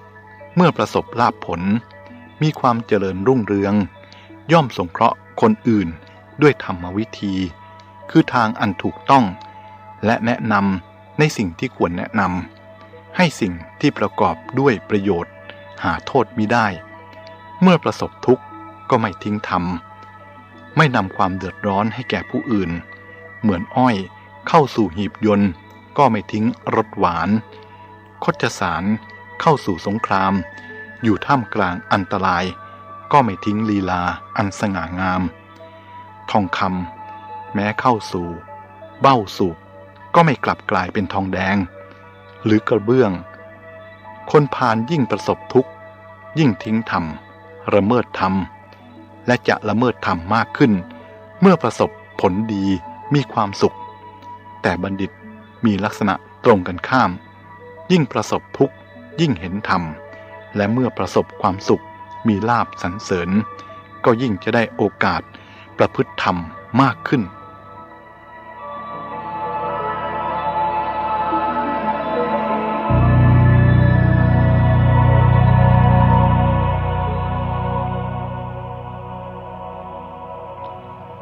สัตว์ทั้งหลายย่อมสะดุ้งหวาดกลัวต่อความตายสัตว์ทั้งหลายต่างปรารถนาความสุขสบายเกลียดหน่ายต่อความทุกข์สิ่งที่สัตว์รักที่สุดก็คือชีวิตสิ่งที่สัตว์กลัวที่สุดก็คือความตายคนอาจจะยอมเสียสละคนอื่นสมบัติอื่นตลอดจนอวัยวะบางส่วนเพื่อให้ชีวิตคงอยู่ชีวิตมีค่าสูงสุดผู้ที่เรารักที่สุดก็คือผู้ที่ให้ชีวิตแก่เราได้แก่มารดาบิดาผู้ที่ชังที่สุดคือผู้ที่เอาชีวิตของเราไปเราอาจจะรู้สึกภูมิใจเมื่อได้ให้สิ่งใดสิ่งหนึ่งแก่ผู้อื่นแต่เราจะได้ภูมิใจที่สุดเมื่อได้ให้ชีวิตแก่ผู้อื่นทรัพย์ภายนอกเราเกิดมาเราไม่ได้เอามาด้วยแม้เมื่อเราตายไปเราก็เอามันไปด้วยไม่ได้จำต้องทิ้งไว้ให้คนอื่นใช้สอยแม้เมื่อคนอื่นนั้นตายเขาก็เอาไปด้วยไม่ได้ต้องทิ้งไว้ให้คนอื่นอีกถ้าคนอื่นตายหมดของเหล่านั้นก็ทิ้งไว้ในโลกนี้เพราะมันเป็นสมบัติของโลกเราเกิดมาเราก็ยืมโลกใช้ชั่วคราวเมื่อเราไม่จำเป็นจะใช้ก็ส่งคืนแก่โลกเท่านั้นเองฉะนั้นจะมามัวห่วงใยอะไรกับของคนอื่น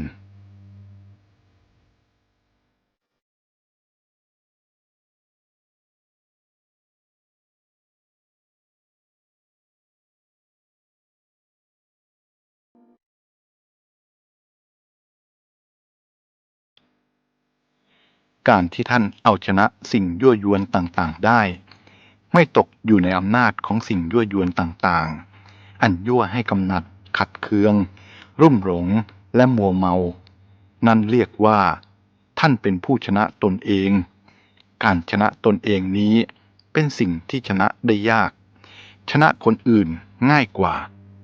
คนที่ชนะตัวเองจึงมีน้อยแต่ใครสามารถเอาชนะได้อย่างเด็ดขาดโดยไม่กลับแพ้อีกเราเรียกว่าเป็นยอดนักรบในสงครามชีวิตซึ่งยืดเยื้อยืนนานที่สุดกว่าสงครามใดๆ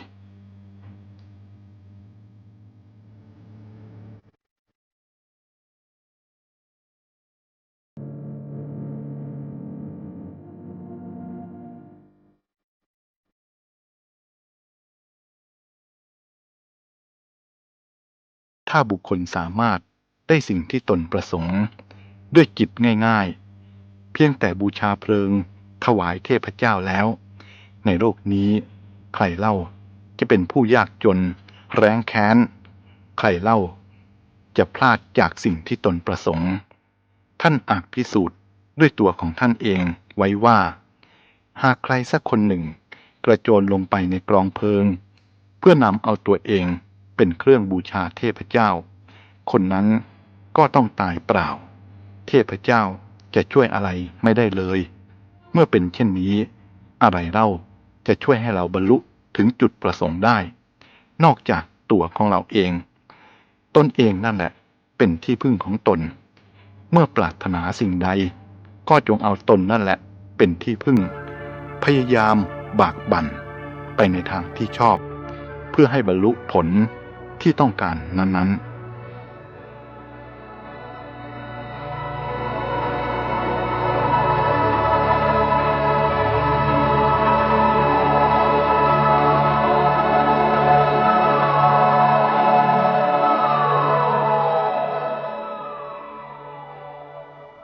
อันหนึ่งความสุขที่เกิดจากโลกียารมณ์รัชนียารมณ์นั้นล้วนมีทุกข์เป็นพื้นฐานเสียก่อนแล้วจึงได้สุขความจริงก็คือความทุกข์ที่ลดลงเพราะบำบัดถูกวิธีเท่านั้นเองและมีความทุกข์ติดตามมาอีกอย่างกระชั้นชิดบำบัดได้คราวหนึ่ง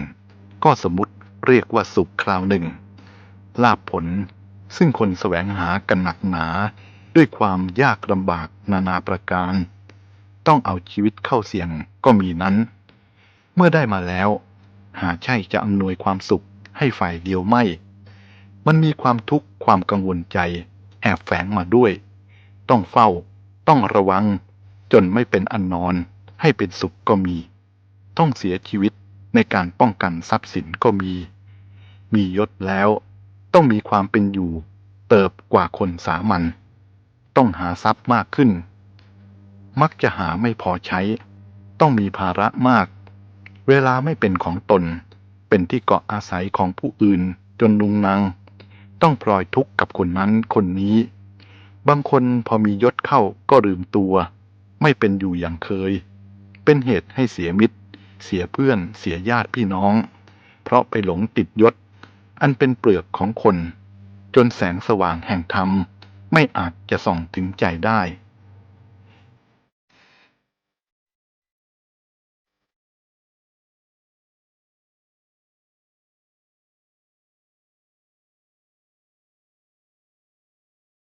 ดูก่อนเพื่อนนักปฏิบัติธรรมทั้งหลายอันว่าบุคคลผู้เดินอยู่ในที่มืดใครมีแสงสว่างในมือเท่าใดก็เห็นความจริงที่ปรากฏอยู่เฉพาะหน้าได้เท่านั้นคนมีแสงสว่างน้อยก็เห็นได้น้อยและเห็นได้เฉพาะวัตถุหยาบผู้มีแสงสว่างมากก็เห็นได้กว้างไกลและแม้วัตถุละเอียดก็พอมองเห็นได้ฉันใดในโลกสันนิวาตอันมืดมิดด้วยโมหะนี้ก็ฉันนั้นผู้ใดมีแสงสว่างคือปัญญาน้อยก็ได้เห็นความจริงของชีวิตน้อยผู้มีปัญญามากลึกซึ้งกว้างขวางก็ได้เห็นความจริงของชีวิตมากเป็นเหตุให้ฉลาดในวิถีชีวิตรู้ว่าอะไรเป็นเหตุแห่งสุขอะไรเป็นเหตุแห่งทุกข์แล้วเว้นเหตุแห่งทุกข์เสียประกอบพอกพูนเหตุแห่งสุขพร้อมทั้งมีอุบายอันฉลาดในการหลีกเหตุแห่งทุกข์ประกอบเหตุแห่งสุขเหมือนคนมีจักษุดีเว้นทางอันขรุขระอันเต็มไปด้วยอันตรายดำเนินไปในทางที่ปลอดภัยฉะนั้นแต่น่าเสียดายที่กว่าจะรู้ว่าอะไรเป็นอะไรคนก็มักจะย่างเข้าสู่วัยชราจนทำอะไรไม่ค่อยทันเสียแล้วได้แต่นั่งนอนทอดถอนใจว่ารู้อย่างนี้คงจะทำอะไรได้ดีกว่านี้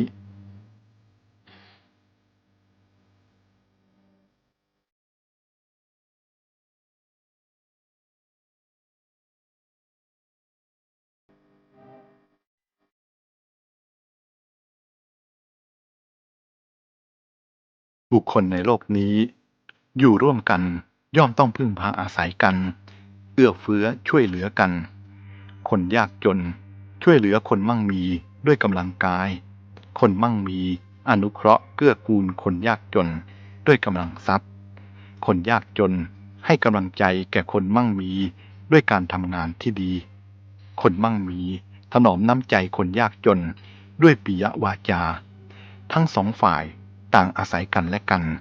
ด้วยการบำเหน็จประโยชน์ให้แก่กันไม่เอาเปรียบกันและวางตนเหมาะสมแก่ฐานะของตนดูก่อนท่านผู้เจริญ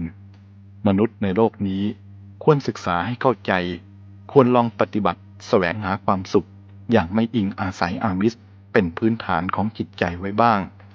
เพื่อจะได้ถอนตน ออกมาได้โดยง่าย เมื่อความสุขชนิดที่ต้องอาศัยอิงอามิสกลายเป็นพิษขึ้นมาเพราะความประมาทพลาดพลั้งหรือเพราะเสวยสุขนั้นมากเกินไป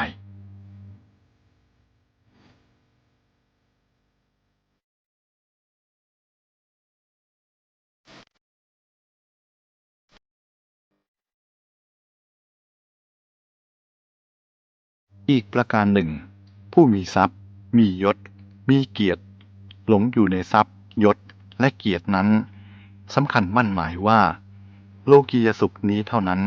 คือสุขแท้เป็นสุขที่ตนพึงแสวงหาแม้ยังไม่ได้ก็ดิ้นรนแสวงหาอย่างเอาตัวตนมีชีวิตจิตใจเข้าไปแลกเมื่อได้แล้วก็เพลิดเพลินอยู่ชั่วเวลาหนึ่งใจก็ร่านหาความสุขอย่างใหม่ต่อไปแต่ล้วนเป็นความสุขที่ต้องอาศัยผู้อื่นสิ่งอื่นจึงเหมือนสุขของขอทานมีการแสวงหามากมีปัญหามากส่วนความสุขของพระอริยเจ้าไม่ต้องมีการแสวงหามากและไม่มีปัญหาจึงเป็นความสุขที่ประณีตกว่าสงบเยือกเย็นและเป็นไทยไม่ต้องตกเป็นทาสของสิ่งใดสิ่งหนึ่งเสียก่อนแล้วจึงจะสุขเป็นความสุขที่เกิดจากตนเองเป็นอิสระอยู่เหนือการครอบงำของกิเลสพ้นเงื้อมือแห่งมาร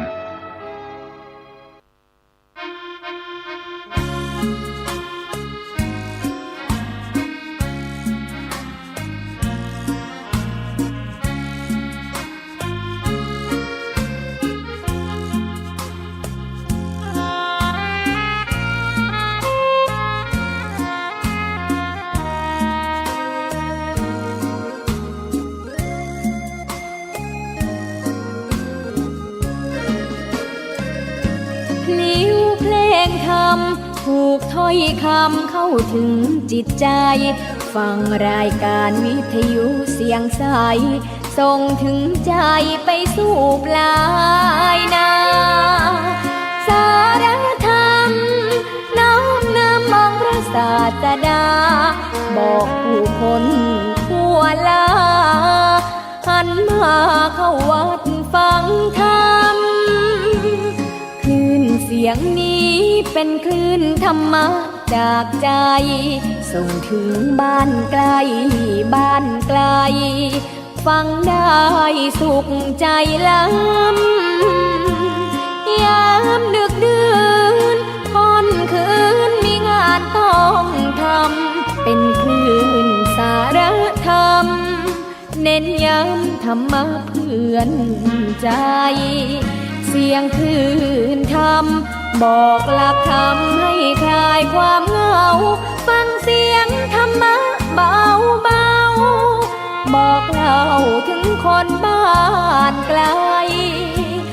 สื่อธรรมะบอกลดละระหว่างด้วยใจสื่อไปถึงสวงในเข้าใจหลักธรรมหลักดี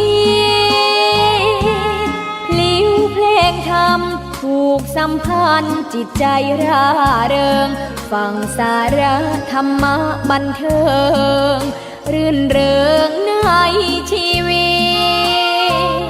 ตยามวันว่างเดินทางไปเยี่ยมสถานีนัดพบกันน้องพี่วันนี้วันดีวันเสาร์สวดมนต์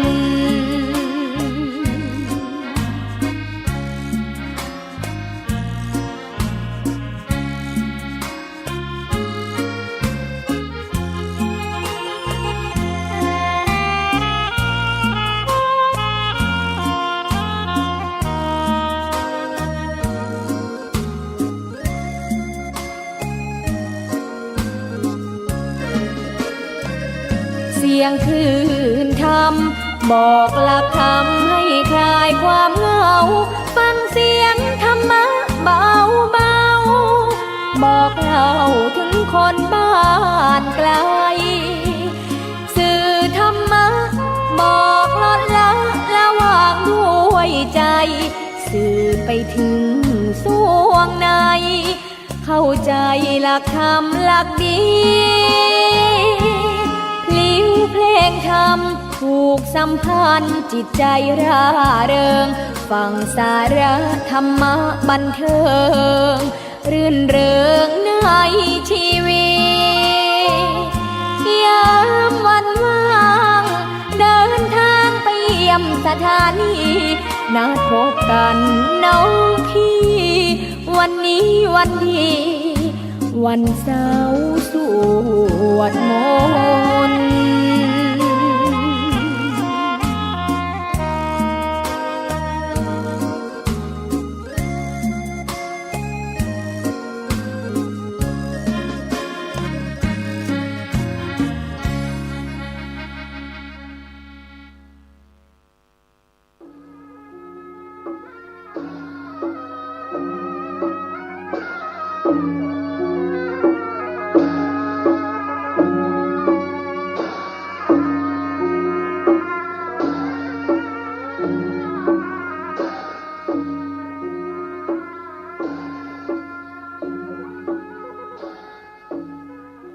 ขอความเจริญในธรรมและความผาสุกทางใจจงได้มาบังเกิดมีแก่ท่านสาธุชนคนดีผู้เจริญในศีลในธรรมทุกท่านพร้อมกันนี้ขอยกมือ10 นิ้วกราบอาราธนาเอาคุณพระพุทธเจ้าคุณพระธรรมพระสงฆ์คุณพ่อคุณแม่คุณครูบาอาจารย์ผู้ประสิทธิ์ประสาทวิชาความรู้บุญศีลบุญทานสิ่งศักดิ์สิทธิ์ทั้งหลายอันมีพระสยามเทวาธิราชพระบรมธาตุดอยสุเทพและครูบาเจ้าศรีวิจัยเป็นต้นขอได้โปรดมาอภิบาลปกปักรักษาพระสงฆ์พระเจ้าพระเนนเถนน้อยและท่านผู้รับฟังรายการทุกคนทุกท่านเพื่อปากันมีความสุขกายสุขใจเหมือนกันทุกตนทุกองค์ทุกผู้ทุกคนตลอดกาลนานมาแถมแล้วเน้อเสียงก้องเสียงกองเสียงมองต่ำเข้าเสียงตุเจ้าเทศนาธรรมมาเยี่ยมมาใจท่านสาธุชนคนดีทั้งหลายถึงบ้านถึงจองเพื่อเอาธรรมะแบบรากหญ้าแบบธรรมดามาฮือพ่อแม่พี่น้องทั้งหลายฟังก่อนที่จะได้ฟังนี้ขอเชิญชวนมวลพุทธบริษัททั้งหลายไหว้พระเหมือนกับนักมวยไหว้ครูระลึกถึงครูบาอาจารย์ก่อนผู้ที่ไปแสวงหาสัจธรรม4 อสงไขยปลายแสนมหากัปและ10 ญาติปางสุดท้ายได้เกิดมาเป็นพญาเวสสันตละตานเข้าของทรัพย์สมบัติสละบัลลังก์ไปบวชเป็นพระฤาษีตานเมียตานลูกบำเพ็ญขนาดหนักจนได้ตรัสรู้เฮาไหว้ครูบาอาจารย์เนี่ยก่อนเน้ออาลังหังสัมมาสัมพุทโธภควาพุทธังภควันตังอภิวาเทมิกราบสวากขาโตภควตาธัมโมธัมมังนัมสสามิกราบสุปฏิปันโนภควโตสาวกสังโฆสังฆังนะมามิกราบหันทัพไมยังพุทธัสสะภควโตบุพาภะคณะมะกะลังกะโลมาเสนะโมตัสสะภควโตอะระหะโตสัมมาสัมพุทธัสสะนะโมตัสสะภควโตอะระหะโตสัมมาสัมพุทธัสสะนะโมตัสสะภควโตอะระหะโตสัมมาสัมพุทธัสสะพุทธังสรณังกัจฉามิธัมมังสรณังกัจฉามิสังฆังสรณังกัจฉามิตุติยัมปิพุทธังสรณังกัจฉามิตุติยัมปิธัมมังสรณังกัจฉามิตุติยัมปิสังฆังสรณังกัจฉามิต ติยัมปิพุทธังสรณังกัจฉามิตติยัมปิธัมมังสรณังกัจฉามิตติยัมปิสังฆังสรณังกัจฉามิอิติปิโสภะคะวาอะระหังสัมมาสัมพุทโธวิชชาจารณะสัมปันโนสุขโตโลกาวิทูอนุตตโลปุริสาธัมมสาละถิสัทธาเทวมนุสสานังพุทโธภควาติสวากาโตภควตาธัมโมสันติติโกอากาลิโกเอหิปัสสิโกโอปนะยิโกปัจจัตตังเวทิตโพวินยูหิติสุปฏิปันโนภควโตสาวกสังโฆอุจุปฏิปันโนภควโตสาวกสังโฆญาญะปฏิปันโนภควโตสาวกสังโฆสามิเจปฏิปันโนภควโตสาวกสังโฆญาติตังจัตตาลิปุริสายุคานิอัฏฐปุริสาปุคลาเอสาภะคะวะโตสาวกสังโฆอาหุไนโยปาหุไนโยทักขิไนโยอัญจลิกาละนิโยอนุตตะลังปุญญเขตังโลกัสสาติกราบหนึ่งกราบสองกราบสามเวลาล่วงเลยไปจะน้อยบัดนี้เราทำอะไรอยู่จะต้องทำเวลาให้เป็นประโยชน์แม่น้ำมันไหลไปแล้วต้องเอามาเป็นประโยชน์ให้ได้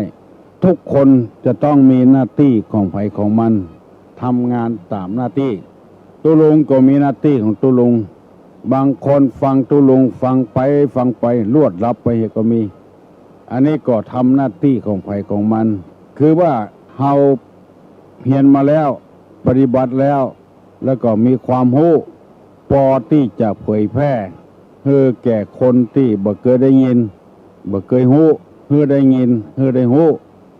มีความเต็มอกเต็มใจที่จะเผยแพร่น้ำธรรมคำสอนในทางพุทธศาสนาให้พี่น้องทั้งหลายฟังตุลงมีสุภาษิตของจีนของคนโบราณเปิ้นว่าไว้เพื่อให้คนเฮานี่บ่ได้หลงสุภาษิตนี้เป็นกรรมที่ฟังแล้วเอามาวิจารณ์คือมันกว้างขวางได้แล้วก็เป็นคติเตือนอกเตือนใจเฮาเพราะคนเฮานี่บ่ใจจะหู้เสียงเหี่ยบ่ตกบ่เสียงยิ่งนานไปคนเฮานี่เป็นปุถุชนคือคนธรรมดาแล้วก็ยังบ่ปอกแก่งแย่งกันชิงดีชิงเด่นกันไผได้ดีบ่ได้กลัวกันได้ดีดังที่ปรากฏในข่าววิทยุหนังสือพิมพ์และทีวีนายกเกี่ยวกับหุ้นกับอย่างของเพิ่นตั้งฝ่ายค้านก็ดีฝ่ายที่บ่ชอบก็ดีกำลังวิจารณ์กันจะดึงนายกออกจากความเป็นนายกเพราะผิดกฎหมายเกี่ยวกับหุ้นความดีที่รัฐบาลที่นายกทำมานักต่อนักเป็นความบดีไปเหียเอาความผิดนิดเดียวเข้ามาแก้เหมือนกับยาพิษรินลงแม่น้ำป่าน้อยป่าใหญ่ตายกันหมดคอยจะเป็นพิษเป็นภัยกับคนอื่นยิ่งคนต่ำบ้านต่ำจองเฮานี่ยิ่งให้ความดีไผ่ทำมาบ่ปรากฏจะเอาความพิษเข้าใส่กันอยู่ตลอดเวลาดังที่เป็นมากูเตื้อแล้วเฮาจะอยู่กันได้อย่างไรไผ่ทำความดีบ่มองในแง่ดีมองในแง่ให้ถ้าคนเฮามีศีลมีธรรมอย่างที่ตุลุงนำมาเสนอถึงวันนี้เฮาจะอยู่ด้วยกันม่วนบัดทะเลาะเบาะแว้งกันการไผ่การมันงานไผ่งานมันไผ่ทำไผ่ได้ไผ ภัยบ่ทำภัยบ่ได้อยู่ด้วยกัน ชุมชนจะเข้มแข็งขึ้นตึงวันนี้มันแน่พ่อตั้งผิดตั้งแต่ไหนแต่ใดมาแล้วลองสังเกตพ่อไปซื้อบัดเต้าบัดแตงไปซื้อไก่ซื้อไข่ใกล้ไข่บ่ได้เขาก็ดึงหูอยู่กำปิ้นไปปิ้นมากำไข่แยงไปแยงมาพ่อเอาตังผิดไข่เป็นแก้นบ่ได้มองตังถูกไปพ่อเอาตังผิดกำบัดเต้าจะซื้อบัดเต้ากำปิ้นไปปิ้นมาพ่อไปพ่อมาแยงหาตังผิดพ่อผิดกันเหียก่อนจะดีจะชั่วบ่พ่อเด้อพอความผิดกันเหียก่อนมันอยู่กันบ่ม่วนมันอยู่กันบ่มีศีลมีธรรมแน่จะมีพฤติกรรมในทางบ่ดีผัวพ่อเมียเมียพ่อผัวบ่ลงเอยกันสักเตื้อถ้าคนเฮามันมีศีลมีธรรมแล้วมันจะลงเอยกันเวยคนตั้งอกตั้งใจทำงานต่อตั้งใจทำงานคนมองผิดก็มองผิดอยู่เรื่อยๆบ่มีกำลังใจที่จะทำการทำงานตุลงหันว่าสังคมมันจะแย่ไปถึงวันเพราะคนเขามองกันในแง่ที่ผิดแง่ที่บ่ถูกต้องวันนี้มีสุภาษิตจะมาเสนอพี่น้องทั้งหลายในโลกนี้เพิ่นบอกว่าถ้าคิดอะไรได้ตามปรารถนาโลกนี้จะบ่มีคนจน ลองฟังทีๆแล้วถ้าคนเขากู้คนนี่คิดอะไรได้ตามใจปรารถนาโลกนี้จะบ่มีคนจนคือหมายความว่าโลกเขาเนี่ยเป็นอนิจจังเป็นทุกขังเป็นอนัตตาเป็นความบ่เมี่ยงบ่มั่นบ่เที่ยงเป็นทุกข์และปัจจัยของเฮาเพราะฉะนั้นเมื่อคิดอันใดบ่ได้สมใจปรารถนาก็อย่าไปผิดหวังอย่าไปโคตรอย่าไปเกลียดอย่าไปประชดชีวิตตัวเก่าเพราะว่ามันเป็นอย่างเอี้ยเป็นปุถุชนเป็นคนธรรมดาเฮาบ่ใจภาริยะจะแสดงอย่างออกมาได้จะเนรมิตอย่างออกมาได้เป็นคนธรรมดาเมื่อคิดอันใดบ่ได้สมปรารถนาก็จะไปโคตรจะไปเกลียดจะไปทำลายตัวเก่าบางคนนี่จนปอฆ่าตัวเก่าประชดชีวิตทำร้ายคนอื่นบ่ได้แม่ยิงคนเดียวบ่ได้ก็ฆ่าพ่อฆ่าแม่ฆ่าตัวเก่าเพราะว่าบ่ได้ฟังธรรมอันนี้ภาษิตนี้เป็นจึงกล่าวไว้ว่าทางขึ้นภูเขาไม่ใช่มีทางเดียวฟังทีๆนะทางขึ้นภูเขาไม่ใช่มีทางเดียวคือหมายความว่าคิดอะไรบ่สำเร็จก็ต้องพยายามจนได้จนขึ้นเขาขึ้นดอยได้มันไม่ใช่มีหนทางเดียวถ้าขึ้นทางนี้บ่ได้ก็ต้องขึ้นทางอื่นทางมันถึงมีอยู่มันยังแบ่งหนทางให้เฮาอยู่กงกับสุภาษิตบทนี้อย่างเดียวกันว่าถ้าคิดอะไรสมปรารถนาจะไม่มีคนจนจะมีแต่คนรวยซื้อหวยถูกเหี่ยวกูใบมันมีคนจนละ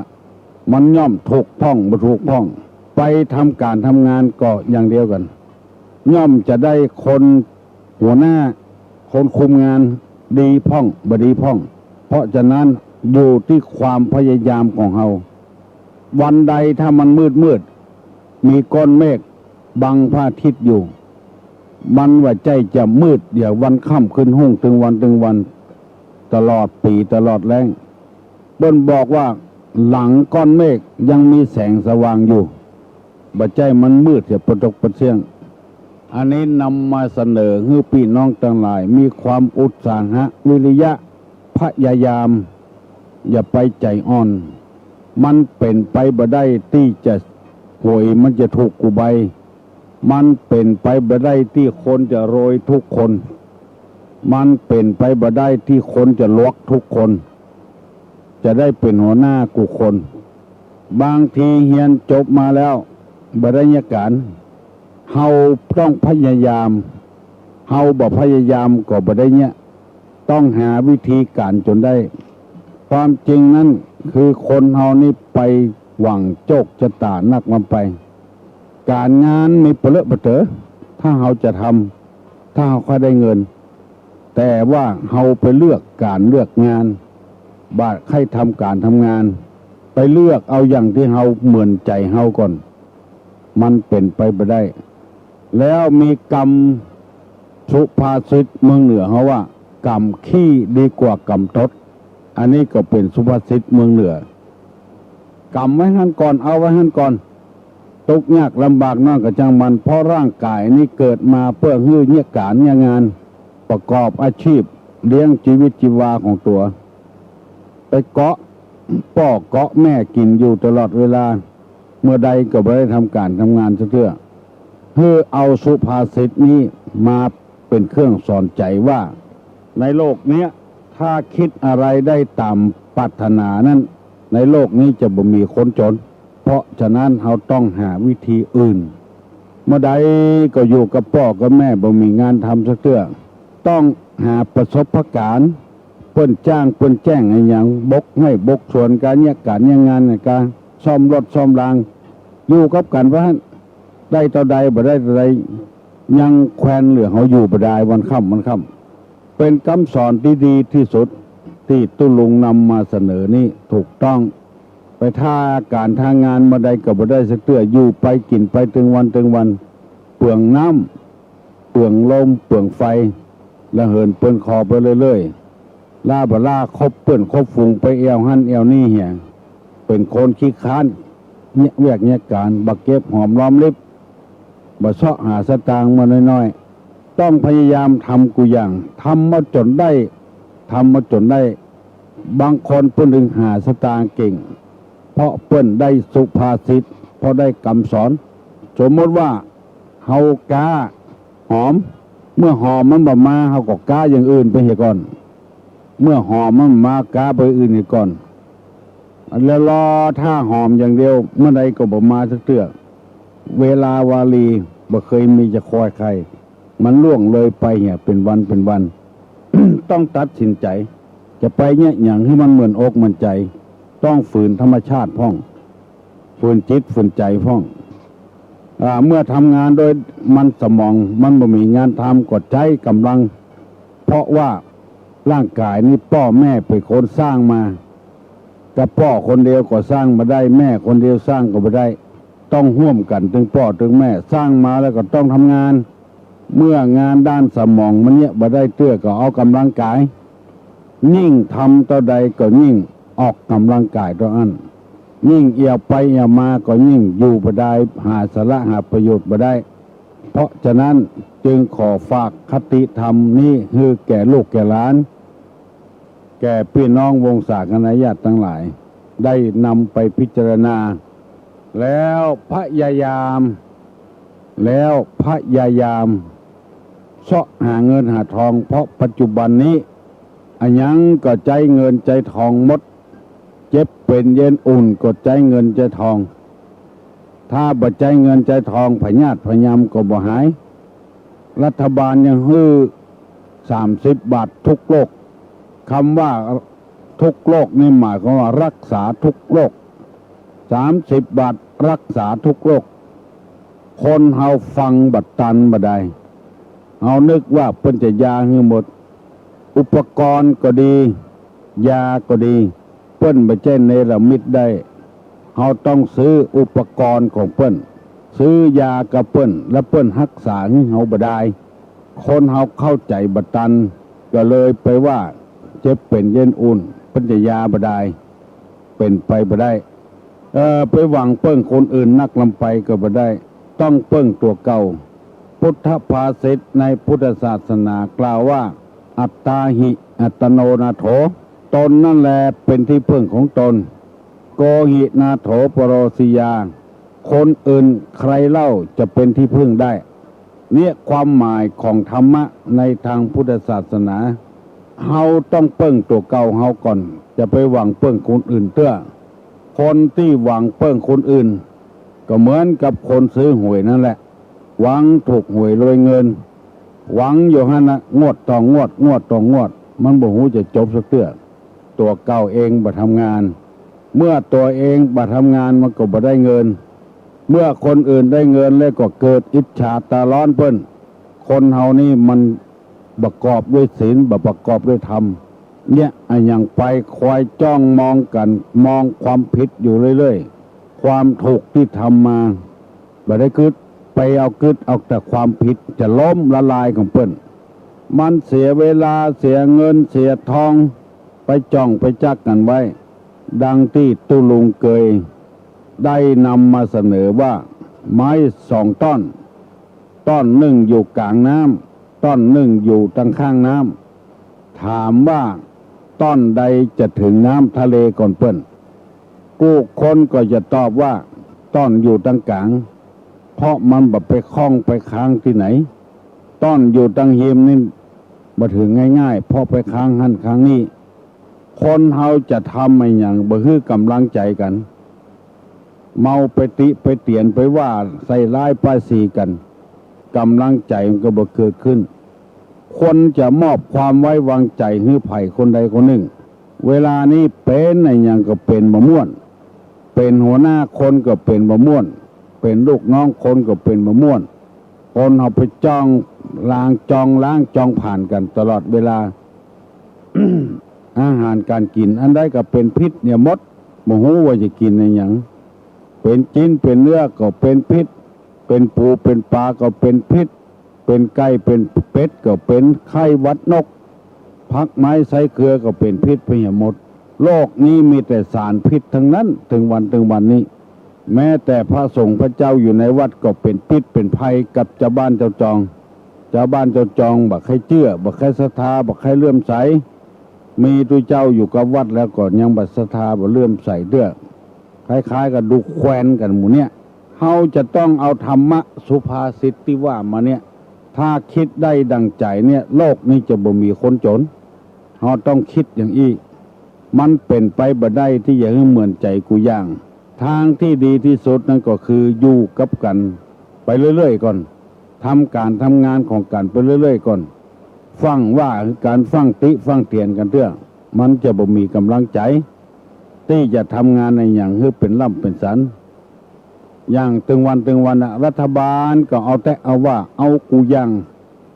ปราบปรามยาเสพติดใจนี่ IMF การพนันขันต่องานศพงานซากมีการมีงานแต่ก่อนนี้มีกระพายกระไฮโลบัดเดี๋ยวนี้ดักปิ้งโหยเถื่อนขายกันเกลื่อนกาดทั่วบ้านทั่วเมืองภัยบ่สามารถที่จะปราบปรามลงได้รัฐบาลก็พยายามทำจนได้จนปรากฏหันกันมาเป็นเนื้อเป็นตัวแล้วบ่มีคนพอบ่มีคนมอง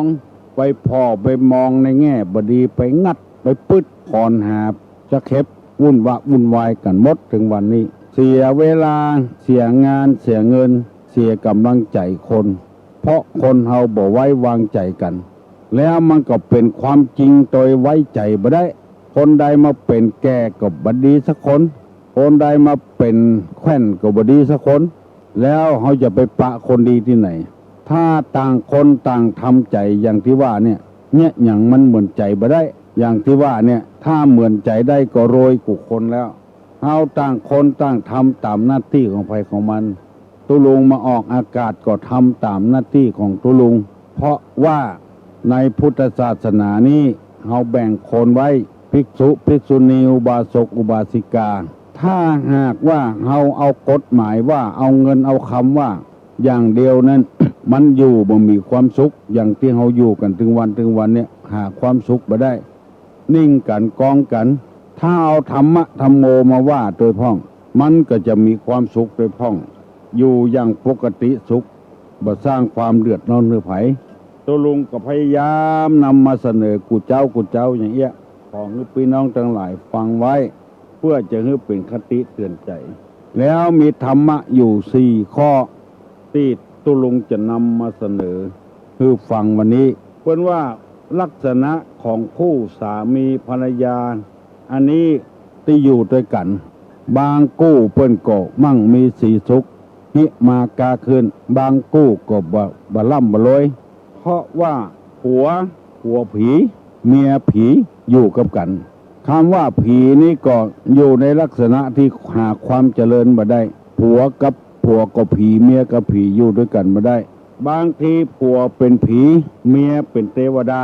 อันนี้ก็พอจะอนุโลมกันได้พ้องผัวเป็นผีเมียเป็นเทวดาบางรายนี่เมียเป็นเทวดาผัวเป็นเทวดาเมียเป็นผีอันนี้อยู่ด้วยกันก็พอจะทุเลากันได้ ถ้าผัวก็เป็นเทวดาเมียก็เป็นเทวดาเนี่ยไปพอไปสังเกตเถอะไปสังเกตเถอะผัวก็ดีเมียก็ดีผัวก็เป็นเทวดาเมียก็เป็นเทวดาบัทะเลาะเบาะแว้งบ่พิษบ่เถียงกันประหยัดเงินประหยัดทองช่วยกันหิหาช่วยกันบ่อยู่ด้วยกันบ่ได้ถ้าผัวก็ผีเมียก็ผีนี่อยู่ไปเถอะกุมเท่าบ่ตึงเบิ่งบ่กุมเท่าตายพิษกันเถียงกันถึงวันหาเรื่องหาล่าเขาใส่กันถึงวันคนโบราณเพิ่นว่าจะไปพิษไปเถียงกันนี่หยังจะมีไผมาเป็นตัดสินเฮาอวดอ้างให้เฮายกเงื่อนปั่นให้เฮาคือเป็นเทวดาคำว่าเทวดาเนี่ยบอกว่าไม่ยิงประจายมีอยู่สองอย่างทำที่จะคือคนเป็นเทวดาหนึ่งมีความละอายสองมีความกลัวละอายต่อความบดีพิษกันเถียงกันถึงวันถึงผัวถึงเมียอายให้พี่น้อง10 ชาวเจ้าบ้านไผจะมาอวดมาอ้างเฮาว่าเฮาเนี่ยเป็นผีถึงกู้ไผมาอวดมาอ้างเฮาพอมีไผมาอวดมาอ้างเปิ้นรำคาญผัวกรรมเมียกรรมผัวกรรมเมียกรรมผัวก็ขี้เหล้าเมียก็ขี้เหล้าบ่มีไผมาอวดมาอ้างแล้วต้องกลัวอกกวดใจพี่น้องเพื่อนบ้านใกล้เรือนเคียงเพิ่นจะรำคาญเฮาหมู่นี้เป็นต้นอายคือเพิ่นอันยังก็บ่มีมาพิษเอาเรื่องมาพิษกันเถียงกันแถมถ้าเอาทำ2 อย่างนี้เข้ามาปกจิตปกใจแล้วมันจะดีขึ้นตุลุงนำเอาธรรมะมาเสนอขอเงือท่านผู้ฟังทั้งหลายกูคู่กูคนมีความสุขบันหวันใจหิมากล้าขึ้นอยู่กันคือม่วนเน้อจะไปก่อทะเลาะวิวาทอย่างกันวันนี้ถ้าเอาดีวันพุธก็จะดีกันต่อไปชุมชนจะได้เข้มแข็งขึ้นตั้งอกตั้งใจรับปอนเนอสัปปีติโยวิวัชชันตุสัพพะโรโควินัสสตุมาเตภวะตวนตะราโยสุขีตีคายุกูภวะอภิวาทนะสีดิสะนิจังวุธาปัจจายิโนจัตตาโลธรรมาวัฏันติอายุวันโนสุขังปลัง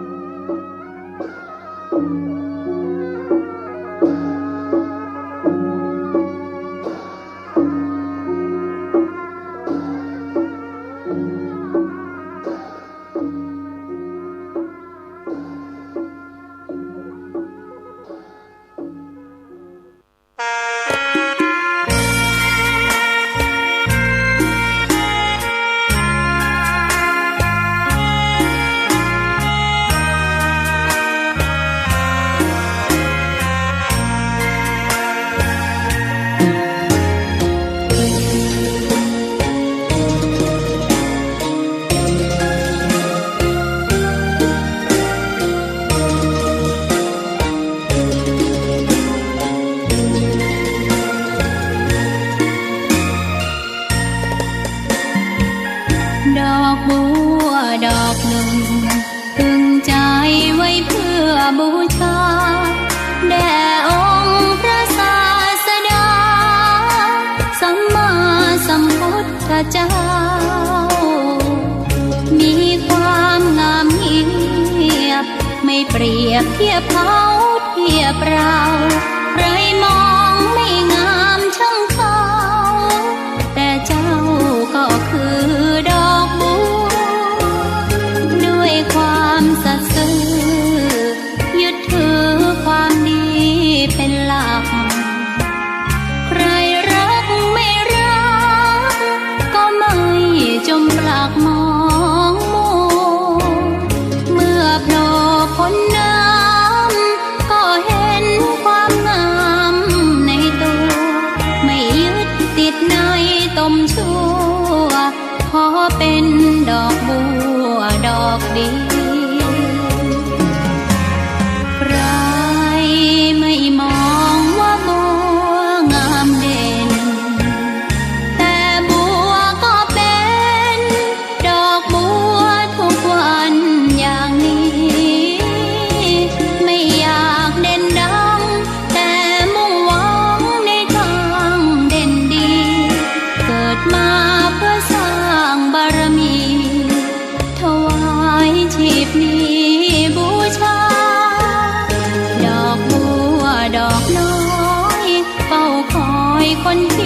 ใจบุญมาโอบเอื้อเกื้อกูลรู้ค่าของบุญเก็บบัวขึ้นมาเพื่อสร้างความดีและเสริมบารมีดังว่าใช้ดอกบัวนี้บูชาพระสัมมาสัมพุทธองค์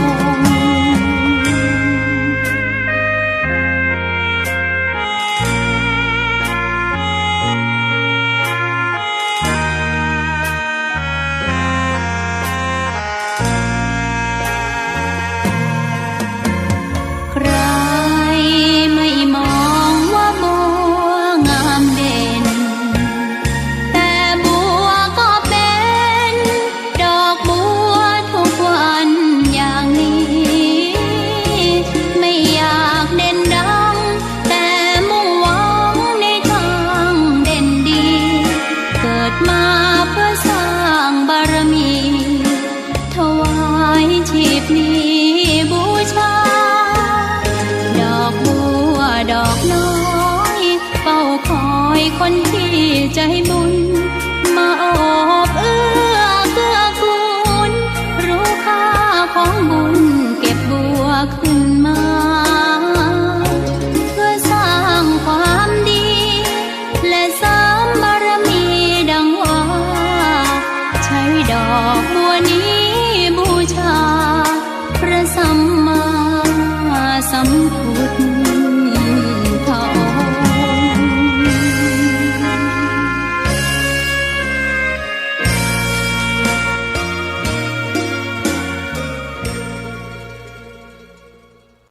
นังกัจฉามิตุติยัมปิธัมมังสารนังกัจฉามิ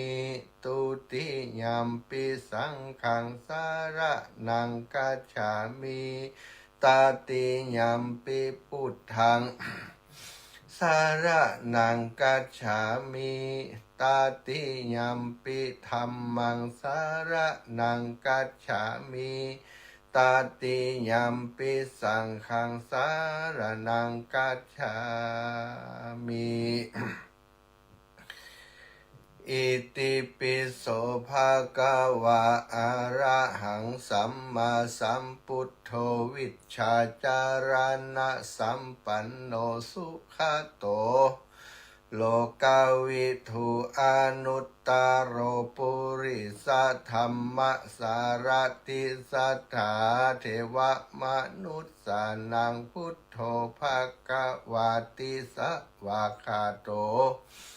ภะคะวะตาธัมโมสันทิฏฐิโกอะกาลิโกเอหิปัสสิโกโอปานาญิโกปัจจตังเวทิตาโพวินยูหิติสุปฏิปันโนภะคะวะโตสาวกสังโฆอุชุปฏิปันโนภะคะวะโตสาวกสังโฆยายาปฏิปันโนภะคะวะโตสาวกสังโฆสามิจิปฏิปันโนภะคะวะโตสาวกสังโฆยัตถิทางจัตตาริปุริสายุคานิอัฏฐปุริสาปุคลาเอสาภะคะวะโตสาวกสังโฆอาหุนายโยปาหุนายโยทักขินายโยอัญจลิกะระนิโยอนุตตรังปุญญเขตังโลกัสสติกราบพระพร้อมกันเนอศรัทธาญาติโยมทั้งหลายกราบหนึ่งพุทธังวรันตังศิรสานะมามิกราบสองธรรมังวรันตังศิรสานะมามิกราบสามสังฆังวรันตังศิรสานะมามิศรัทธาญาติโยมไหว้พระสวดมนต์กราบพระพร้อมกันเรียบร้อยแล้วนะลำดับต่อไป ก็จะได้สนทนาพูดจากับศรัทธาญาติโยมอีปออีแม่ทั้งหลาย วันนี้นะก็หลายคนหลายท่านอาจจะ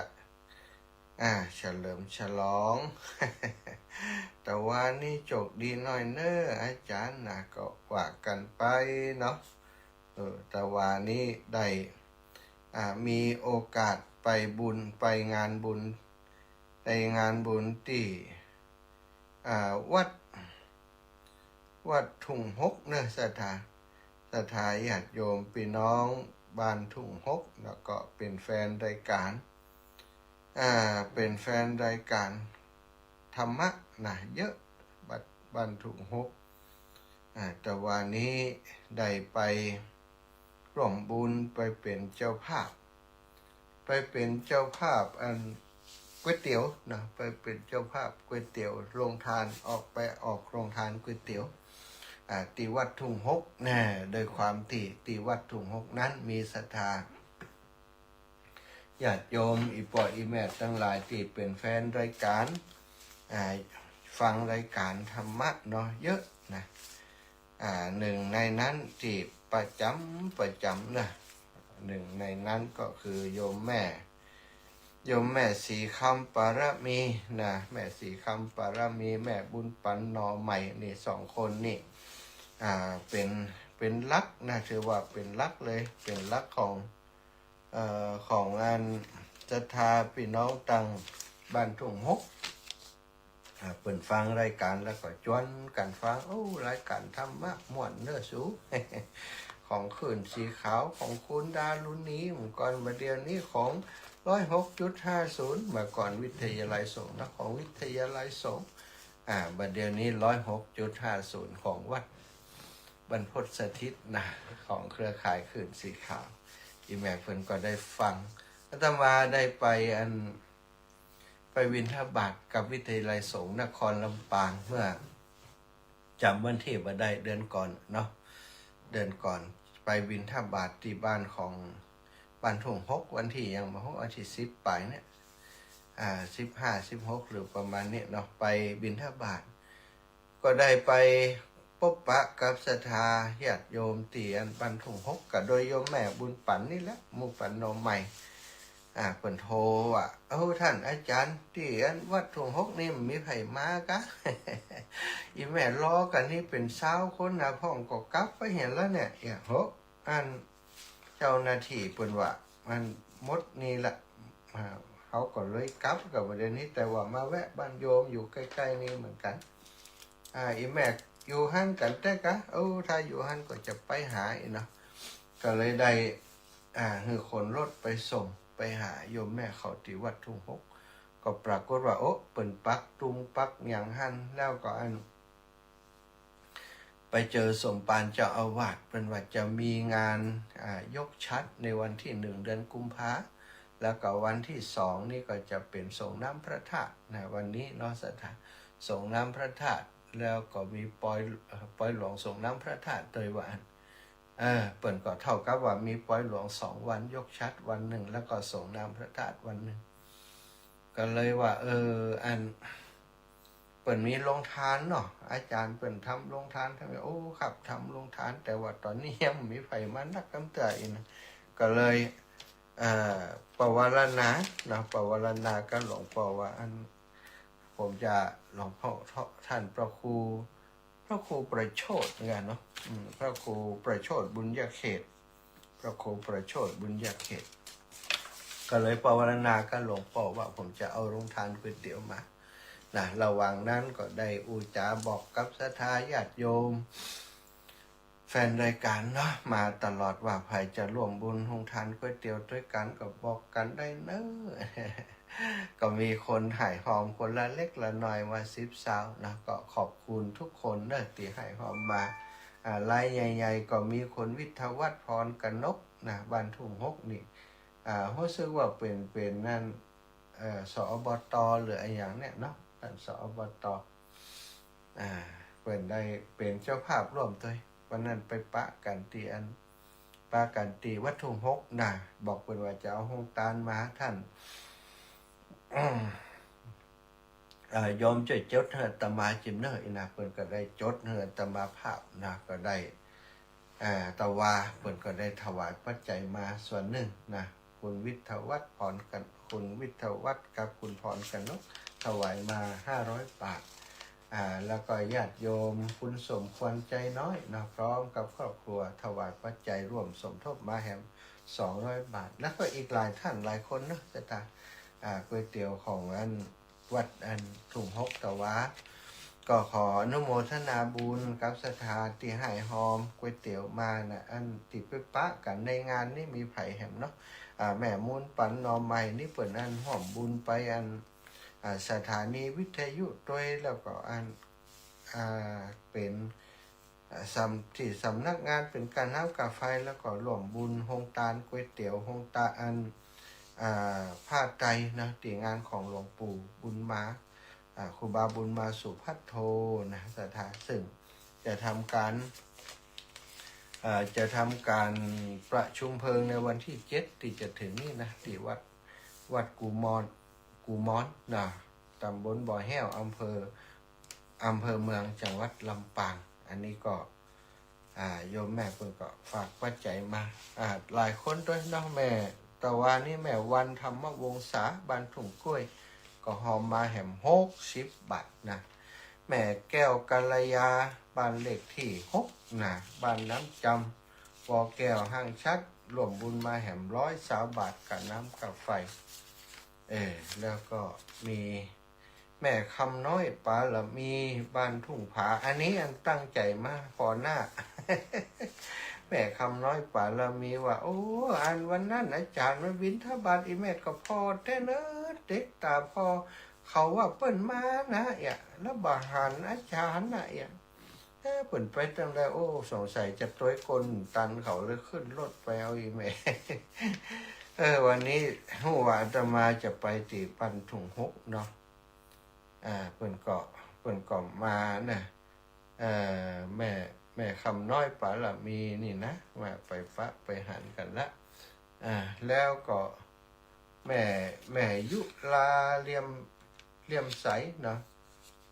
บันตาแหนอันนี้เปิ้นโทรมาได้เนาะดีใจนะแล้วก็ไข่นี่แม่คำสุขใจเยอะวางนี่ก็ป้ากันแต่ว่าสาธุเนาะทุกคนทุกท่านเนอะบรรณาภัยเป็นภัยที่พบปะกันแต่ว่านี่หลายคนหลายท่านฝากหอมก๋วยเตี๋ยวฝากหอมงานศพหลวงปู่มานะงานศพหลวงปู่บุญมาที่จะทำการประชุมเพลิงในวันที่7นะ7เปิ้นจะเอาศพลงวันที่3นี่วันที่3นี่อาตมาก็จะไปเป็นนั่นเจ้าภาพเอาน้ำดื่มเนาะน้ำดื่มนี่แม่บุญนาคชัยธนุเอาน้ำดื่มมา50 แพ็คนะไปถวายที่งานศพของหลวงปู่เนาะแล้วก็ถวายมาที่วัดบรรพตแห่ง15 แพ็คโยมแม่เป็นผู้ที่มีจิตใจเป็นบุญเป็นกุศลเป็นลูกศิษย์ของหลวงปู่บุญมาตัวนะเพิ่นเอาน้ำถวายก็จะเอาน้ำไปออกโครงตาลน้ำดื่มวันที่3นี่น้ำดื่มกับไอศครี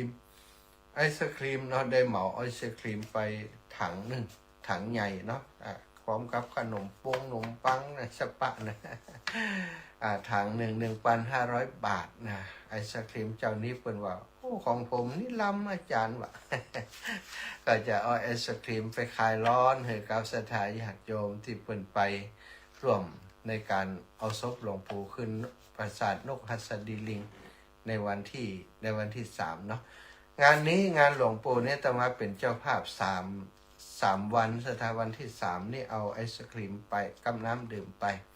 วันที่6นะเอา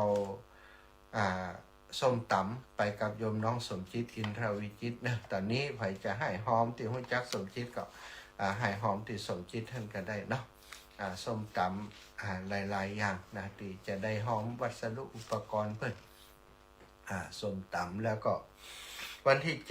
อาตมาจะเอาก๋วยเตี๋ยวไปนะศรัทธาโอ้อีแม่จะหอมวันใดก่อนแล้วแต่เนาะคน10 คน20ก็ได้ละศรัทธาพอได้เป็นบุญเป็นกุศลด้วยกัน ตะวันนี้แม่หลวงเงินใจสิงห์บ้านทุ่งกล้วยนะหอมผ้ามา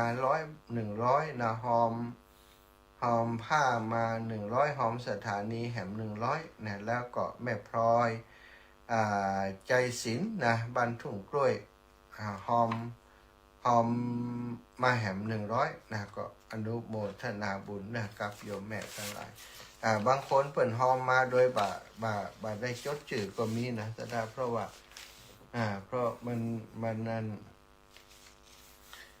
เปิ่นบ่ได้ใส่ซองมาเนาะแล้วอาตมาก็มีตังจดชื่อก็ขอบคุณอนุโมทนาบุญทุกคนทุกท่านโยมน้องโยมลุงโยมน้องติ๋มเนาะติ๋มสิริพรกันทวงศ์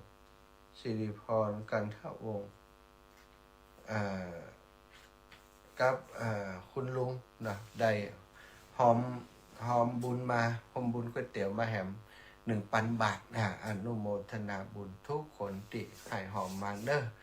เอาปอนให้ศรัทธาที่เป็นหอมปัจจัยหอมตั้งนี่หรอแม่นี่หรอกลับของเปิดมาแล้วมันได้ประกาศแม่เนี่ยแม่สมพรดวงรัตน์นะแม่สมพรดวงรัตน์หอมโรงทานของท่านอาจารย์สมชาติมา300 บาทนะแล้วก็แม่บุญเทียมใจแก้วนายอินแก้วใจแก้วนะอุทิศไปหาพ่อสงวนอุบลศรีหอมโรงทานมาแหม100 บาทแล้วก็แม่สมพรดวงรัตน์นะโยมแม่คนเดิมบ้านตาเขาน้อยหอมสร้างห้องพักสถานีวิทยุมา 2,000 บาทแม่บุญนาคชัยธนุพร้อมกับลูกหลานทำบุญสำนักงานทำบุญเป็นส่วนของกระเบื้อง500 บาทนะแล้วก็ทำบุญงานลงทานนะลงทานแล้วก็อย่างอื่นแหม300 บาทสถานคุณโยมสมบัติโยเหลาร่วมทำบุญ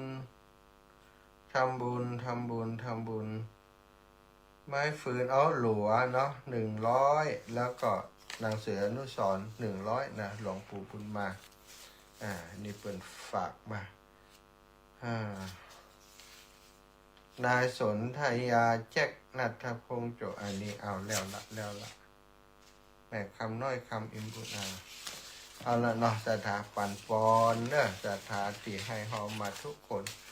สาธุชัยยาสิทธิท่านังลาพังโสทิ้งบุญกุศลสถาท่านเจ้าได้ให้หอมลงทานก็ดีได้ให้หอมหลัวไล่ให้หอมให้หอมหลัวให้หอมฟืนให้หอมผ้าไตรในงานประชุมเพลิงศพของหลวงปู่ครูบาบุญมาสุพัทโทอายุ93 ปี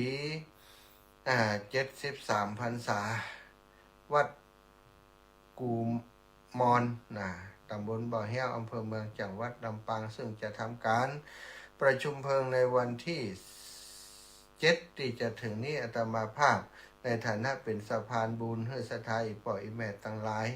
ขออนุโมทนาบุญขอบคุณทุกคนทุกท่านขอบุญตะกินบุญตานที่ศรัทธาท่านเจ้าทั้งหลายกระทำบำเพ็ญร่วมกับอาตมาในคราวครั้งนี้เป็นเตชะเป็นปารมี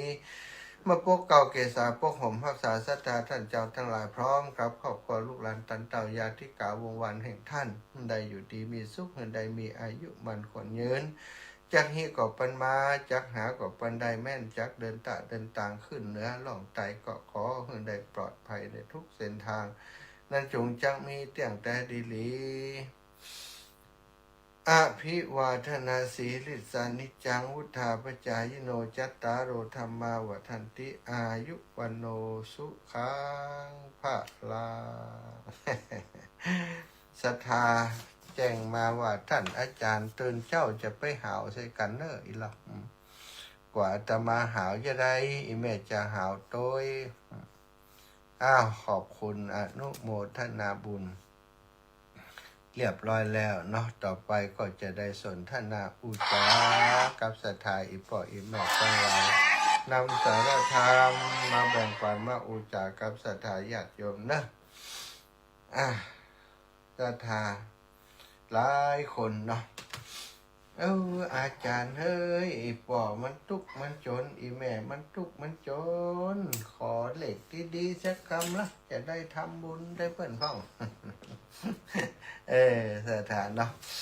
เพราะว่าคนเฮาบางครั้งบางทีก็มองเรื่องของบุญของกุศลเป็นเรื่องของโจกของลาภก็มีนะถ้าทำบุญนักจะมีโจกมีลาภบางคนปะตุเจ้านี่บอกขอความสุขอย่างอื่นขอโจกขอลาภอย่างเดียวทำบุญไอ้ยังก็ขออธิษฐานขอให้มีโจกมีลาภสถาก็ได้หมดเขาจะขอเนาะขอโจกขอลาภแต่คนสมัยก่อนโบราณการโพธิสัตว์เจ้าทั้งหลายเวลาทำบุญเนี่ยเปิ้นปรารถนามรรคผลนิพพานปรารถนาที่จะอยู่ดีสบายมีสุขภาพที่ดีปรารถนาสุขภาพปรารถนาในเรื่องของบุญของกุศลไม่ได้ปรารถนาว่าขอให้ถูกจกถูกเบอร์ขอให้เทวดามาช่วยอำนวยพรมรรคผลหรือว่าอำนวยพรให้มีทรัพย์สินสลิงคารแต่คนปัจจุบันนี้เราทำบุญแล้วก็ส่วนใหญ่เนี่ยขอกำเถอะเต็มกำเถอะ มันก็ค่อนข้างจะพิษวัตถุประสงค์ของการทำบุญไปเยอะเนาะสถานกลายเป็นค่านิยมนะต้องใช้คำว่าค่านิยมเพราะคนส่วนใหญ่เวลาทำบุญก็หวังโจกลาภนะมันก็เลยห่างไกลกับว่าจะเป็นบุญที่แท้จริงสถานในสมัยก่อนอดีตการก็มีคนที่อยากจนคนหนึ่งอยู่ในกรุงสาวัตถีเป็นชายที่อยากจนหันเปิ่นไปวัดกันถึงวันตัวเองนี่เป็นคนทุกคนจนผ้าจะใส่ก็ขาดวิ่นซะท่าเป็นคนที่หาเช้ากินค่ำหาบัดเดียวนี้ได้มาก็กินบัดเดียวนี้ เพราะว่าอยากจนเหลือเกินซะท่าหาบอกกุ้มเลี้ยงครอบครัวบอกกุ้มเลี้ยงตัวลำบากชีวิตเขาแล้วก็อยากหันเปิ่นไปวัดใส่ชุดขาวใส่อย่างไปวัดถือดอกไม้ไปวัดก็ใครไปอย่างเปิ่นแต่ติว่าตัวเป็นคนจนเป็นคนที่หาเช้ากินค่ำลำบากกับการทำมาหากินตลอดจึงบ่ได้มีเวลาที่จะเข้าไปวัดไปวาถ้าเปิ้นแต่หารเปิ้นไปวัดทุกครั้งก็เกิดบุญเก่าเนาะเปิ้นว่าบุญมาเตือนนะว่าย่ำไปด้วยเปิ่นพ้องย่ำไปวัดไปวาด้วยเปิ่นพ้องเปิ่นไปกันทึกตัวกำมวดแต่ทำการทำงานใจหนึ่งก็บอกว่าก็จะไปอย่างไรเสื้อผ้าก็มอมแมมจะไปเปิ่นใส่ชุดขาวก็มีสักชุดขาวนี่เปิ่นใส่ชุดดีๆกันไปมาเปิ่นมีข้าวน้ำโภชนาอาหารไปตัวละเฮามีอย่างสักอย่างเขาจะไปด้วยเปิ่นจะใดก็ห้ามตัวเองอยู่อย่างนั้นเลยบัดได้ไปคิดว่าตัวเองเป็นคนคัดสนเป็นคนลำบากอย่างอีกคงบ่มีโอกาสที่จะไปเข้าเฝ้าพระพุทธเจ้าที่จะไปฟังธรรมจากพระพุทธเจ้าซะนะแต่คนเฮาเนาะในเมื่อมีบุญที่จะพบพระพุทธเจ้าแล้วบอกวันใดกับวันหนึ่งมันจะมีอันดลจิตดลใจเขาในเรื่องนี้ก็เช่นเดียวกันวันหนึ่งอยู่มาวันหนึ่ง ก็ได้ไปทำการทำงานอย่างเงี้ยนะครับมาปะใส่คนที่เปิดนั่นไปวัดไปเฝ้าฟังธรรมจากพระพุทธเจ้าไปเฝ้าผู้ฟังธรรมจากพระพุทธเจ้าก็เลยตัวเปิ่นไปซะท่ะตัวเปิ่นไปก็ไปนั่งอยู่ตั้งหลังนะอายเปิ่นอายเขาจะไปนั่งอยู่ตั้งหน้าก็อายเปิ่นวันนั้นพระสัมมาสัมพุทธเจ้าก็แสดงธรรมอนุปุพพีกถาโดยลำดับเรื่องของทานเรื่องของศีลเรื่องของสวรรค์เรื่องของ โทษของกามและทุนของการบวชพระองค์ทรงแสดงธรรมเป็นลำดับไปทรงเน้นเรื่องความเป็นปกติของคนเฮาถ้ารักษาความเป็นปกติไว้ได้คุณธรรมต่างๆก็ย่อมจะเกิดขึ้นตามมา ความเป็นปกติที่ว่านี้ก็คือการรักษาศีลที่เพื่อจะควบคุมกายควบคุมวาจาควบคุมใจของตนเองแล้วก็การฮื้อตานนั้นก็สามารถฮื้อตานได้หลายๆรูปแบบไม่ใช่ว่าต้องมีเงินมีทองต้องฮื้อตานอย่างเดียวพระองค์แสดงไปมักทุกขตะคนนี้ก็ได้ฟังทำไปโดยแต่ความติบ่ได้ส่งใจไปในพระธรรมเทศนาสักเท่าใดเพราะมีปัญหาค้างคาใจอยู่หั่นว่าตัวเองเป็นคนยากจนอย่างอีถ้าจะมารักษาศีลอย่างที่พระพุทธเจ้าได้ทรงตรัสหรือว่าทรงบอกศีลคือนั้นก็คือ 1. ห้ามฆ่าสัตว์ 2. ห้ามลักทรัพย์ 3. ห้ามประพฤติผิดในกาม 4. ห้ามพูดเท็จ 5. ห้ามดื่มสุราเมลัยบางข้อก็เอาทำได้แต่บางข้อนี่หันจะยากอยู่ป่าฆ่าสัตว์ตัดชีวิตเฮานี่ด้วยคนยากคนจนถ้าปลาสัตว์ป่าปะไออย่างปูปลาเฮาก็ต้องฆ่าต้องกินให้เฮาทำไว้เฮาเป็นคนทุกขตะยากจนเปิ่นฟังเทศกันแล้วเปิ่นรู้กันไปแล้วความคิดที่วนเวียนอยู่ในหัวเขานั้นทำให้อุบาสกคนนี้บ่สามารถจะลุกไปโดยเปิ่นได้เปิ่นลุกไปกันวุ่นๆแล้วเขายังนั่งอยู่ในที่ในสถานที่ที่เดิมพระพุทธองค์หลังจากโมทนาศรัทธาที่เปิ่นมาฟังธรรมแล้วพระองค์ก็ทรงนิ่งอยู่ที่เดิมเหมือนกัน พุทธเจ้าบรรลุไปไหนพุทธเจ้าบรรลุไปไหนภิกษุทั้งหลายก็บรรลุเหมือนกันศรัทธาก็นั่งล้อมพุทธเจ้าอยู่นั่งสมาธิไปอุบาสกคนนี้ได้โอกาสนายผู้อยากจนทุกขตะคนนี้ได้โอกาสก็การเข้าไปกระดอมตะก่อมการเข้าไปใกล้พระบาทของพระพุทธเจ้าแล้วก็กราบสาลงโดยเบญจางคประดิษฐ์3 ครั้งกราบเรียบร้อยแล้วก็นั่งประนมมืออยู่ข้างพระพุทธเจ้าแล้วก็ได้ทูลถามว่าข้าแต่พระสมณโคดมผู้เจริญเก้ากับผมนี้เป็นคนยากคนจนพอเสื้อผ้าก่อหู้ ถึงวันนี้หาเจ้ากินค่ำหาค่ำกินค่ำหาวันเดียวนี้กินวันเดียวนี้มันเป็นอย่างแต่ว่าเกิดมาเป็นคนยากจนได้รับความลำบากแบบนี้ตั้งแต่น้อยมาแล้วผมได้หันคนมาวัดนานมาแล้วก็อยากจะมาแต่ว่ามีโอกาสได้มาเพราะว่าอัตคัดสนเรื่องการทำมาหากินเหลือเกินวันนี้อดบ่ได้จึงได้มาแล้วก็มีข้อสงสัยมีความบ่สบายใจได้ยินศีลที่พระองค์ทรงประทานให้กับพุทธบริษัททั้งหลายแล้วกับผมก็อยากจะรักษาศีลเหมือนกันแต่ด้วยความคัดสนคงบ่สามารถจะรักษาศีลอย่างดีได้รักษาศีลอย่างดีได้พระพุทธองค์ก็บอกว่าโอ้เธอเข้าใจว่าอย่างใด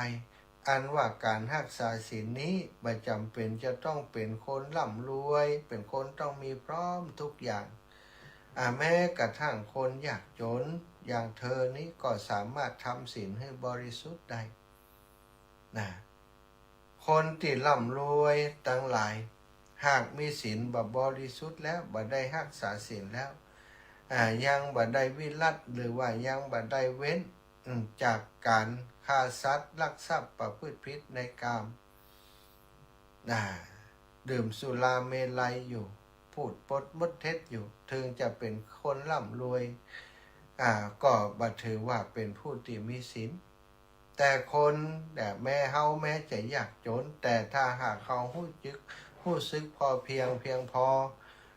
บ่ไปรักษาศีลโดยความตั้งใจ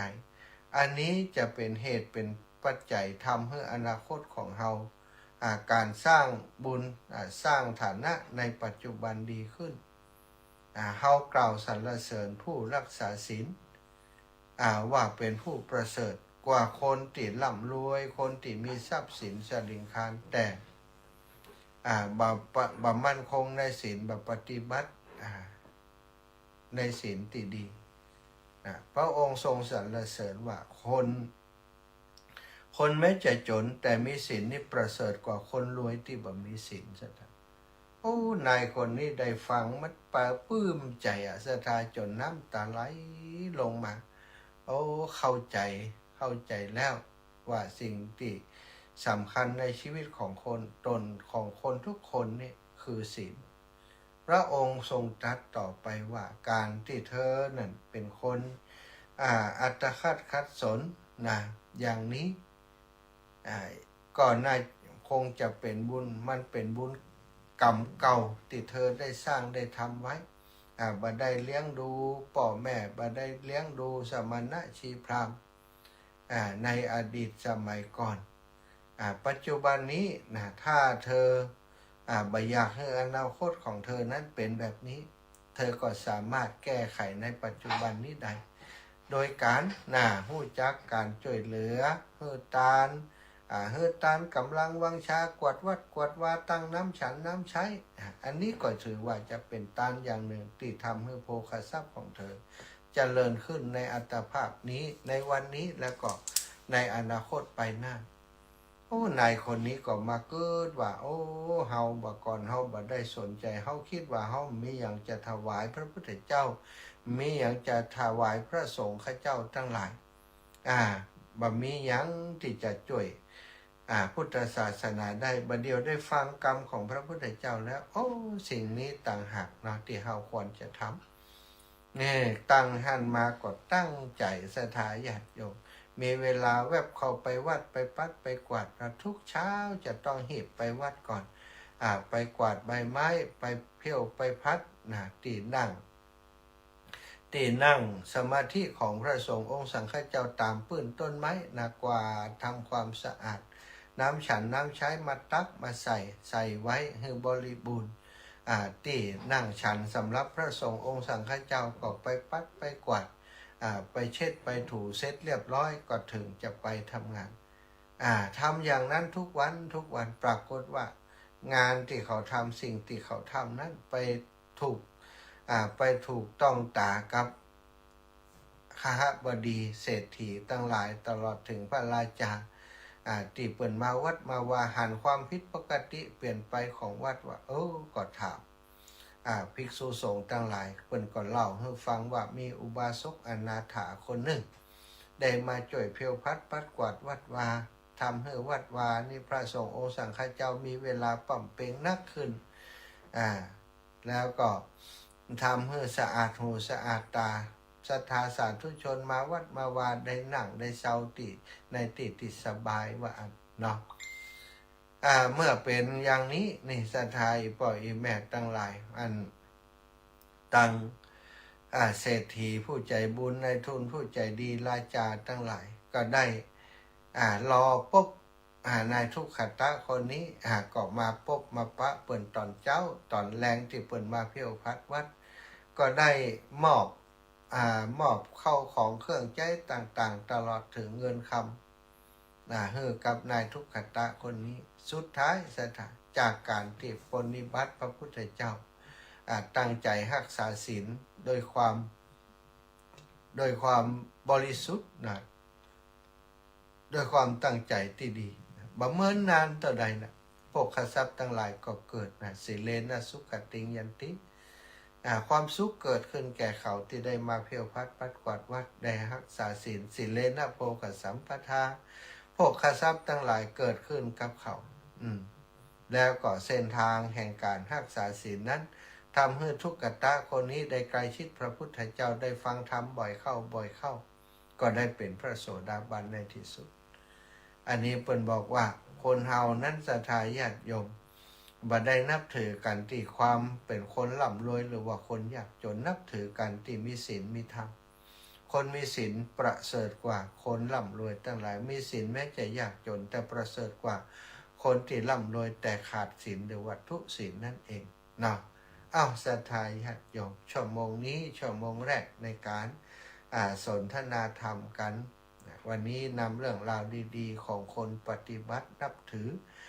พระพุทธเจ้ารักษาศีล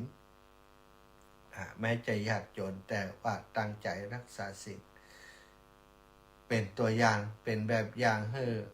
หมู่เฮาทั้งหลายเนาะที่มีข้ออ้างเสมอว่าบักไปวัดบ่ได้เท่าวันการงานนะรักษาศีลบ่ได้นะอาจารย์เฮ้ยเพราะมันยังเลี้ยงลูกเลี้ยงเมียอยู่เลี้ยงลูกเลี้ยงผัวอยู่คิดใหม่เนาะศรัทธาญาติโยมถ้าเราปรารถนาความสุขนะต้องลดการเบียดเบียนโดยประการต่างๆทั้งปวงเมื่อใดแล้วเราก็จะมีความสุขคนอื่นก็จะมีความสุขด้วยเราเอาละศรัทธาญาติโยมจะปั่นสายเปิดเวลาให้เปิดโอกาสให้ศรัทธาได้โทรมามาจากกันในช่วงเวลานี้ตี 3:45 นาทีพักเป็นช่วงถ้ายาวไปเสียงมันจะบ่ไหวเนาะ0808844173เนอะ0808844173ไผตื่นเจ้าลุกมา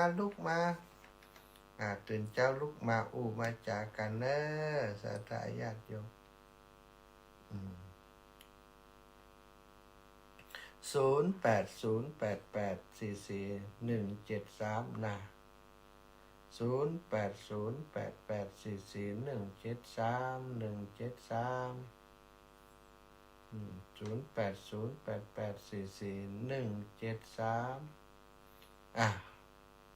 ถ้าโทรเข้ามาบัดตื่นกันเตื้อกะนะนี่รับกันอยู่กะ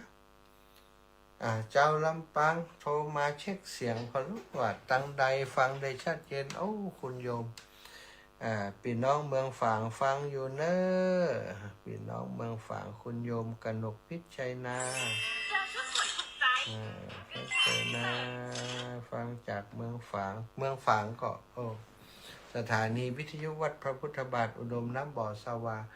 หลวงปู่จะมีการดอกป่อพระครูสุจิตานุรักษ์ดอกเตอร์เนาะเปิดเจ้าคณะอำเภอฝาง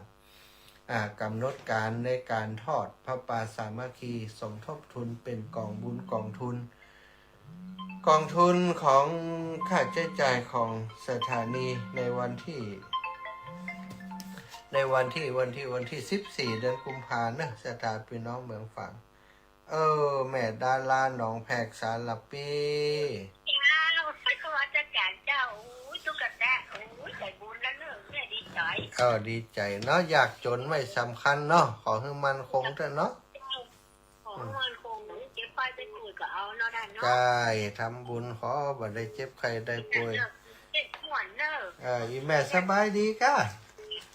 ไม่สบายดีเจ้าแม่ติดหลงดีแล้วขี่รถเสือหมอบได้อยู่เก่งเสือหมอบได้อยู่นี่เก่งจุดเทียนเนาะแล้วก็30 ตันนะไปตรงนี้30 ตันนะพระเจ้าประจำตัวแท้ดีแล้วสาธุนายานะเจ้าบุญฮักวันดีๆเนอะบ่รู้เจ็บไข้ได้ป่วยเนอะสาธุแม่ก็เหมือนกันจะได้ไปเจ็บใครได้ป่วยแม่นิเวศยามมาซักเจริญพรแม่นิเวศก็ว่าแม่บ่เย็นแม่บ้านเย็นจันตาวงนมัสการไหว้พระเจ้าเจ้าแม่วันนี้แม่ตื่นฟังวันนี้พระหรอตื่นเจ้ารอวันนี้วันนี้จะมาบิณฑบาตวันที่มา9กับเจ้าวันนี้ไปบ้านเนี่ยก็แม่บ้านน้ำโจประจำป่ะนะเจ้าอีแม่เดี๋ยวถ้าไปบอกแม่นะสาธุเจ้าแม่ดารามเสียงเด็กอะแม่ดารา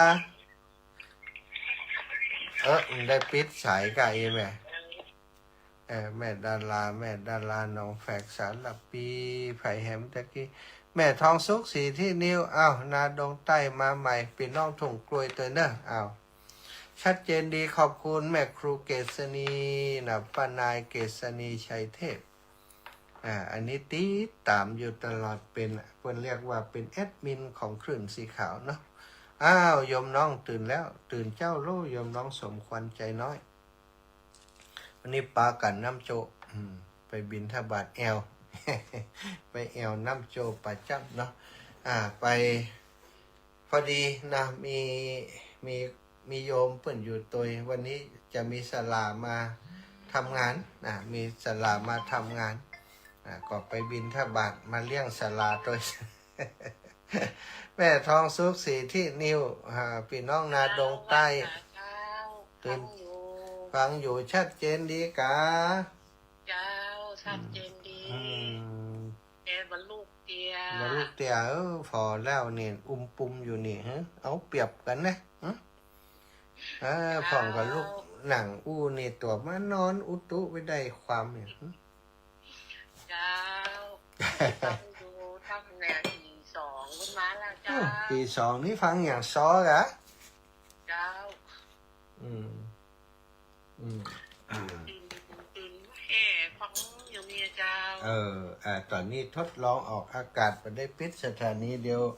แหมสักหน่อยก็จะปิดผ่องเนาะตั้งแต่4 ทุ่ม 5 ทุ่มก็จะปิดจะได้พักเครื่องผ่องขอบคุณนะแม่เนอบุญหักษาแม่ทองสุขอยู่ดีมีสุขจื่อเปิ่นงามทองสุขเจริญพรแม่แก้วแม่ยาแก้วกาดโป่ง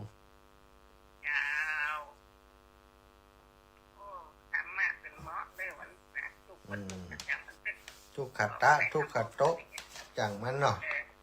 ตะไก่จังทุกขัดตะเขาได้ทำบุญเขาดูจิตใจเขานี่เขาได้ทำบุญอย่างดีเป็นคนจนแต่มีศีลดีกว่าคนรวยแต่ว่าขาดศีลเนาะคนรวยขาดศีลนี่มิเสน่ห์